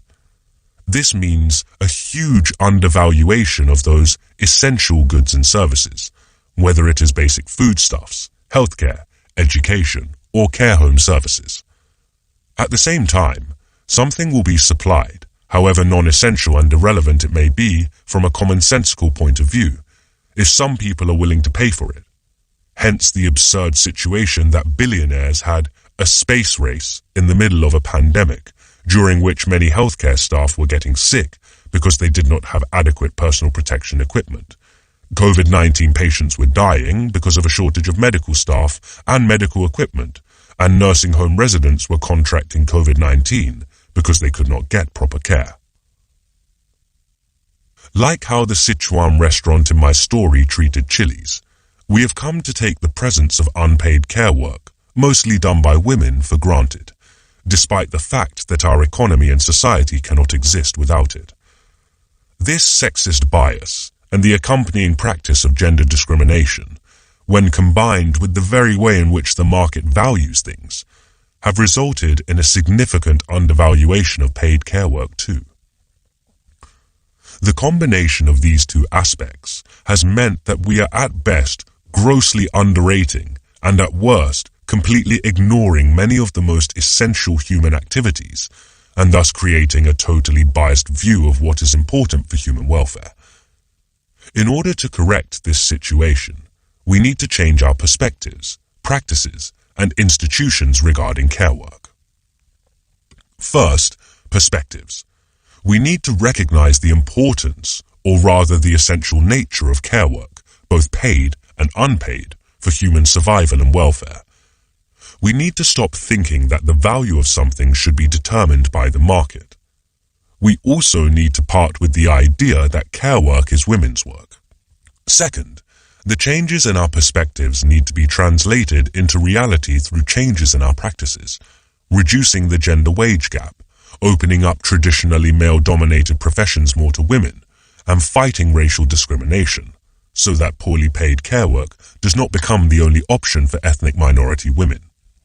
Third, these changes in perspectives and practices need to be socially cemented by institutional changes. Recognition of unpaid care work should be formalized by changes in the welfare system, granting of longer paid care leave for both genders, childcare, elder care, care for sick relatives or friends, provision of affordable childcare for both stay-at-home parents and parents in paid employment, and the introduction, where it doesn't exist, or strengthening of carer credits in calculating pensions. The recognition of the importance of paid care work should be backed up by the raising of minimum wages and the legal requirements for better working conditions in the care sectors. More broadly, the marketization of care services should be restricted and carefully regulated so that everyone, regardless of income, has access to basic care services. Food without chilies is unthinkable for billions of people around the world. Life without care work, whether paid or unpaid, is unthinkable for all humanity. But their very necessity and thus ubiquity make chilies and care activities invisible and thus undervalued, or even unvalued. Duncan's acceptance of the different perspective on chili held by the Sichuan restaurant in my story, and the change in his eating practice, has opened new food horizons for him and led to a better culinary life. Likewise, we need to change our perspectives, practices, and institutions regarding care work if we are to build a better world that is more balanced, more nurturing, and fairer. Part 5. Thinking about the future. Chapter 14. Lime. Caipirinha, caipirosca, Brazilian. Cachaça or vodka with lime juice and sugar. The success, from the British point of view, of course, of the British Empire, the largest empire in history by population, 531 million in 1938, and by area, 34 million square kilometers in 1922, cannot be explained by a single factor. Britain's industrial supremacy was obviously at the heart of it. Its famed skill for divide and rule allowed it to run colonies with small armies, often mostly made up of local mercenaries, making it possible for it to control more than 10 times its own population. At the most immediate level, however, it was its ability to control the oceans through superior naval forces which made such a large and dispersed empire feasible. Britannia rules the waves, as one version of the patriotic song, Rule Britannia goes. From the 16th century, Britain started competing with Spain, the Netherlands, and then France for European and eventually global naval supremacy. Over the next couple of centuries, it edged out its competitors one by investing aggressively in the construction of a well-armed, well-provisioned, and well-run navy.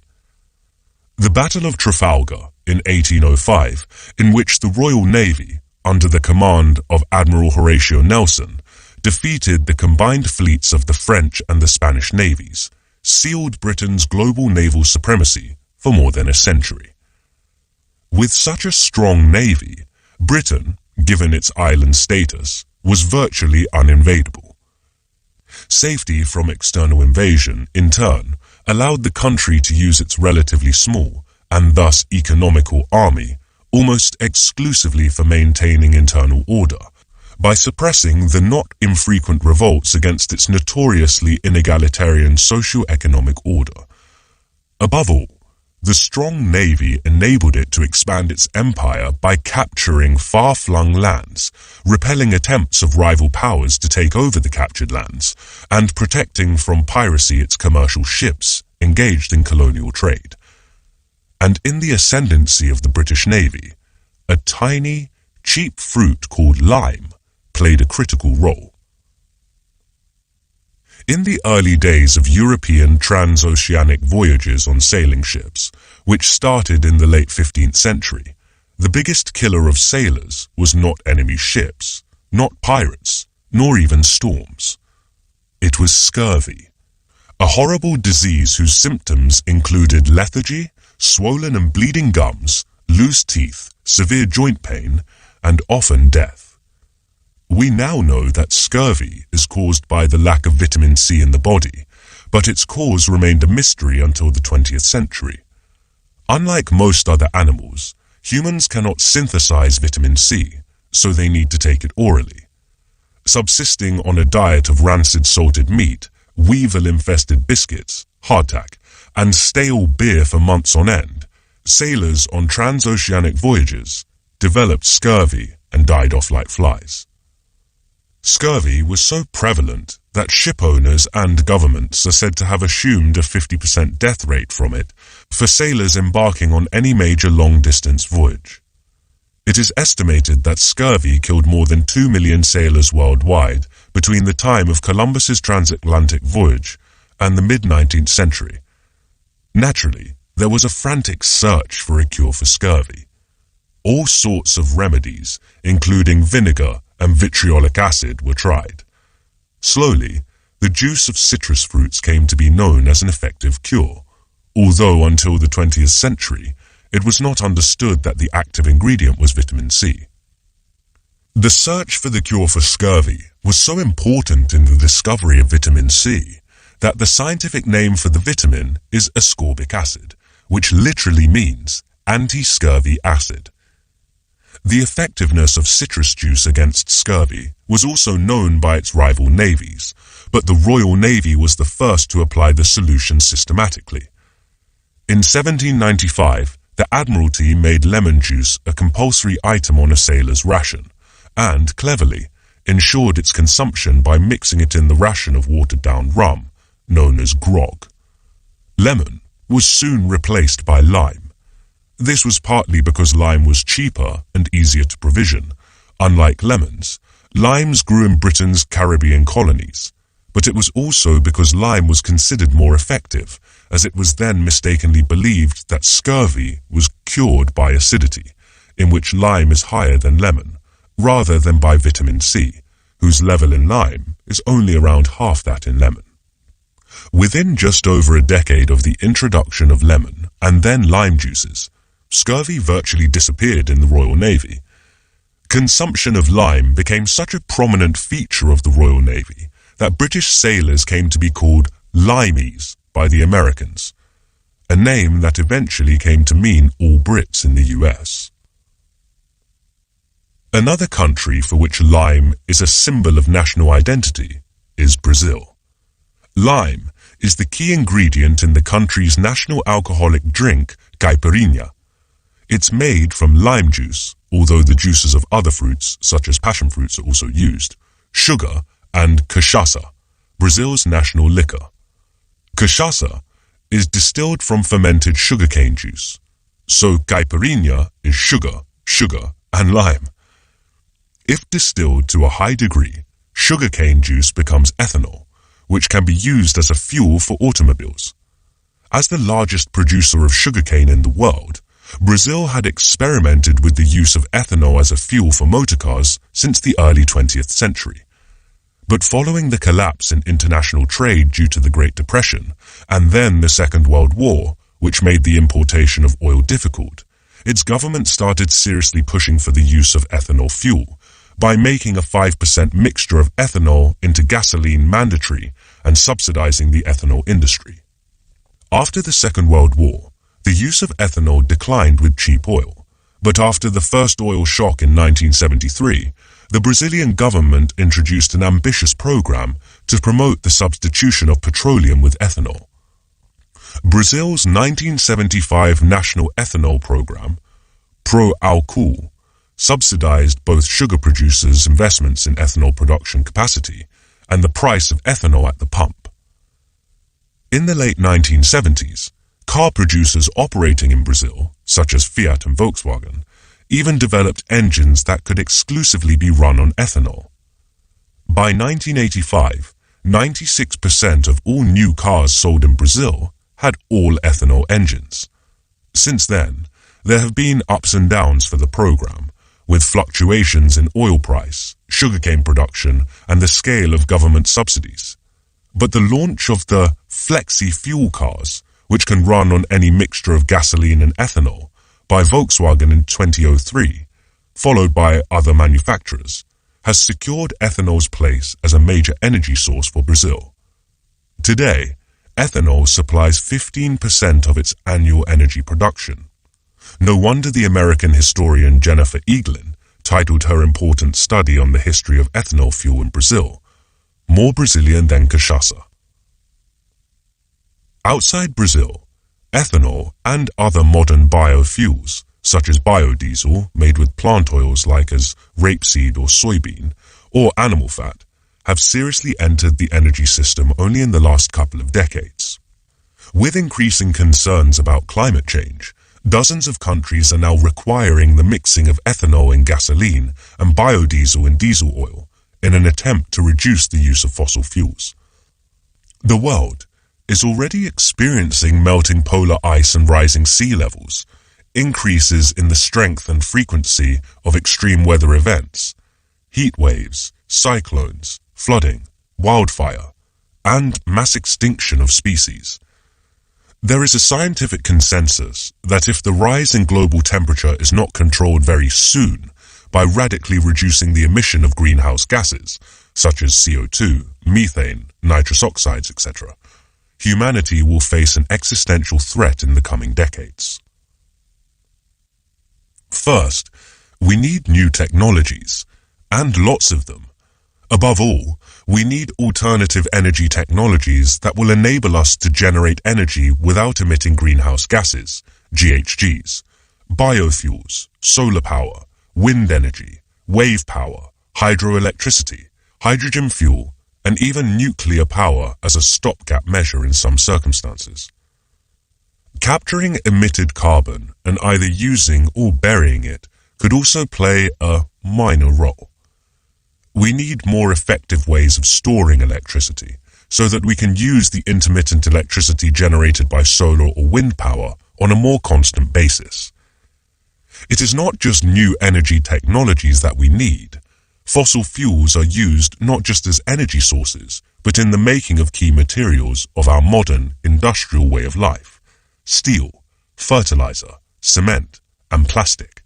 So we need to develop technologies that use as little fossil fuel as possible in making these materials, methods for their more efficient recycling, and alternative materials whose production requires less, ideally zero fossil fuel.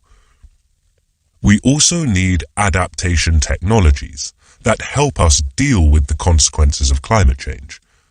Given more frequent and severe droughts, we need better techniques for irrigation, water recycling and desalination, while developing crops that are more resistant to extreme weather events. Improvements in weather forecasting and flood control can help us better cope with storms and cyclones that are happening more often and on a larger scale.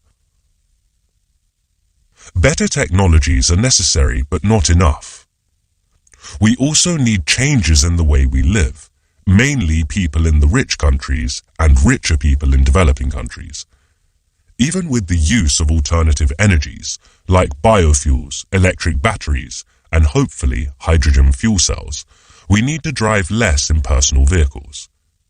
This is easier said than done, especially in countries like the US, where a lot of long-distance driving is inevitable because living spaces are spread out and public transport is poor. In such countries, reduction in the use of personal vehicles will require a major investment in public transport and, in the longer run, a radical reorganization of living spaces through changes in urban planning regulations. More on this later. Then, we can be much more effective with energy use in living and working spaces. More efficient house insulation, e.g., filling of wall cavities, installation of double or triple glazed windows, and the use of heat pumps will reduce energy demand for house heating enormously. We can reduce our electricity use by learning to switch lights off more diligently at home. The same should be done to working spaces. Office blocks should be better insulated, and we should leave only a limited amount of lighting on in office blocks outside working hours. Third, changing our eating habits can have a big impact. Agriculture accounts for a substantial amount of greenhouse gas, GHG emissions. The estimate varies between 15% and 35%. Eating less meat will contribute greatly to cuts in GHGs. Beef is the most important in this regard. According to a recent estimate, it accounts for 25% of all GHG emissions from agriculture. Also listen to prawn and beef. We should also try to eat more seasonally, trying to grow things in greenhouses even if they are local, or shipping or even flying non-seasonal food items from far away can create huge carbon footprints. I'm not suggesting that we should totally give up on food variety, but those who live in rich countries should reduce their expectations for on-demand food. All these technological possibilities and possible changes in the way we live, however, will not amount to much without concerted, large-scale public action by local and national governments, by international organizations, and by nations working together. Market incentives and individual choices are not enough. In terms of technologies, we need active involvement of the government in promoting green technologies. If left to the market, many of the technologies that we need in order to combat and cope with climate change will simply not be developed. This is not because private sector firms are evil, but because they are under constant pressure to deliver short-term results, a tendency that has become even worse under financial deregulation. Listen to spices. In developing and deploying green technologies, we reap the returns in a matter of decades, if not longer. Private sector firms, however, operate with time horizons of years, if not quarters, and thus are understandably reluctant to invest in developing such technologies. The myopia of the private sector is why large-scale investments in new technologies and their deployment have historically required strong government action. The prime example in this regard is the developments of information technology and biotechnology, which were initially almost exclusively funded by the US government, through federal defense and health research programs, respectively. Listen to Noodle. As these technologies were highly risky and had long, very long horizons for returns. In a number of countries in Europe, China, Brazil, as well as in the US, low-carbon energy technologies, such as solar power and wind power, have been developed and deployed on significant scales, only thanks to government intervention. We also need public action to ensure that we develop technologies that help poorer countries advance their economies with minimal GHG emission, while dealing with the consequences of climate change. The market is a $1 one vote, rather than one person one vote system. Also listen to garlic and chili. So, if left alone, investments will flow into technologies that serve those who have more money. This means that there will be relatively little investment in technologies that poorer countries need the most. Efficient energy technologies for agricultural and industrial production, or climate adaptation technologies. We need public action to support the development of such technologies and their transfers to developing countries, should they have been developed by researchers and firms in rich countries, at subsidized prices, or even for free. Such action is a necessary step to achieving climate justice. Given that developing countries have contributed little to climate change, but are suffering disproportionately from its consequences, with some of them already literally disappearing under rising sea levels. Individuals can truly change the way they live only when their pro-environmental choices are enabled by government policies. Sometimes, this is because changes in individual behavior requires upfront investments that are beyond the means of many individuals. Those improvements in home energy use efficiency through better insulation, double glazing and heat pumps require big upfront investments that some individuals cannot afford, even though the investments more than pay for themselves in the long run. Government subsidies and loans are needed if these investments are to be made.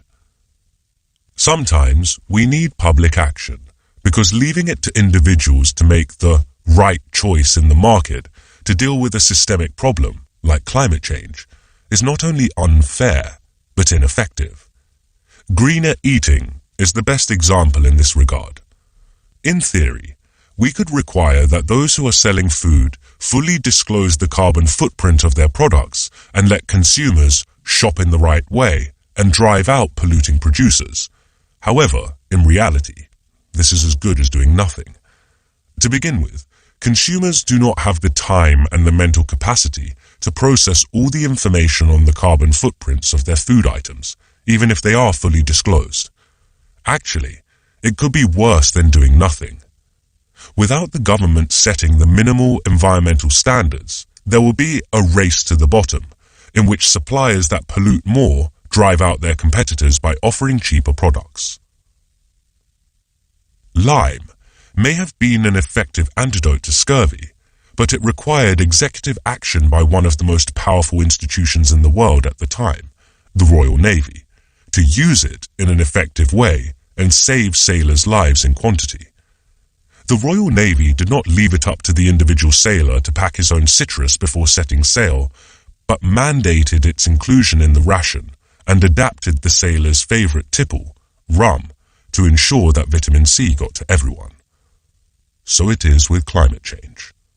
We know the solutions, but like the Royal Navy and the lime, we cannot leave their implementation to individual choices in the market. We have to use all the mechanisms of collective action at our disposal: local and national governments, international cooperation, and global agreements, to make it sure that those solutions are carried out.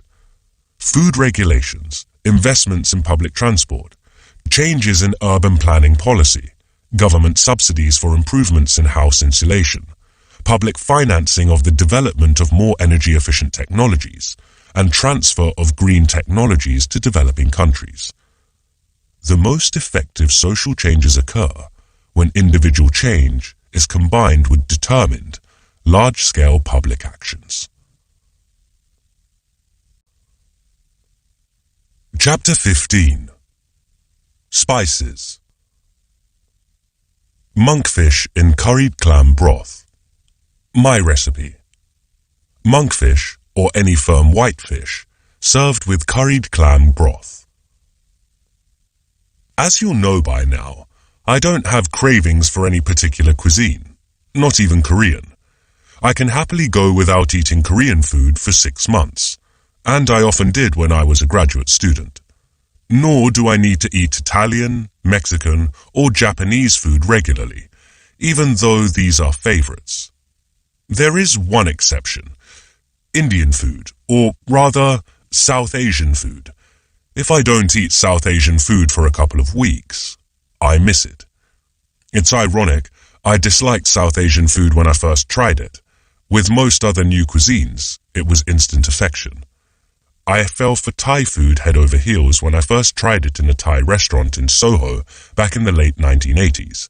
Greek food, moussaka, taramasalata, lucanico sausages, you name it, was an instant hit. I didn't even sense I was eating foreign food when I ate in Italy during my first visit there in 1987. But Indian? No. To my non-South Asian friends, I complained that South Asian food lacked body. I don't know exactly what I was trying to say, but I must have been unhappy at a subconscious level about the relative lack of umami flavor, the want of soy sauce and shortage of garlic in the dishes that I had tried. However, thinking back, I think the real reason for my complaint was that I couldn't handle the complex and unusual sensations that the multitude of spices in South Asian dishes hit me with. Until I came to Britain, I had known only 5 spices: black pepper, mustard, cinnamon, ginger, and chili. And of these 5, I had seen only cinnamon, ginger, and chili in their raw forms. Black pepper was greyish, dusty powder, rather than peppercorns, and mustard came in a preparation similar to that of English mustard, although milder and sweeter in taste. Sure, I had eaten Chinese 5-spice, wuxiang pork, a few times, but I wasn't too keen on it and didn't bother to find out what those 5 spices were. They are star anise, cloves, cinnamon, Sichuan pepper, and fennel seeds, in case you were wondering. So it was as good as not having consumed them at all. Over time, however, I came to appreciate and then fall deeply in love with the complex of flavors, aromas, and sensations that the huge gamut of spices give to South Asian dishes. Coriander seeds, mustard seeds, cumin, clove, nutmeg, mace, the shell of nutmeg, star anise, fennel seeds, caraway, jeera, saffron, cardamom, tamarind, asafoetida, and so on. Today, I am a spice fiend. I make pared-down versions of South Asian dishes using mainly ground coriander seeds, fennel seeds and cumin, as I find the use of the authentic range of spices a bit daunting and unnecessary when there is such excellent South Asian food to be had, both from restaurants and in the form of ready-made meals. Masala chai, sweet South Asian tea boiled with milk and ginger, cardamom and various other spices, is a favorite drink. It is not just South Asian dishes for which I use spices. Generous quantities of black pepper, whether in whole corns or in ground form, go into most of the stews and pasta dishes I cook. When I make crumble, apple and rhubarb is my favorite filling, although I also make plain apple crumble and plum crumble. I lace the filling with ridiculous quantities of cloves, cardamom pods, and cinnamon, powder or bark. Sometimes I throw in black peppercorns as well to increase the heat. I make risotto only with a pinch of saffron, as long as I use a good stock. It doesn't need anything else. I have recently been totally sold on the South Asian cheese toastie, toasted cheese sandwich for non-Brits. Listen also to anchovy. With liberal lashings of ground coriander seeds and chili powder, as well as chopped onion, garlic, and coriander leaves. I use the recipe by the British Indian lawyer-turned-chef, Nisha Katona. Once my conversion to spices happened, I could not believe what I had missed for the first 3 decades of my life. I cursed my ancestors. Why didn't they learn to cook with wonderful things like cloves, my favorite, and coriander seeds? Wouldn't Korean food have been more sophisticated and interesting had we used star anise and fennel seeds? Then I realized that I was being unfair. My ancestors were stuck in the northeastern corner of the Eurasian continent, where it is too cold for most spices to grow. Moreover, unlike the Europeans, they didn't have the willingness or the ability to invade and occupy the spice lands. The spices that have been most prized in Europe, black pepper, clove, cinnamon, and nutmeg, used to grow only in what used to be called the East Indies, that is, South Asia, especially Sri Lanka and southern India, and Southeast Asia, especially Indonesia. It is well known that the search for spices was a critical impetus behind the discovery of navigational routes from Europe to Asia. Less well known is the fact that it also gave us the most important vehicle for the development of capitalism, namely the joint stock company, or the limited liability company. In the beginning, the spice trade with the East Indies was extremely risky for the Europeans. Traversing 2 or even 3 oceans, the Atlantic, the Indian Ocean, and, if you're going to Indonesia, the Pacific, on a sailing ship was like, to exaggerate a bit, sending a Mars probe and successfully getting it back these days. The rewards were fabulous, to be sure, but given the risk involved, investors were reluctant to sink money into the spice race. The risk was further exacerbated by the fact that if a business venture failed, the investors could lose everything. Not just the money they invested in the venture, but their properties, house, furniture, even pots and pans, as they were expected to repay everything they had borrowed. In more technical terms, their liabilities were unlimited. Failing in a business venture could even cost businessmen their personal freedom. If the creditors remained unpaid, even after he had sold everything he owned, the indebted businessman ended up in a debtor's prison. Potential investors were naturally reluctant to invest in very risky ventures, like the spice trade. A solution was found in offering investors limited liability. Potential investors were given the guarantee that their liability would be limited to what they had invested in the venture, their shares, rather than everything they owned. This hugely reduced the risk that potential investors faced, enabling those who were organizing high-risk ventures to mobilize huge sums of money by recruiting a large number of investors. So began companies like the English East India Company, founded in 1600, and the Dutch East India Company, 1602. they were actually not the first limited liability companies, but their successes in bringing in spice from the East Indies and eventually running colonies in, respectively, India and Indonesia. Yes, companies rather than countries had colonies in the early days, gave the institution of limited liability a critical boost. Limited liability is the norm today, but until the late 19th century, it used to be a privilege granted by the Crown and the government when absolute monarchy ended, only to high-risk ventures of national importance, like long-distance trade and colonial expansion. Many were skeptical of the idea, even for such exceptional cases. Among them was Adam Smith, the father of economics, who condemned limited liability companies on the grounds that it let their managers gamble with other people's money. His words. The reasoning was that such managers, who by definition did not own 100% of the companies, would always take excessive risk because they did not have to bear the full costs of failure. This is absolutely true, but the point is that limited liability also let us mobilize capital on a much larger scale than under unlimited liability. This is why Karl Marx, the scourge of capitalism, sang praises of limited liability companies as capitalist production in its highest development, although he did so with the ulterior motive that faster development of capitalism would mean faster advent of socialism, as his theory was that socialism will emerge only after capitalism is fully developed. Soon after Marx made his pronouncement in the mid-19th century, the rise of heavy and chemical industries that require large-scale investments, iron and steel, machines, industrial chemicals, pharmaceuticals and the like, made limited liability even more necessary. You simply cannot get away with issuing permits for limited liability on a case-by-case basis anymore if most of your key industries, and not just long-distance trading or colonial ventures, need large-scale finance. As a result, in the late 19th century, most countries made limited liability a right, subject to meeting some minimum standards, rather than a privilege. Since then, limited liability companies, or corporations, have been the main vehicle of capitalist development.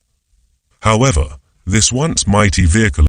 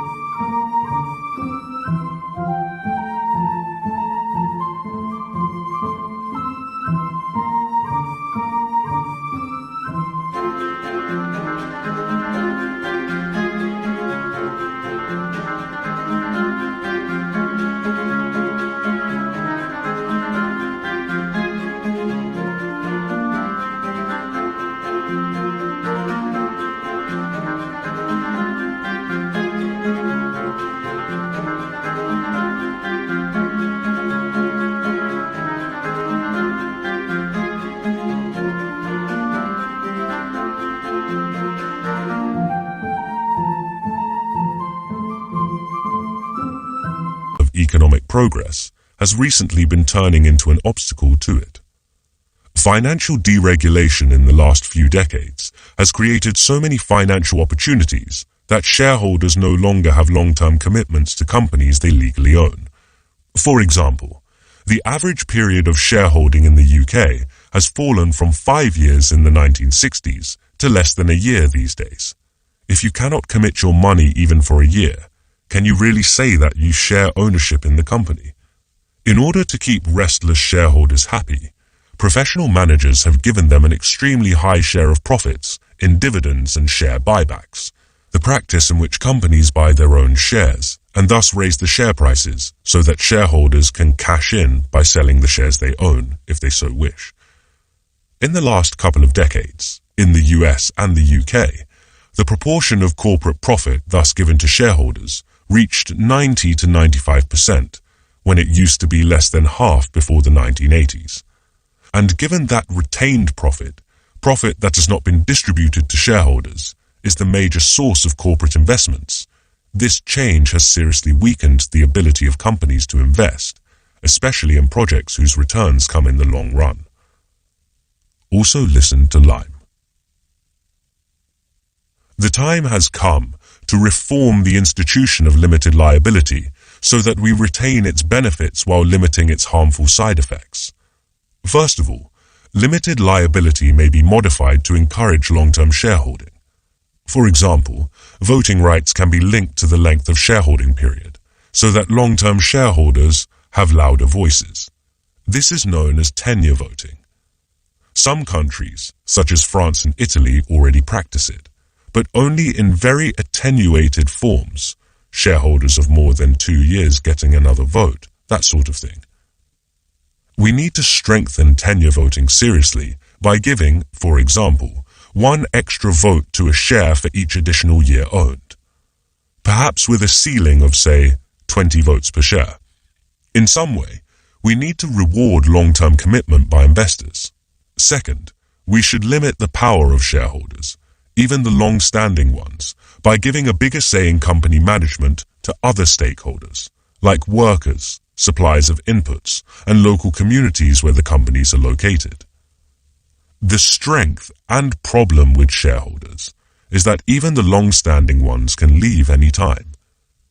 By giving some power to stakeholders that are far less mobile than the shareholders, we would allocate power to constituencies that are more concerned with the long-term future of the company than the supposed owners of it. That is, the shareholders. Last but not least, the options for shareholders need to be limited, in order to make them more interested in the long-term future of the companies whose shares they own. This can be done by tightening financial regulations over the more speculative end of the range of financial products, thereby reducing the chance of making a quick buck and thus increasing the incentive to make a long-term commitment to a company. Limited liability has been one of the most important instruments that capitalism has ever invented. However, in an age of deregulated finance and impatient shareholders, or, as a more technical term goes, in the age of financialization, it is turning into an obstacle to, rather than a vehicle for, economic progress. We need to reform the institution of limited liability and those surrounding it, like financial regulation and mechanisms of stakeholder influence. In the same way in which the same spice may perk up one dish but ruin another, the same institution may function greatly in one context, but turn into a great problem in another. Chapter 16. Strawberry. Strawberry milk. Recipe by Ha-Joon, my wife. Strawberries mashed in milk with added condensed milk. Strawberry is not a berry, according to the scientific definition.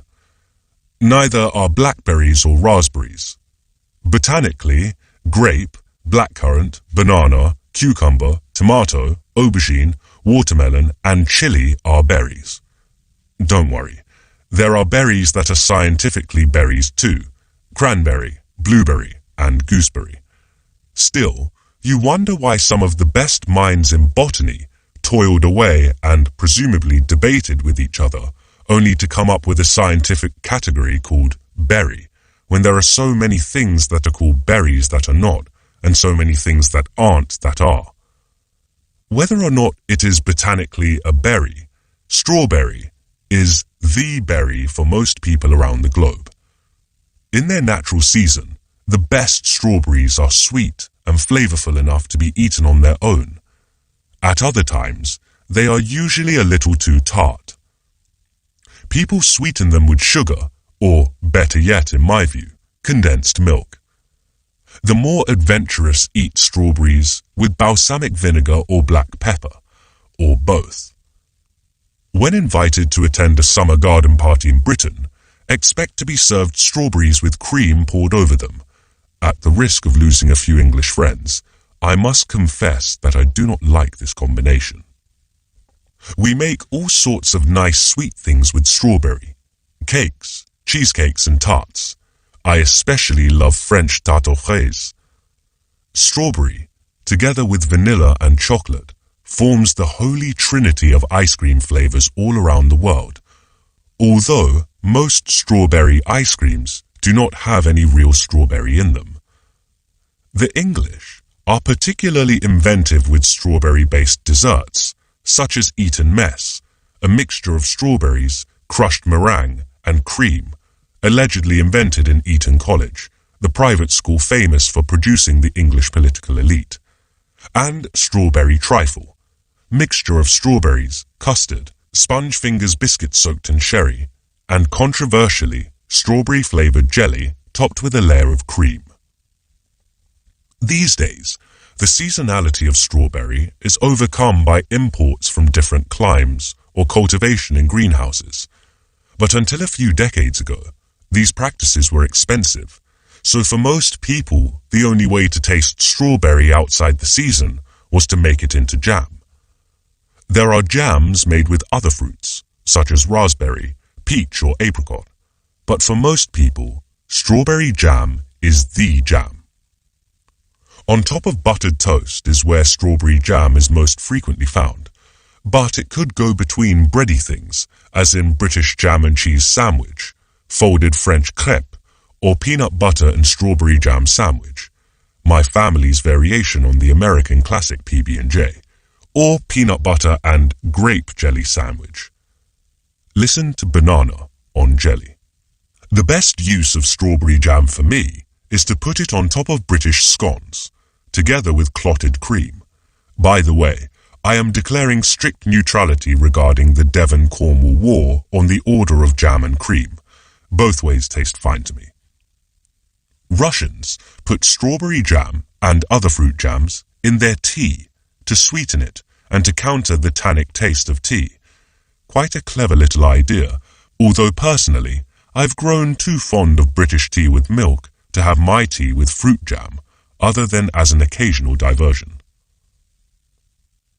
Strawberry is a very labor-intensive crop, especially in terms of harvesting.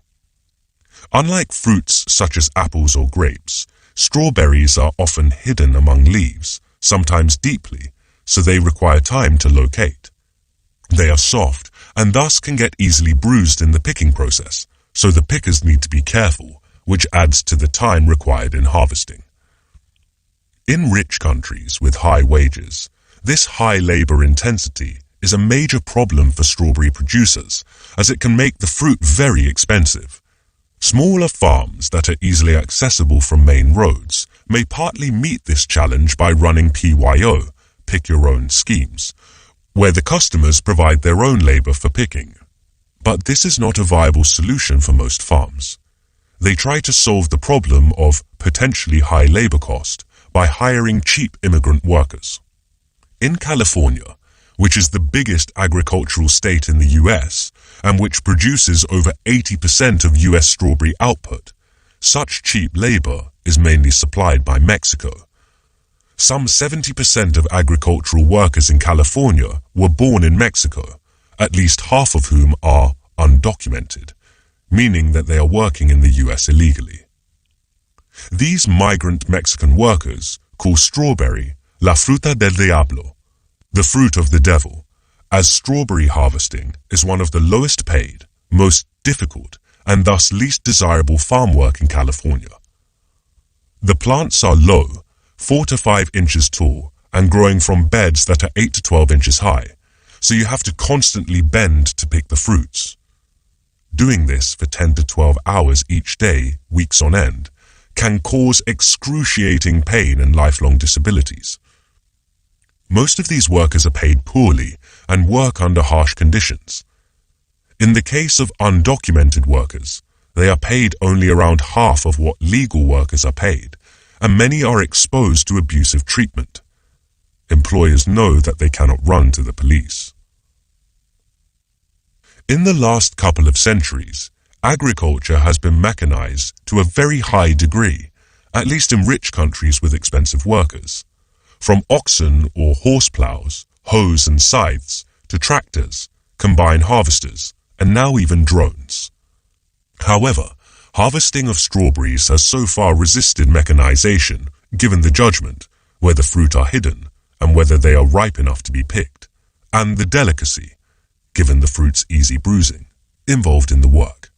But things are changing. Finally, we are on the cusp of commercializing robots that can pick strawberries and other difficult-to-pick fruits and vegetables, like raspberries, tomatoes, and lettuce.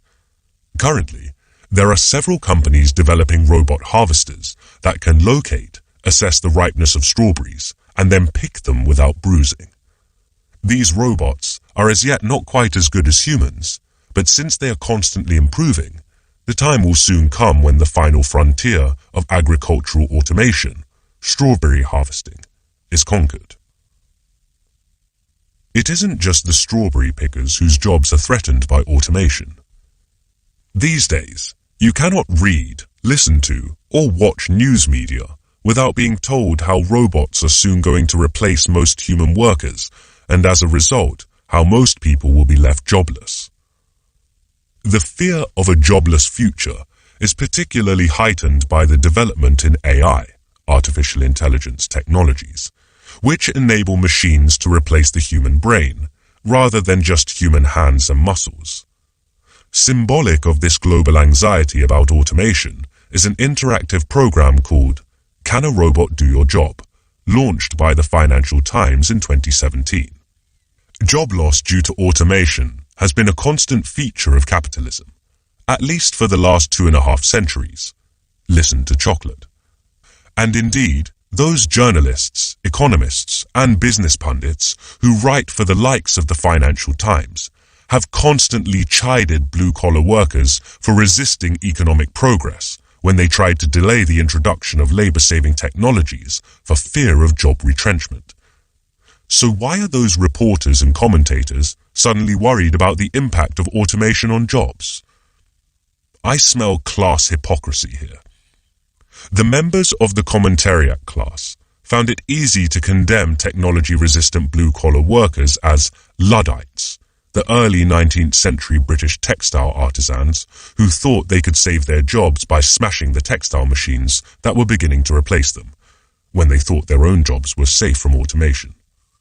However, now that automation is affecting white-collar professions, which they and their friends are the members of, medicine, law, accountancy, finance, teaching, and even journalism, they are belatedly discovering the fear of technology-driven unemployment, and worse, permanent redundancy of their skills. But we shouldn't be swept up by the newfound panic about automation among the commentariat class.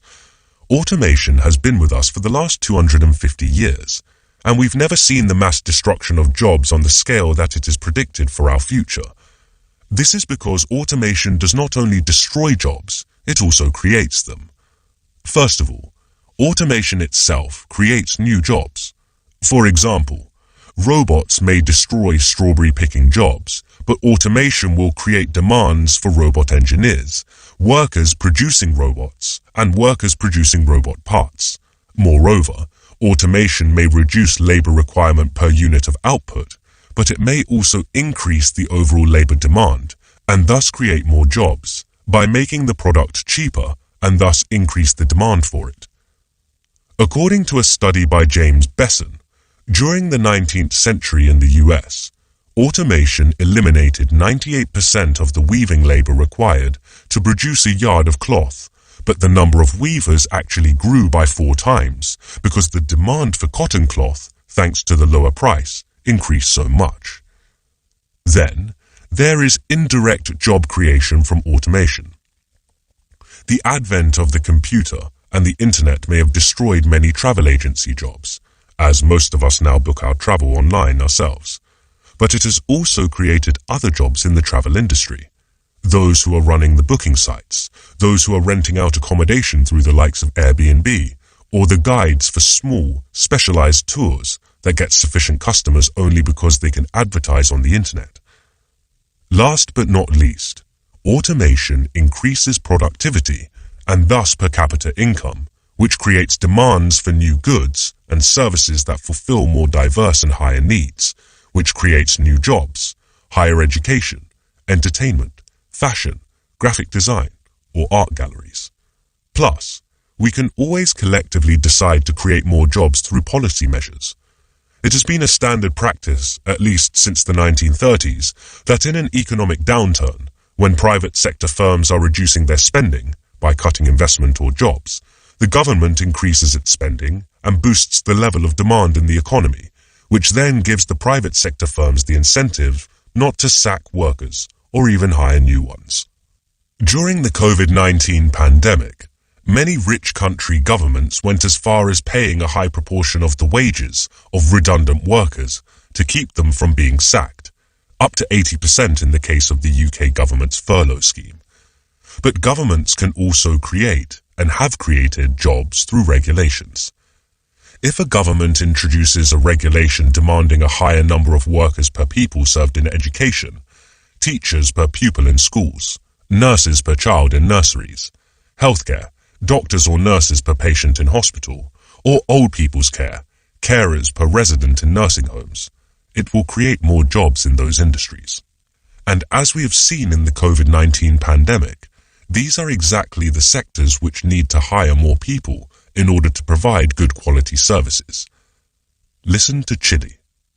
With all these forces at play, pulling in different directions, acting in unpredictable ways, and unfolding over a long period, it is impossible to say that automation in one particular area, whether it is strawberry harvesting, cotton cloth weaving, or journalism, reduces overall employment or not.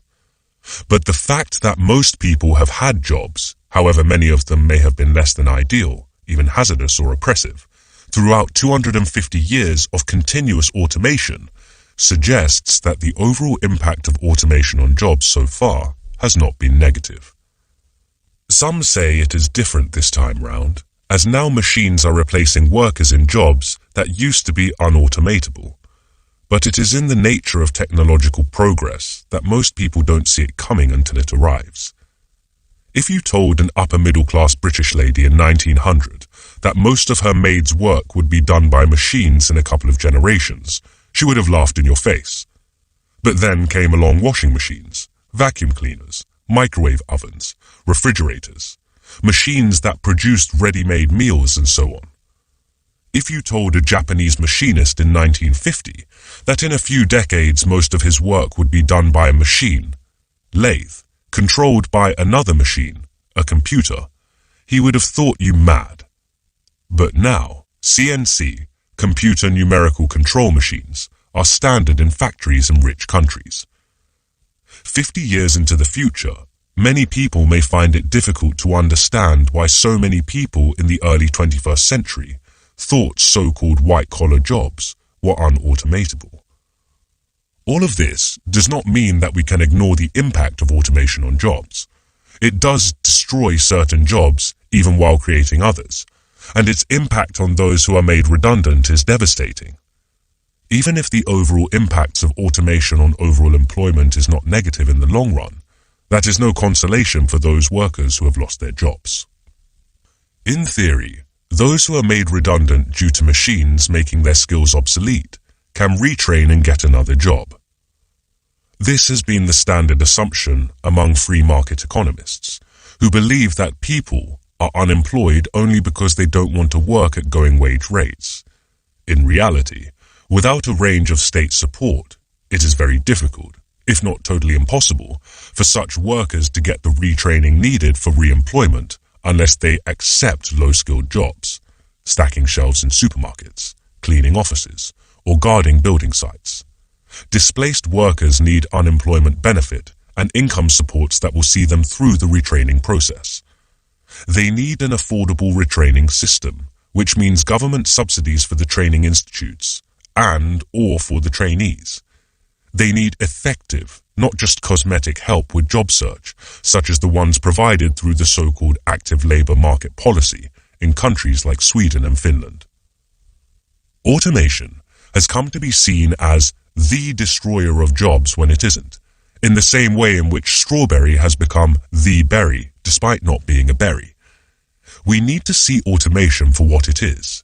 It is not a net destroyer of jobs. Moreover, technology does not fully determine the number of jobs available.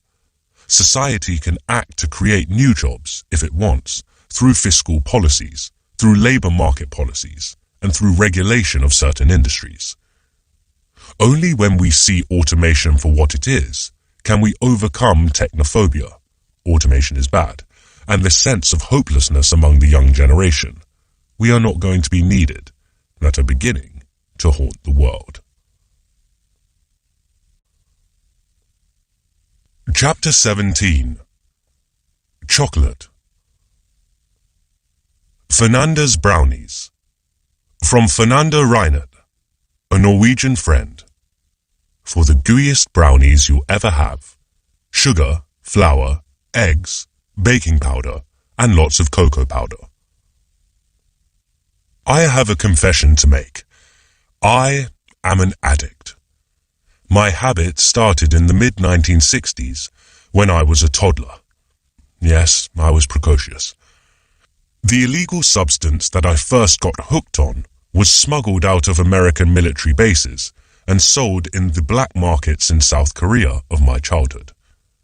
It was called M&Ms. Black market in M&Ms.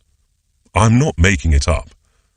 At the time in Korea, the importing of foreign goods other than the machines and the raw materials directly needed for the country's industrialization was banned. Passenger cars, TVs, biscuits, chocolates, even bananas, you name it. Smuggling in things like cars and TVs from abroad was very difficult, but enterprising Koreans smuggled smaller consumer items on a large scale out of the American military bases that dotted the country at the time. We still have some. Tinned goods. I remember Dole fruit cocktails and Spam being particularly popular. Juice powders. Tang was the thing. Biscuits, chewing gum, and chocolates were sold on to itinerant peddlers, who would then sell them to middle-class families with a bit of extra cash to spare. Chocolates, like M&Ms and Hershey milk chocolate bars, were among the most popular. No one produced chocolate in Korea until 1967, and it wasn't really up to much until 1975, when we got the Ghana chocolate bar, made exclusively with cacao beans imported from Ghana by Lotte Confectionaire. It is still the country's longest-running brand of chocolate. Starting from my M&M days, I have spent almost 6 decades constantly struggling with, and usually giving into, my desire to consume everything and anything that has to do with cacao beans. At the top end, there are bars, truffles, Florentines, and other wonderful things from upmarket chocolatiers, like, in alphabetical order so that I don't show any favoritism here, Hotel Chocolat, British, Lindt and Sprüngli, Swiss, Pierre Marcolini, Belgian, Repubblica del Cacao, Ecuadorian, and Valrhona, French. I'm not enough of a connoisseur to put much value in the single estate origin of cacao beans in a chocolate bar, or to fuss about the differences in flavor between, say, Venezuelan and Trinidadian beans that these chocolatiers often highlight, but I cannot resist the intensity and the complexity of flavors and aromas that they are able to conjure.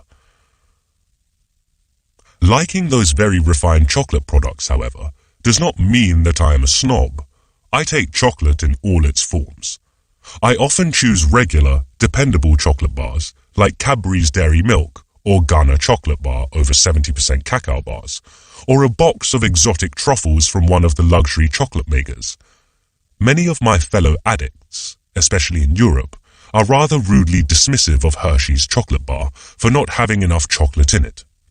According to a BBC report, it has only 11% chocolate, less than half that of a chocolate bar that contains so little chocolate that it does not dare call itself chocolate. That is, Cadbury's Dairy Milk with a 23% chocolate content. However, I still have a very soft spot for Hershey's, having acquired the taste for it during my M&M days. And hey, for me, chocolate is chocolate, whether it is 70%, 23%, or 11%. If you are adding anything to chocolate, I will have to vote for peanuts. Just think peanut M&Ms, various Reese's products, and my favorite, Snickers. I would also gladly scoff chocolate-covered whole almonds, break into the sharp peaks of Toblerone bars with their little nut pieces, or enjoy the holy hazelnut trinity of Ferrero Rocher chocolate balls. A whole roasted hazelnut in the center, hazelnut pieces, and hazelnut chocolate. I have mixed feelings about adding fruits to chocolate, but I am partial to orange and chocolate combinations. Terry's chocolate orange, dark chocolate-covered candied orange slices, even Jaffa cakes. Bring them on. Introduce flour, with fat, especially butter and sugar, to chocolate, and you are creating a whole new universe. Chocolate brownies, chocolate fudge cake, chocolate and Guinness cake, molten lava chocolate cake, black forest cake, and then all those biscuits and cookies. I like chocolate biscuit bars like Kit Kat and Twix, but chocolate digestives are my absolute favorite. Then there are all those chocolate chip cookies that I cannot get enough of. Maryland, Pepperidge Farm, supermarket-owned brand ones, and home-baked ones. Last but not least, there are non-confectionery modes of chocolate consumption. When I was a kid, I loved drinking chocolate, cocoa, as we called it in Korea then. Although these days I drink it rarely, having moved on to tea and coffee. I don't generally like ice cream very much, but if it's got chocolate in it in any form, I will gladly eat it. I sometimes sprinkle cacao nibs over breakfast cereals, yogurt, or ice cream. A friend recently taught me to add a couple of squares of a dark chocolate bar when making chili con carne, which works wonders. When I go to Mexico, I often try chicken with mole poblano, a sauce made with chocolate and chili. I could go on, but you get the picture. Chocolate is made from the seeds of the cacao tree, Theobroma cacao. It originates in Mesoamerica, although these days its main producers are actually outside the region, Côte d'Ivoire, Ghana, and Indonesia being the three largest producers. There is a debate about it, but it is believed that the cacao tree was first domesticated in modern-day Ecuador and Peru. It was enthusiastically adopted by the nations of modern-day Mexico, the Olmecs, the Mayans, and the Aztecs. Aztecs were super keen on the cacao beans, which are of course not beans but the seeds of the cacao fruit, or cacao pod, making a cold drink of chocolate mixed with corn puree and laced with chili, allspice, and vanilla. Because cacao tree cannot grow in the highlands that are home to the Aztecs, cacao beans were particularly valued by them. The Mayans and the Aztecs are said to have used the cacao bean as a form of currency. The Spaniards brought chocolate back home from Mexico in the 16th century after their conquest of the Aztec Empire, which is why the current names of the substance derive from the Aztec word, chocolatl.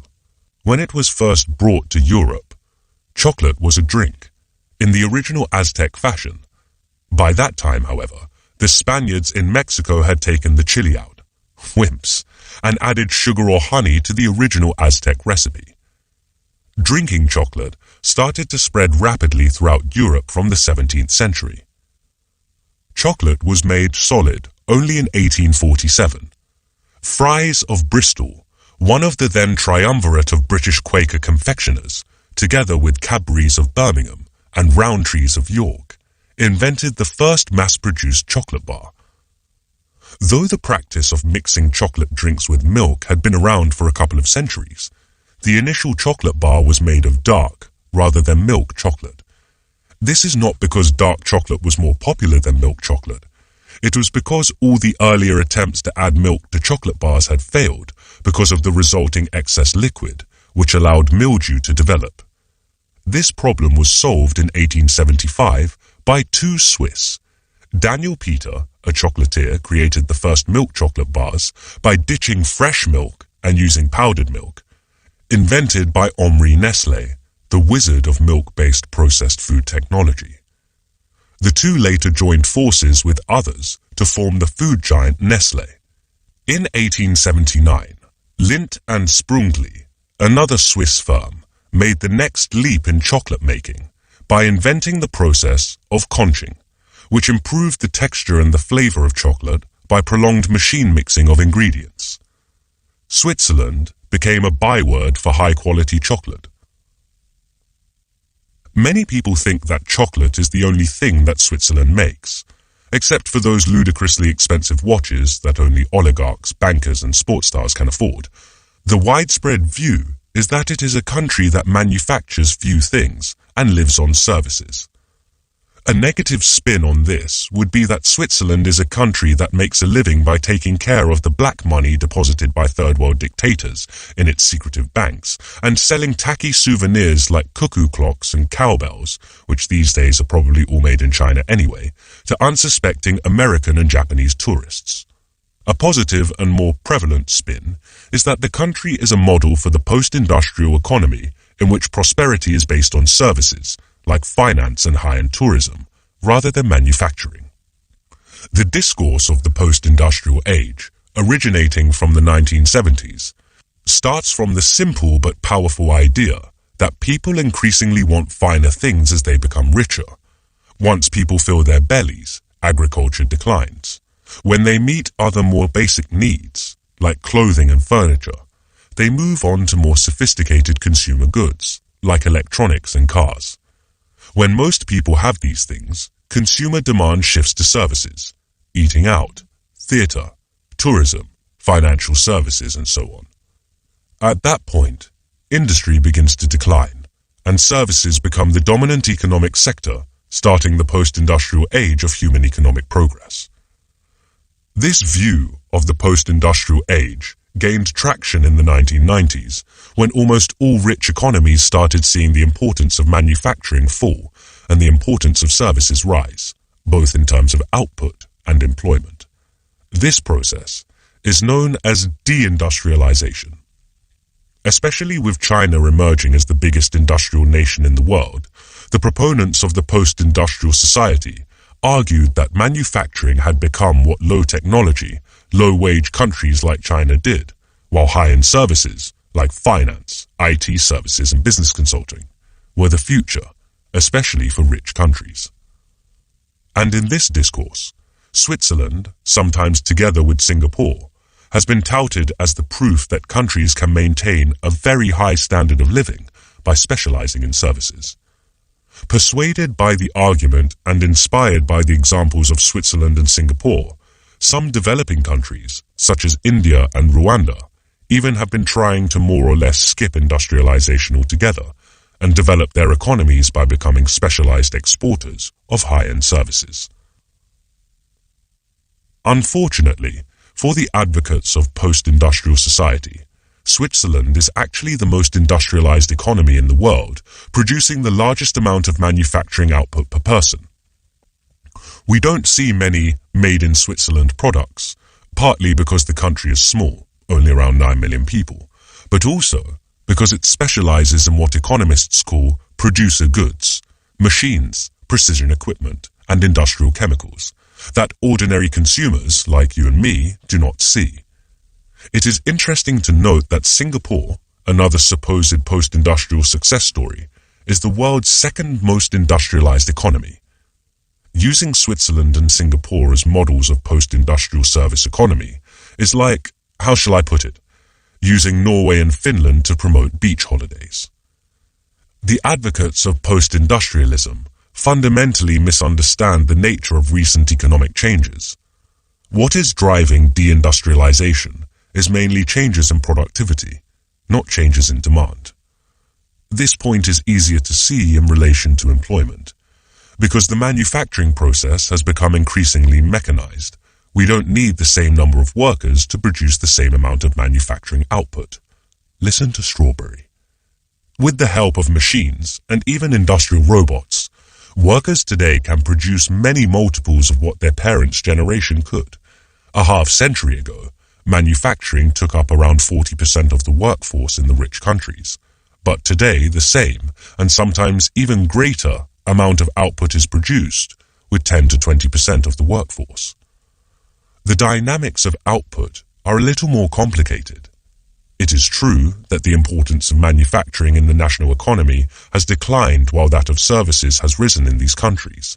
However, this has happened not because the demand for services has increased more than has the demand for manufactured goods in absolute terms, as the proponents of the post-industrial discourse would have us believe. It has happened mainly because services are becoming relatively more expensive, given the faster productivity growth in manufacturing than in services. Just think how computers and mobile phones have become so much cheaper over the last couple of decades, compared to haircuts or eating out. If we take into account the effects of such relative price changes, the share of manufacturing in national output has declined only marginally in most rich countries, the UK is an exception, and even increased in some countries, such as Switzerland, Sweden and Finland, in the last few decades. Contrary to the myth of post-industrialism, the ability to produce manufactured goods competitively remains the most important determinant of a country's living standards. Also listen to Anchovy. Many of the high productivity services that are supposed to be replacing manufacturing, such as finance, transport and business services, e.g. management consulting, engineering, design, cannot exist without the manufacturing sector because it is their main customer. These services look new only because they used to be provided in-house by manufacturing companies, and thus counted as output of the manufacturing sector, but are now supplied by firms specializing in those services, and thus counted as outputs of the service sector. This is why countries with strong manufacturing industries, like Switzerland and Singapore, also have strong service industries, although the reverse is not necessarily true. Moreover, manufacturing is still the main source of technological innovation. Even in the US and the UK, where manufacturing accounts for only around 10% of economic output, 60 to 70% of R&D, research and development, is conducted by the manufacturing sector. The figure is 80 to 90% in more manufacturing-oriented economies, like Germany or South Korea. The belief that we now live in an age of post-industrial economy has been particularly harmful for the US and the UK. Since the 1980s, these countries, especially the UK, have neglected their manufacturing sector under the illusion that their decline is a positive sign that their national economies are making a transition from an industrial economy to a post-industrial economy. This gave policymakers a convenient excuse for not doing anything about the decline of the manufacturing sector. Instead, in the last few decades, the UK and US economies have been driven by overdevelopment of the financial sector, which came crashing down in the 2008 global financial crisis. Since then, the feeble recovery they have generated, economists have been talking about secular stagnation, is based on another financial and real estate bubble, through historically low interest rates and the so-called quantitative easing program led by the central banks. The COVID-19 pandemic of 2020 to 2022 revealed that the US and the UK now have financial markets that have nothing to do with the real economy. During the pandemic, stock markets in those countries have gone up to historical heights, while the real economy tanked, and ordinary people suffered from unemployment and cuts in income. In American parlance, Wall Street and Main Street have nothing to do with each other anymore. Even if the only made-in-Switzerland item you have actually bought is chocolate, highly likely unless you live in Switzerland, don't let that fool you. The secret of Swiss success is the world's strongest manufacturing sector, and not things like banking and upmarket tourism as we commonly think. Indeed, Even the Swiss reputation in the field of chocolate originates from the ingenuity of its manufacturing sector. The invention of powdered milk, creation of milk chocolate, and the development of conching technology. It is not due to its competence in the service industries, say, the ability of its banks to come up with sophisticated installment payment plans for the buyers of chocolate bars, or the ability of its advertising agencies to do a sleek marketing campaign for chocolate. The discourse of post-industrial society, for which Switzerland has been an unwitting role model, is at best misleading and at worst harmful for the real economy. We believe in it at our peril. Conclusion. How to eat economics better. I know, this has been a strange book.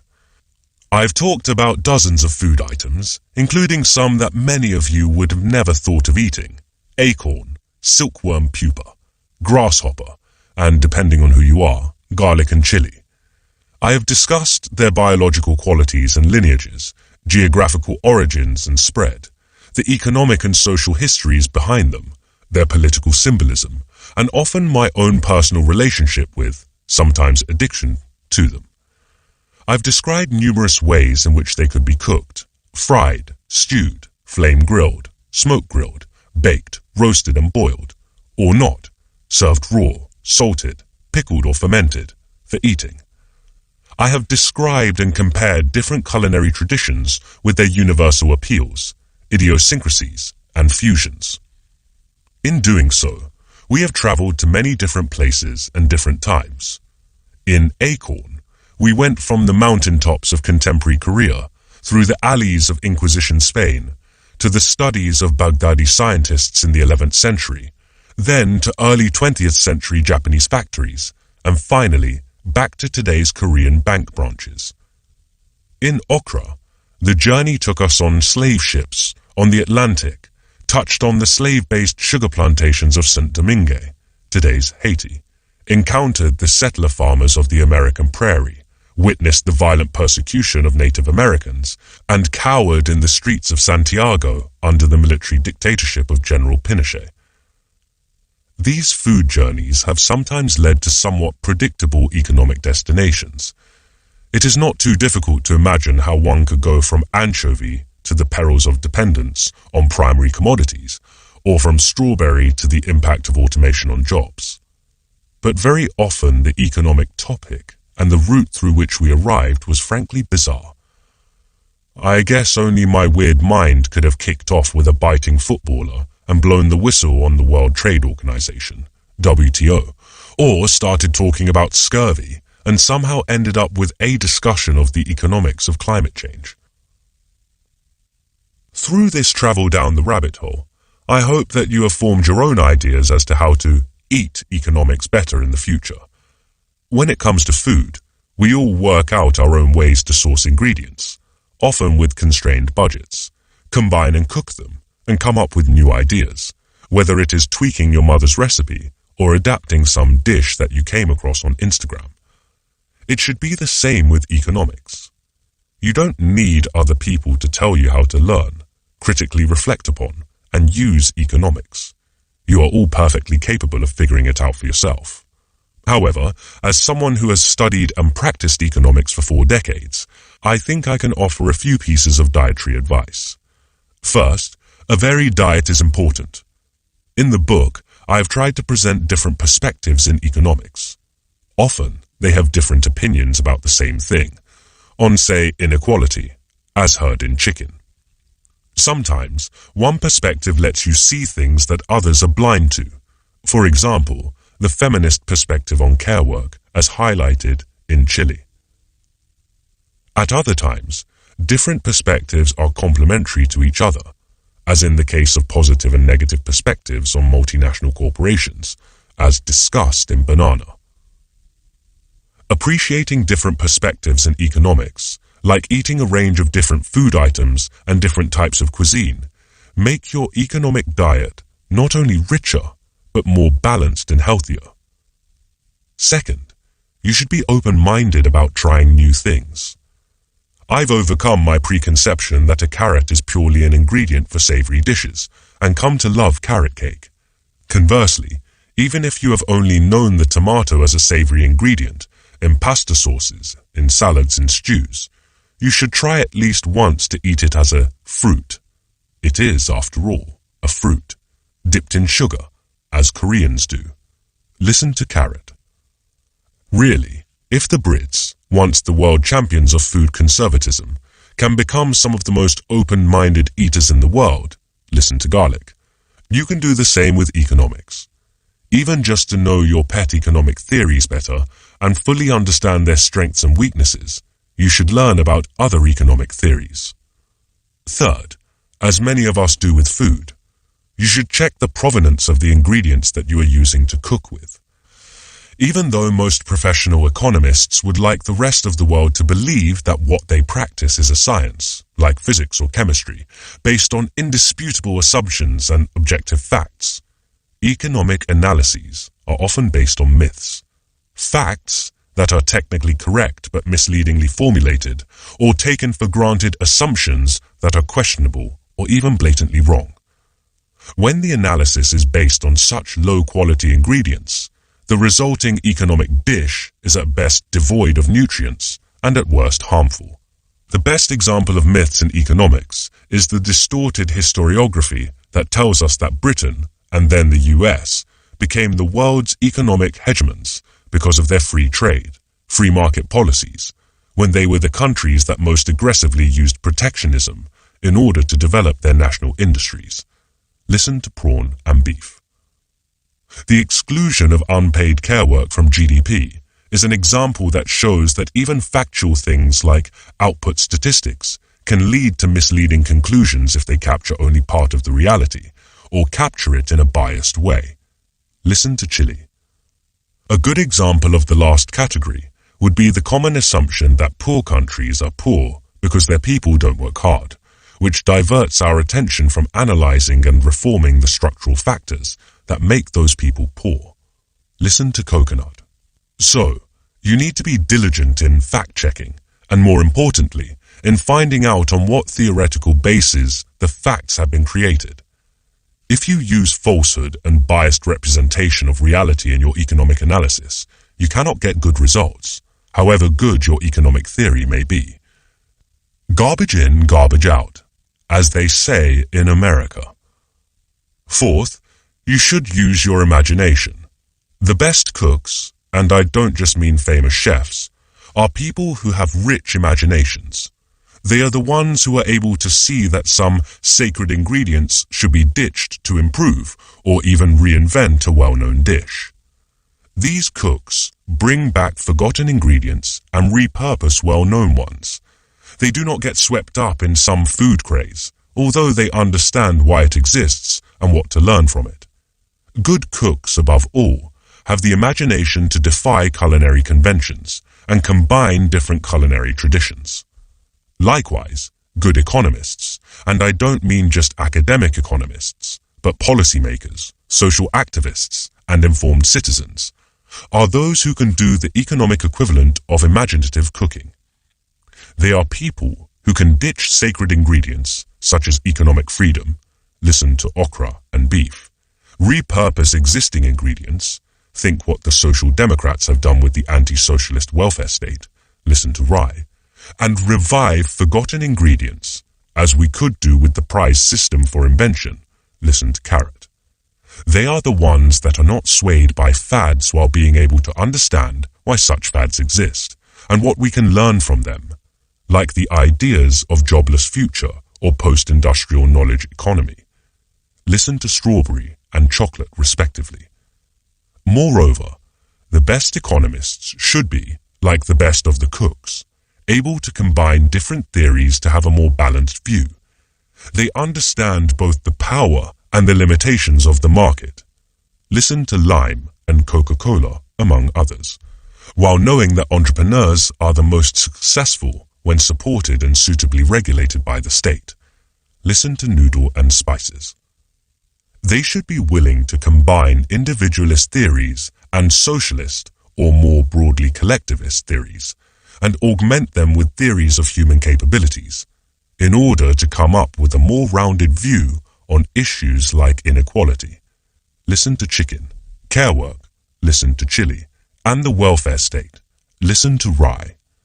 We must all find our own ways to understand and change our economy, and with it, the world in which we live and share, in the same way in which we all have to figure out our own ways to eat better, for our own individual health and wallets, for those who are producing food, for those who are not eating enough and or nutritiously, and increasingly, for the planet. Thanks for listening.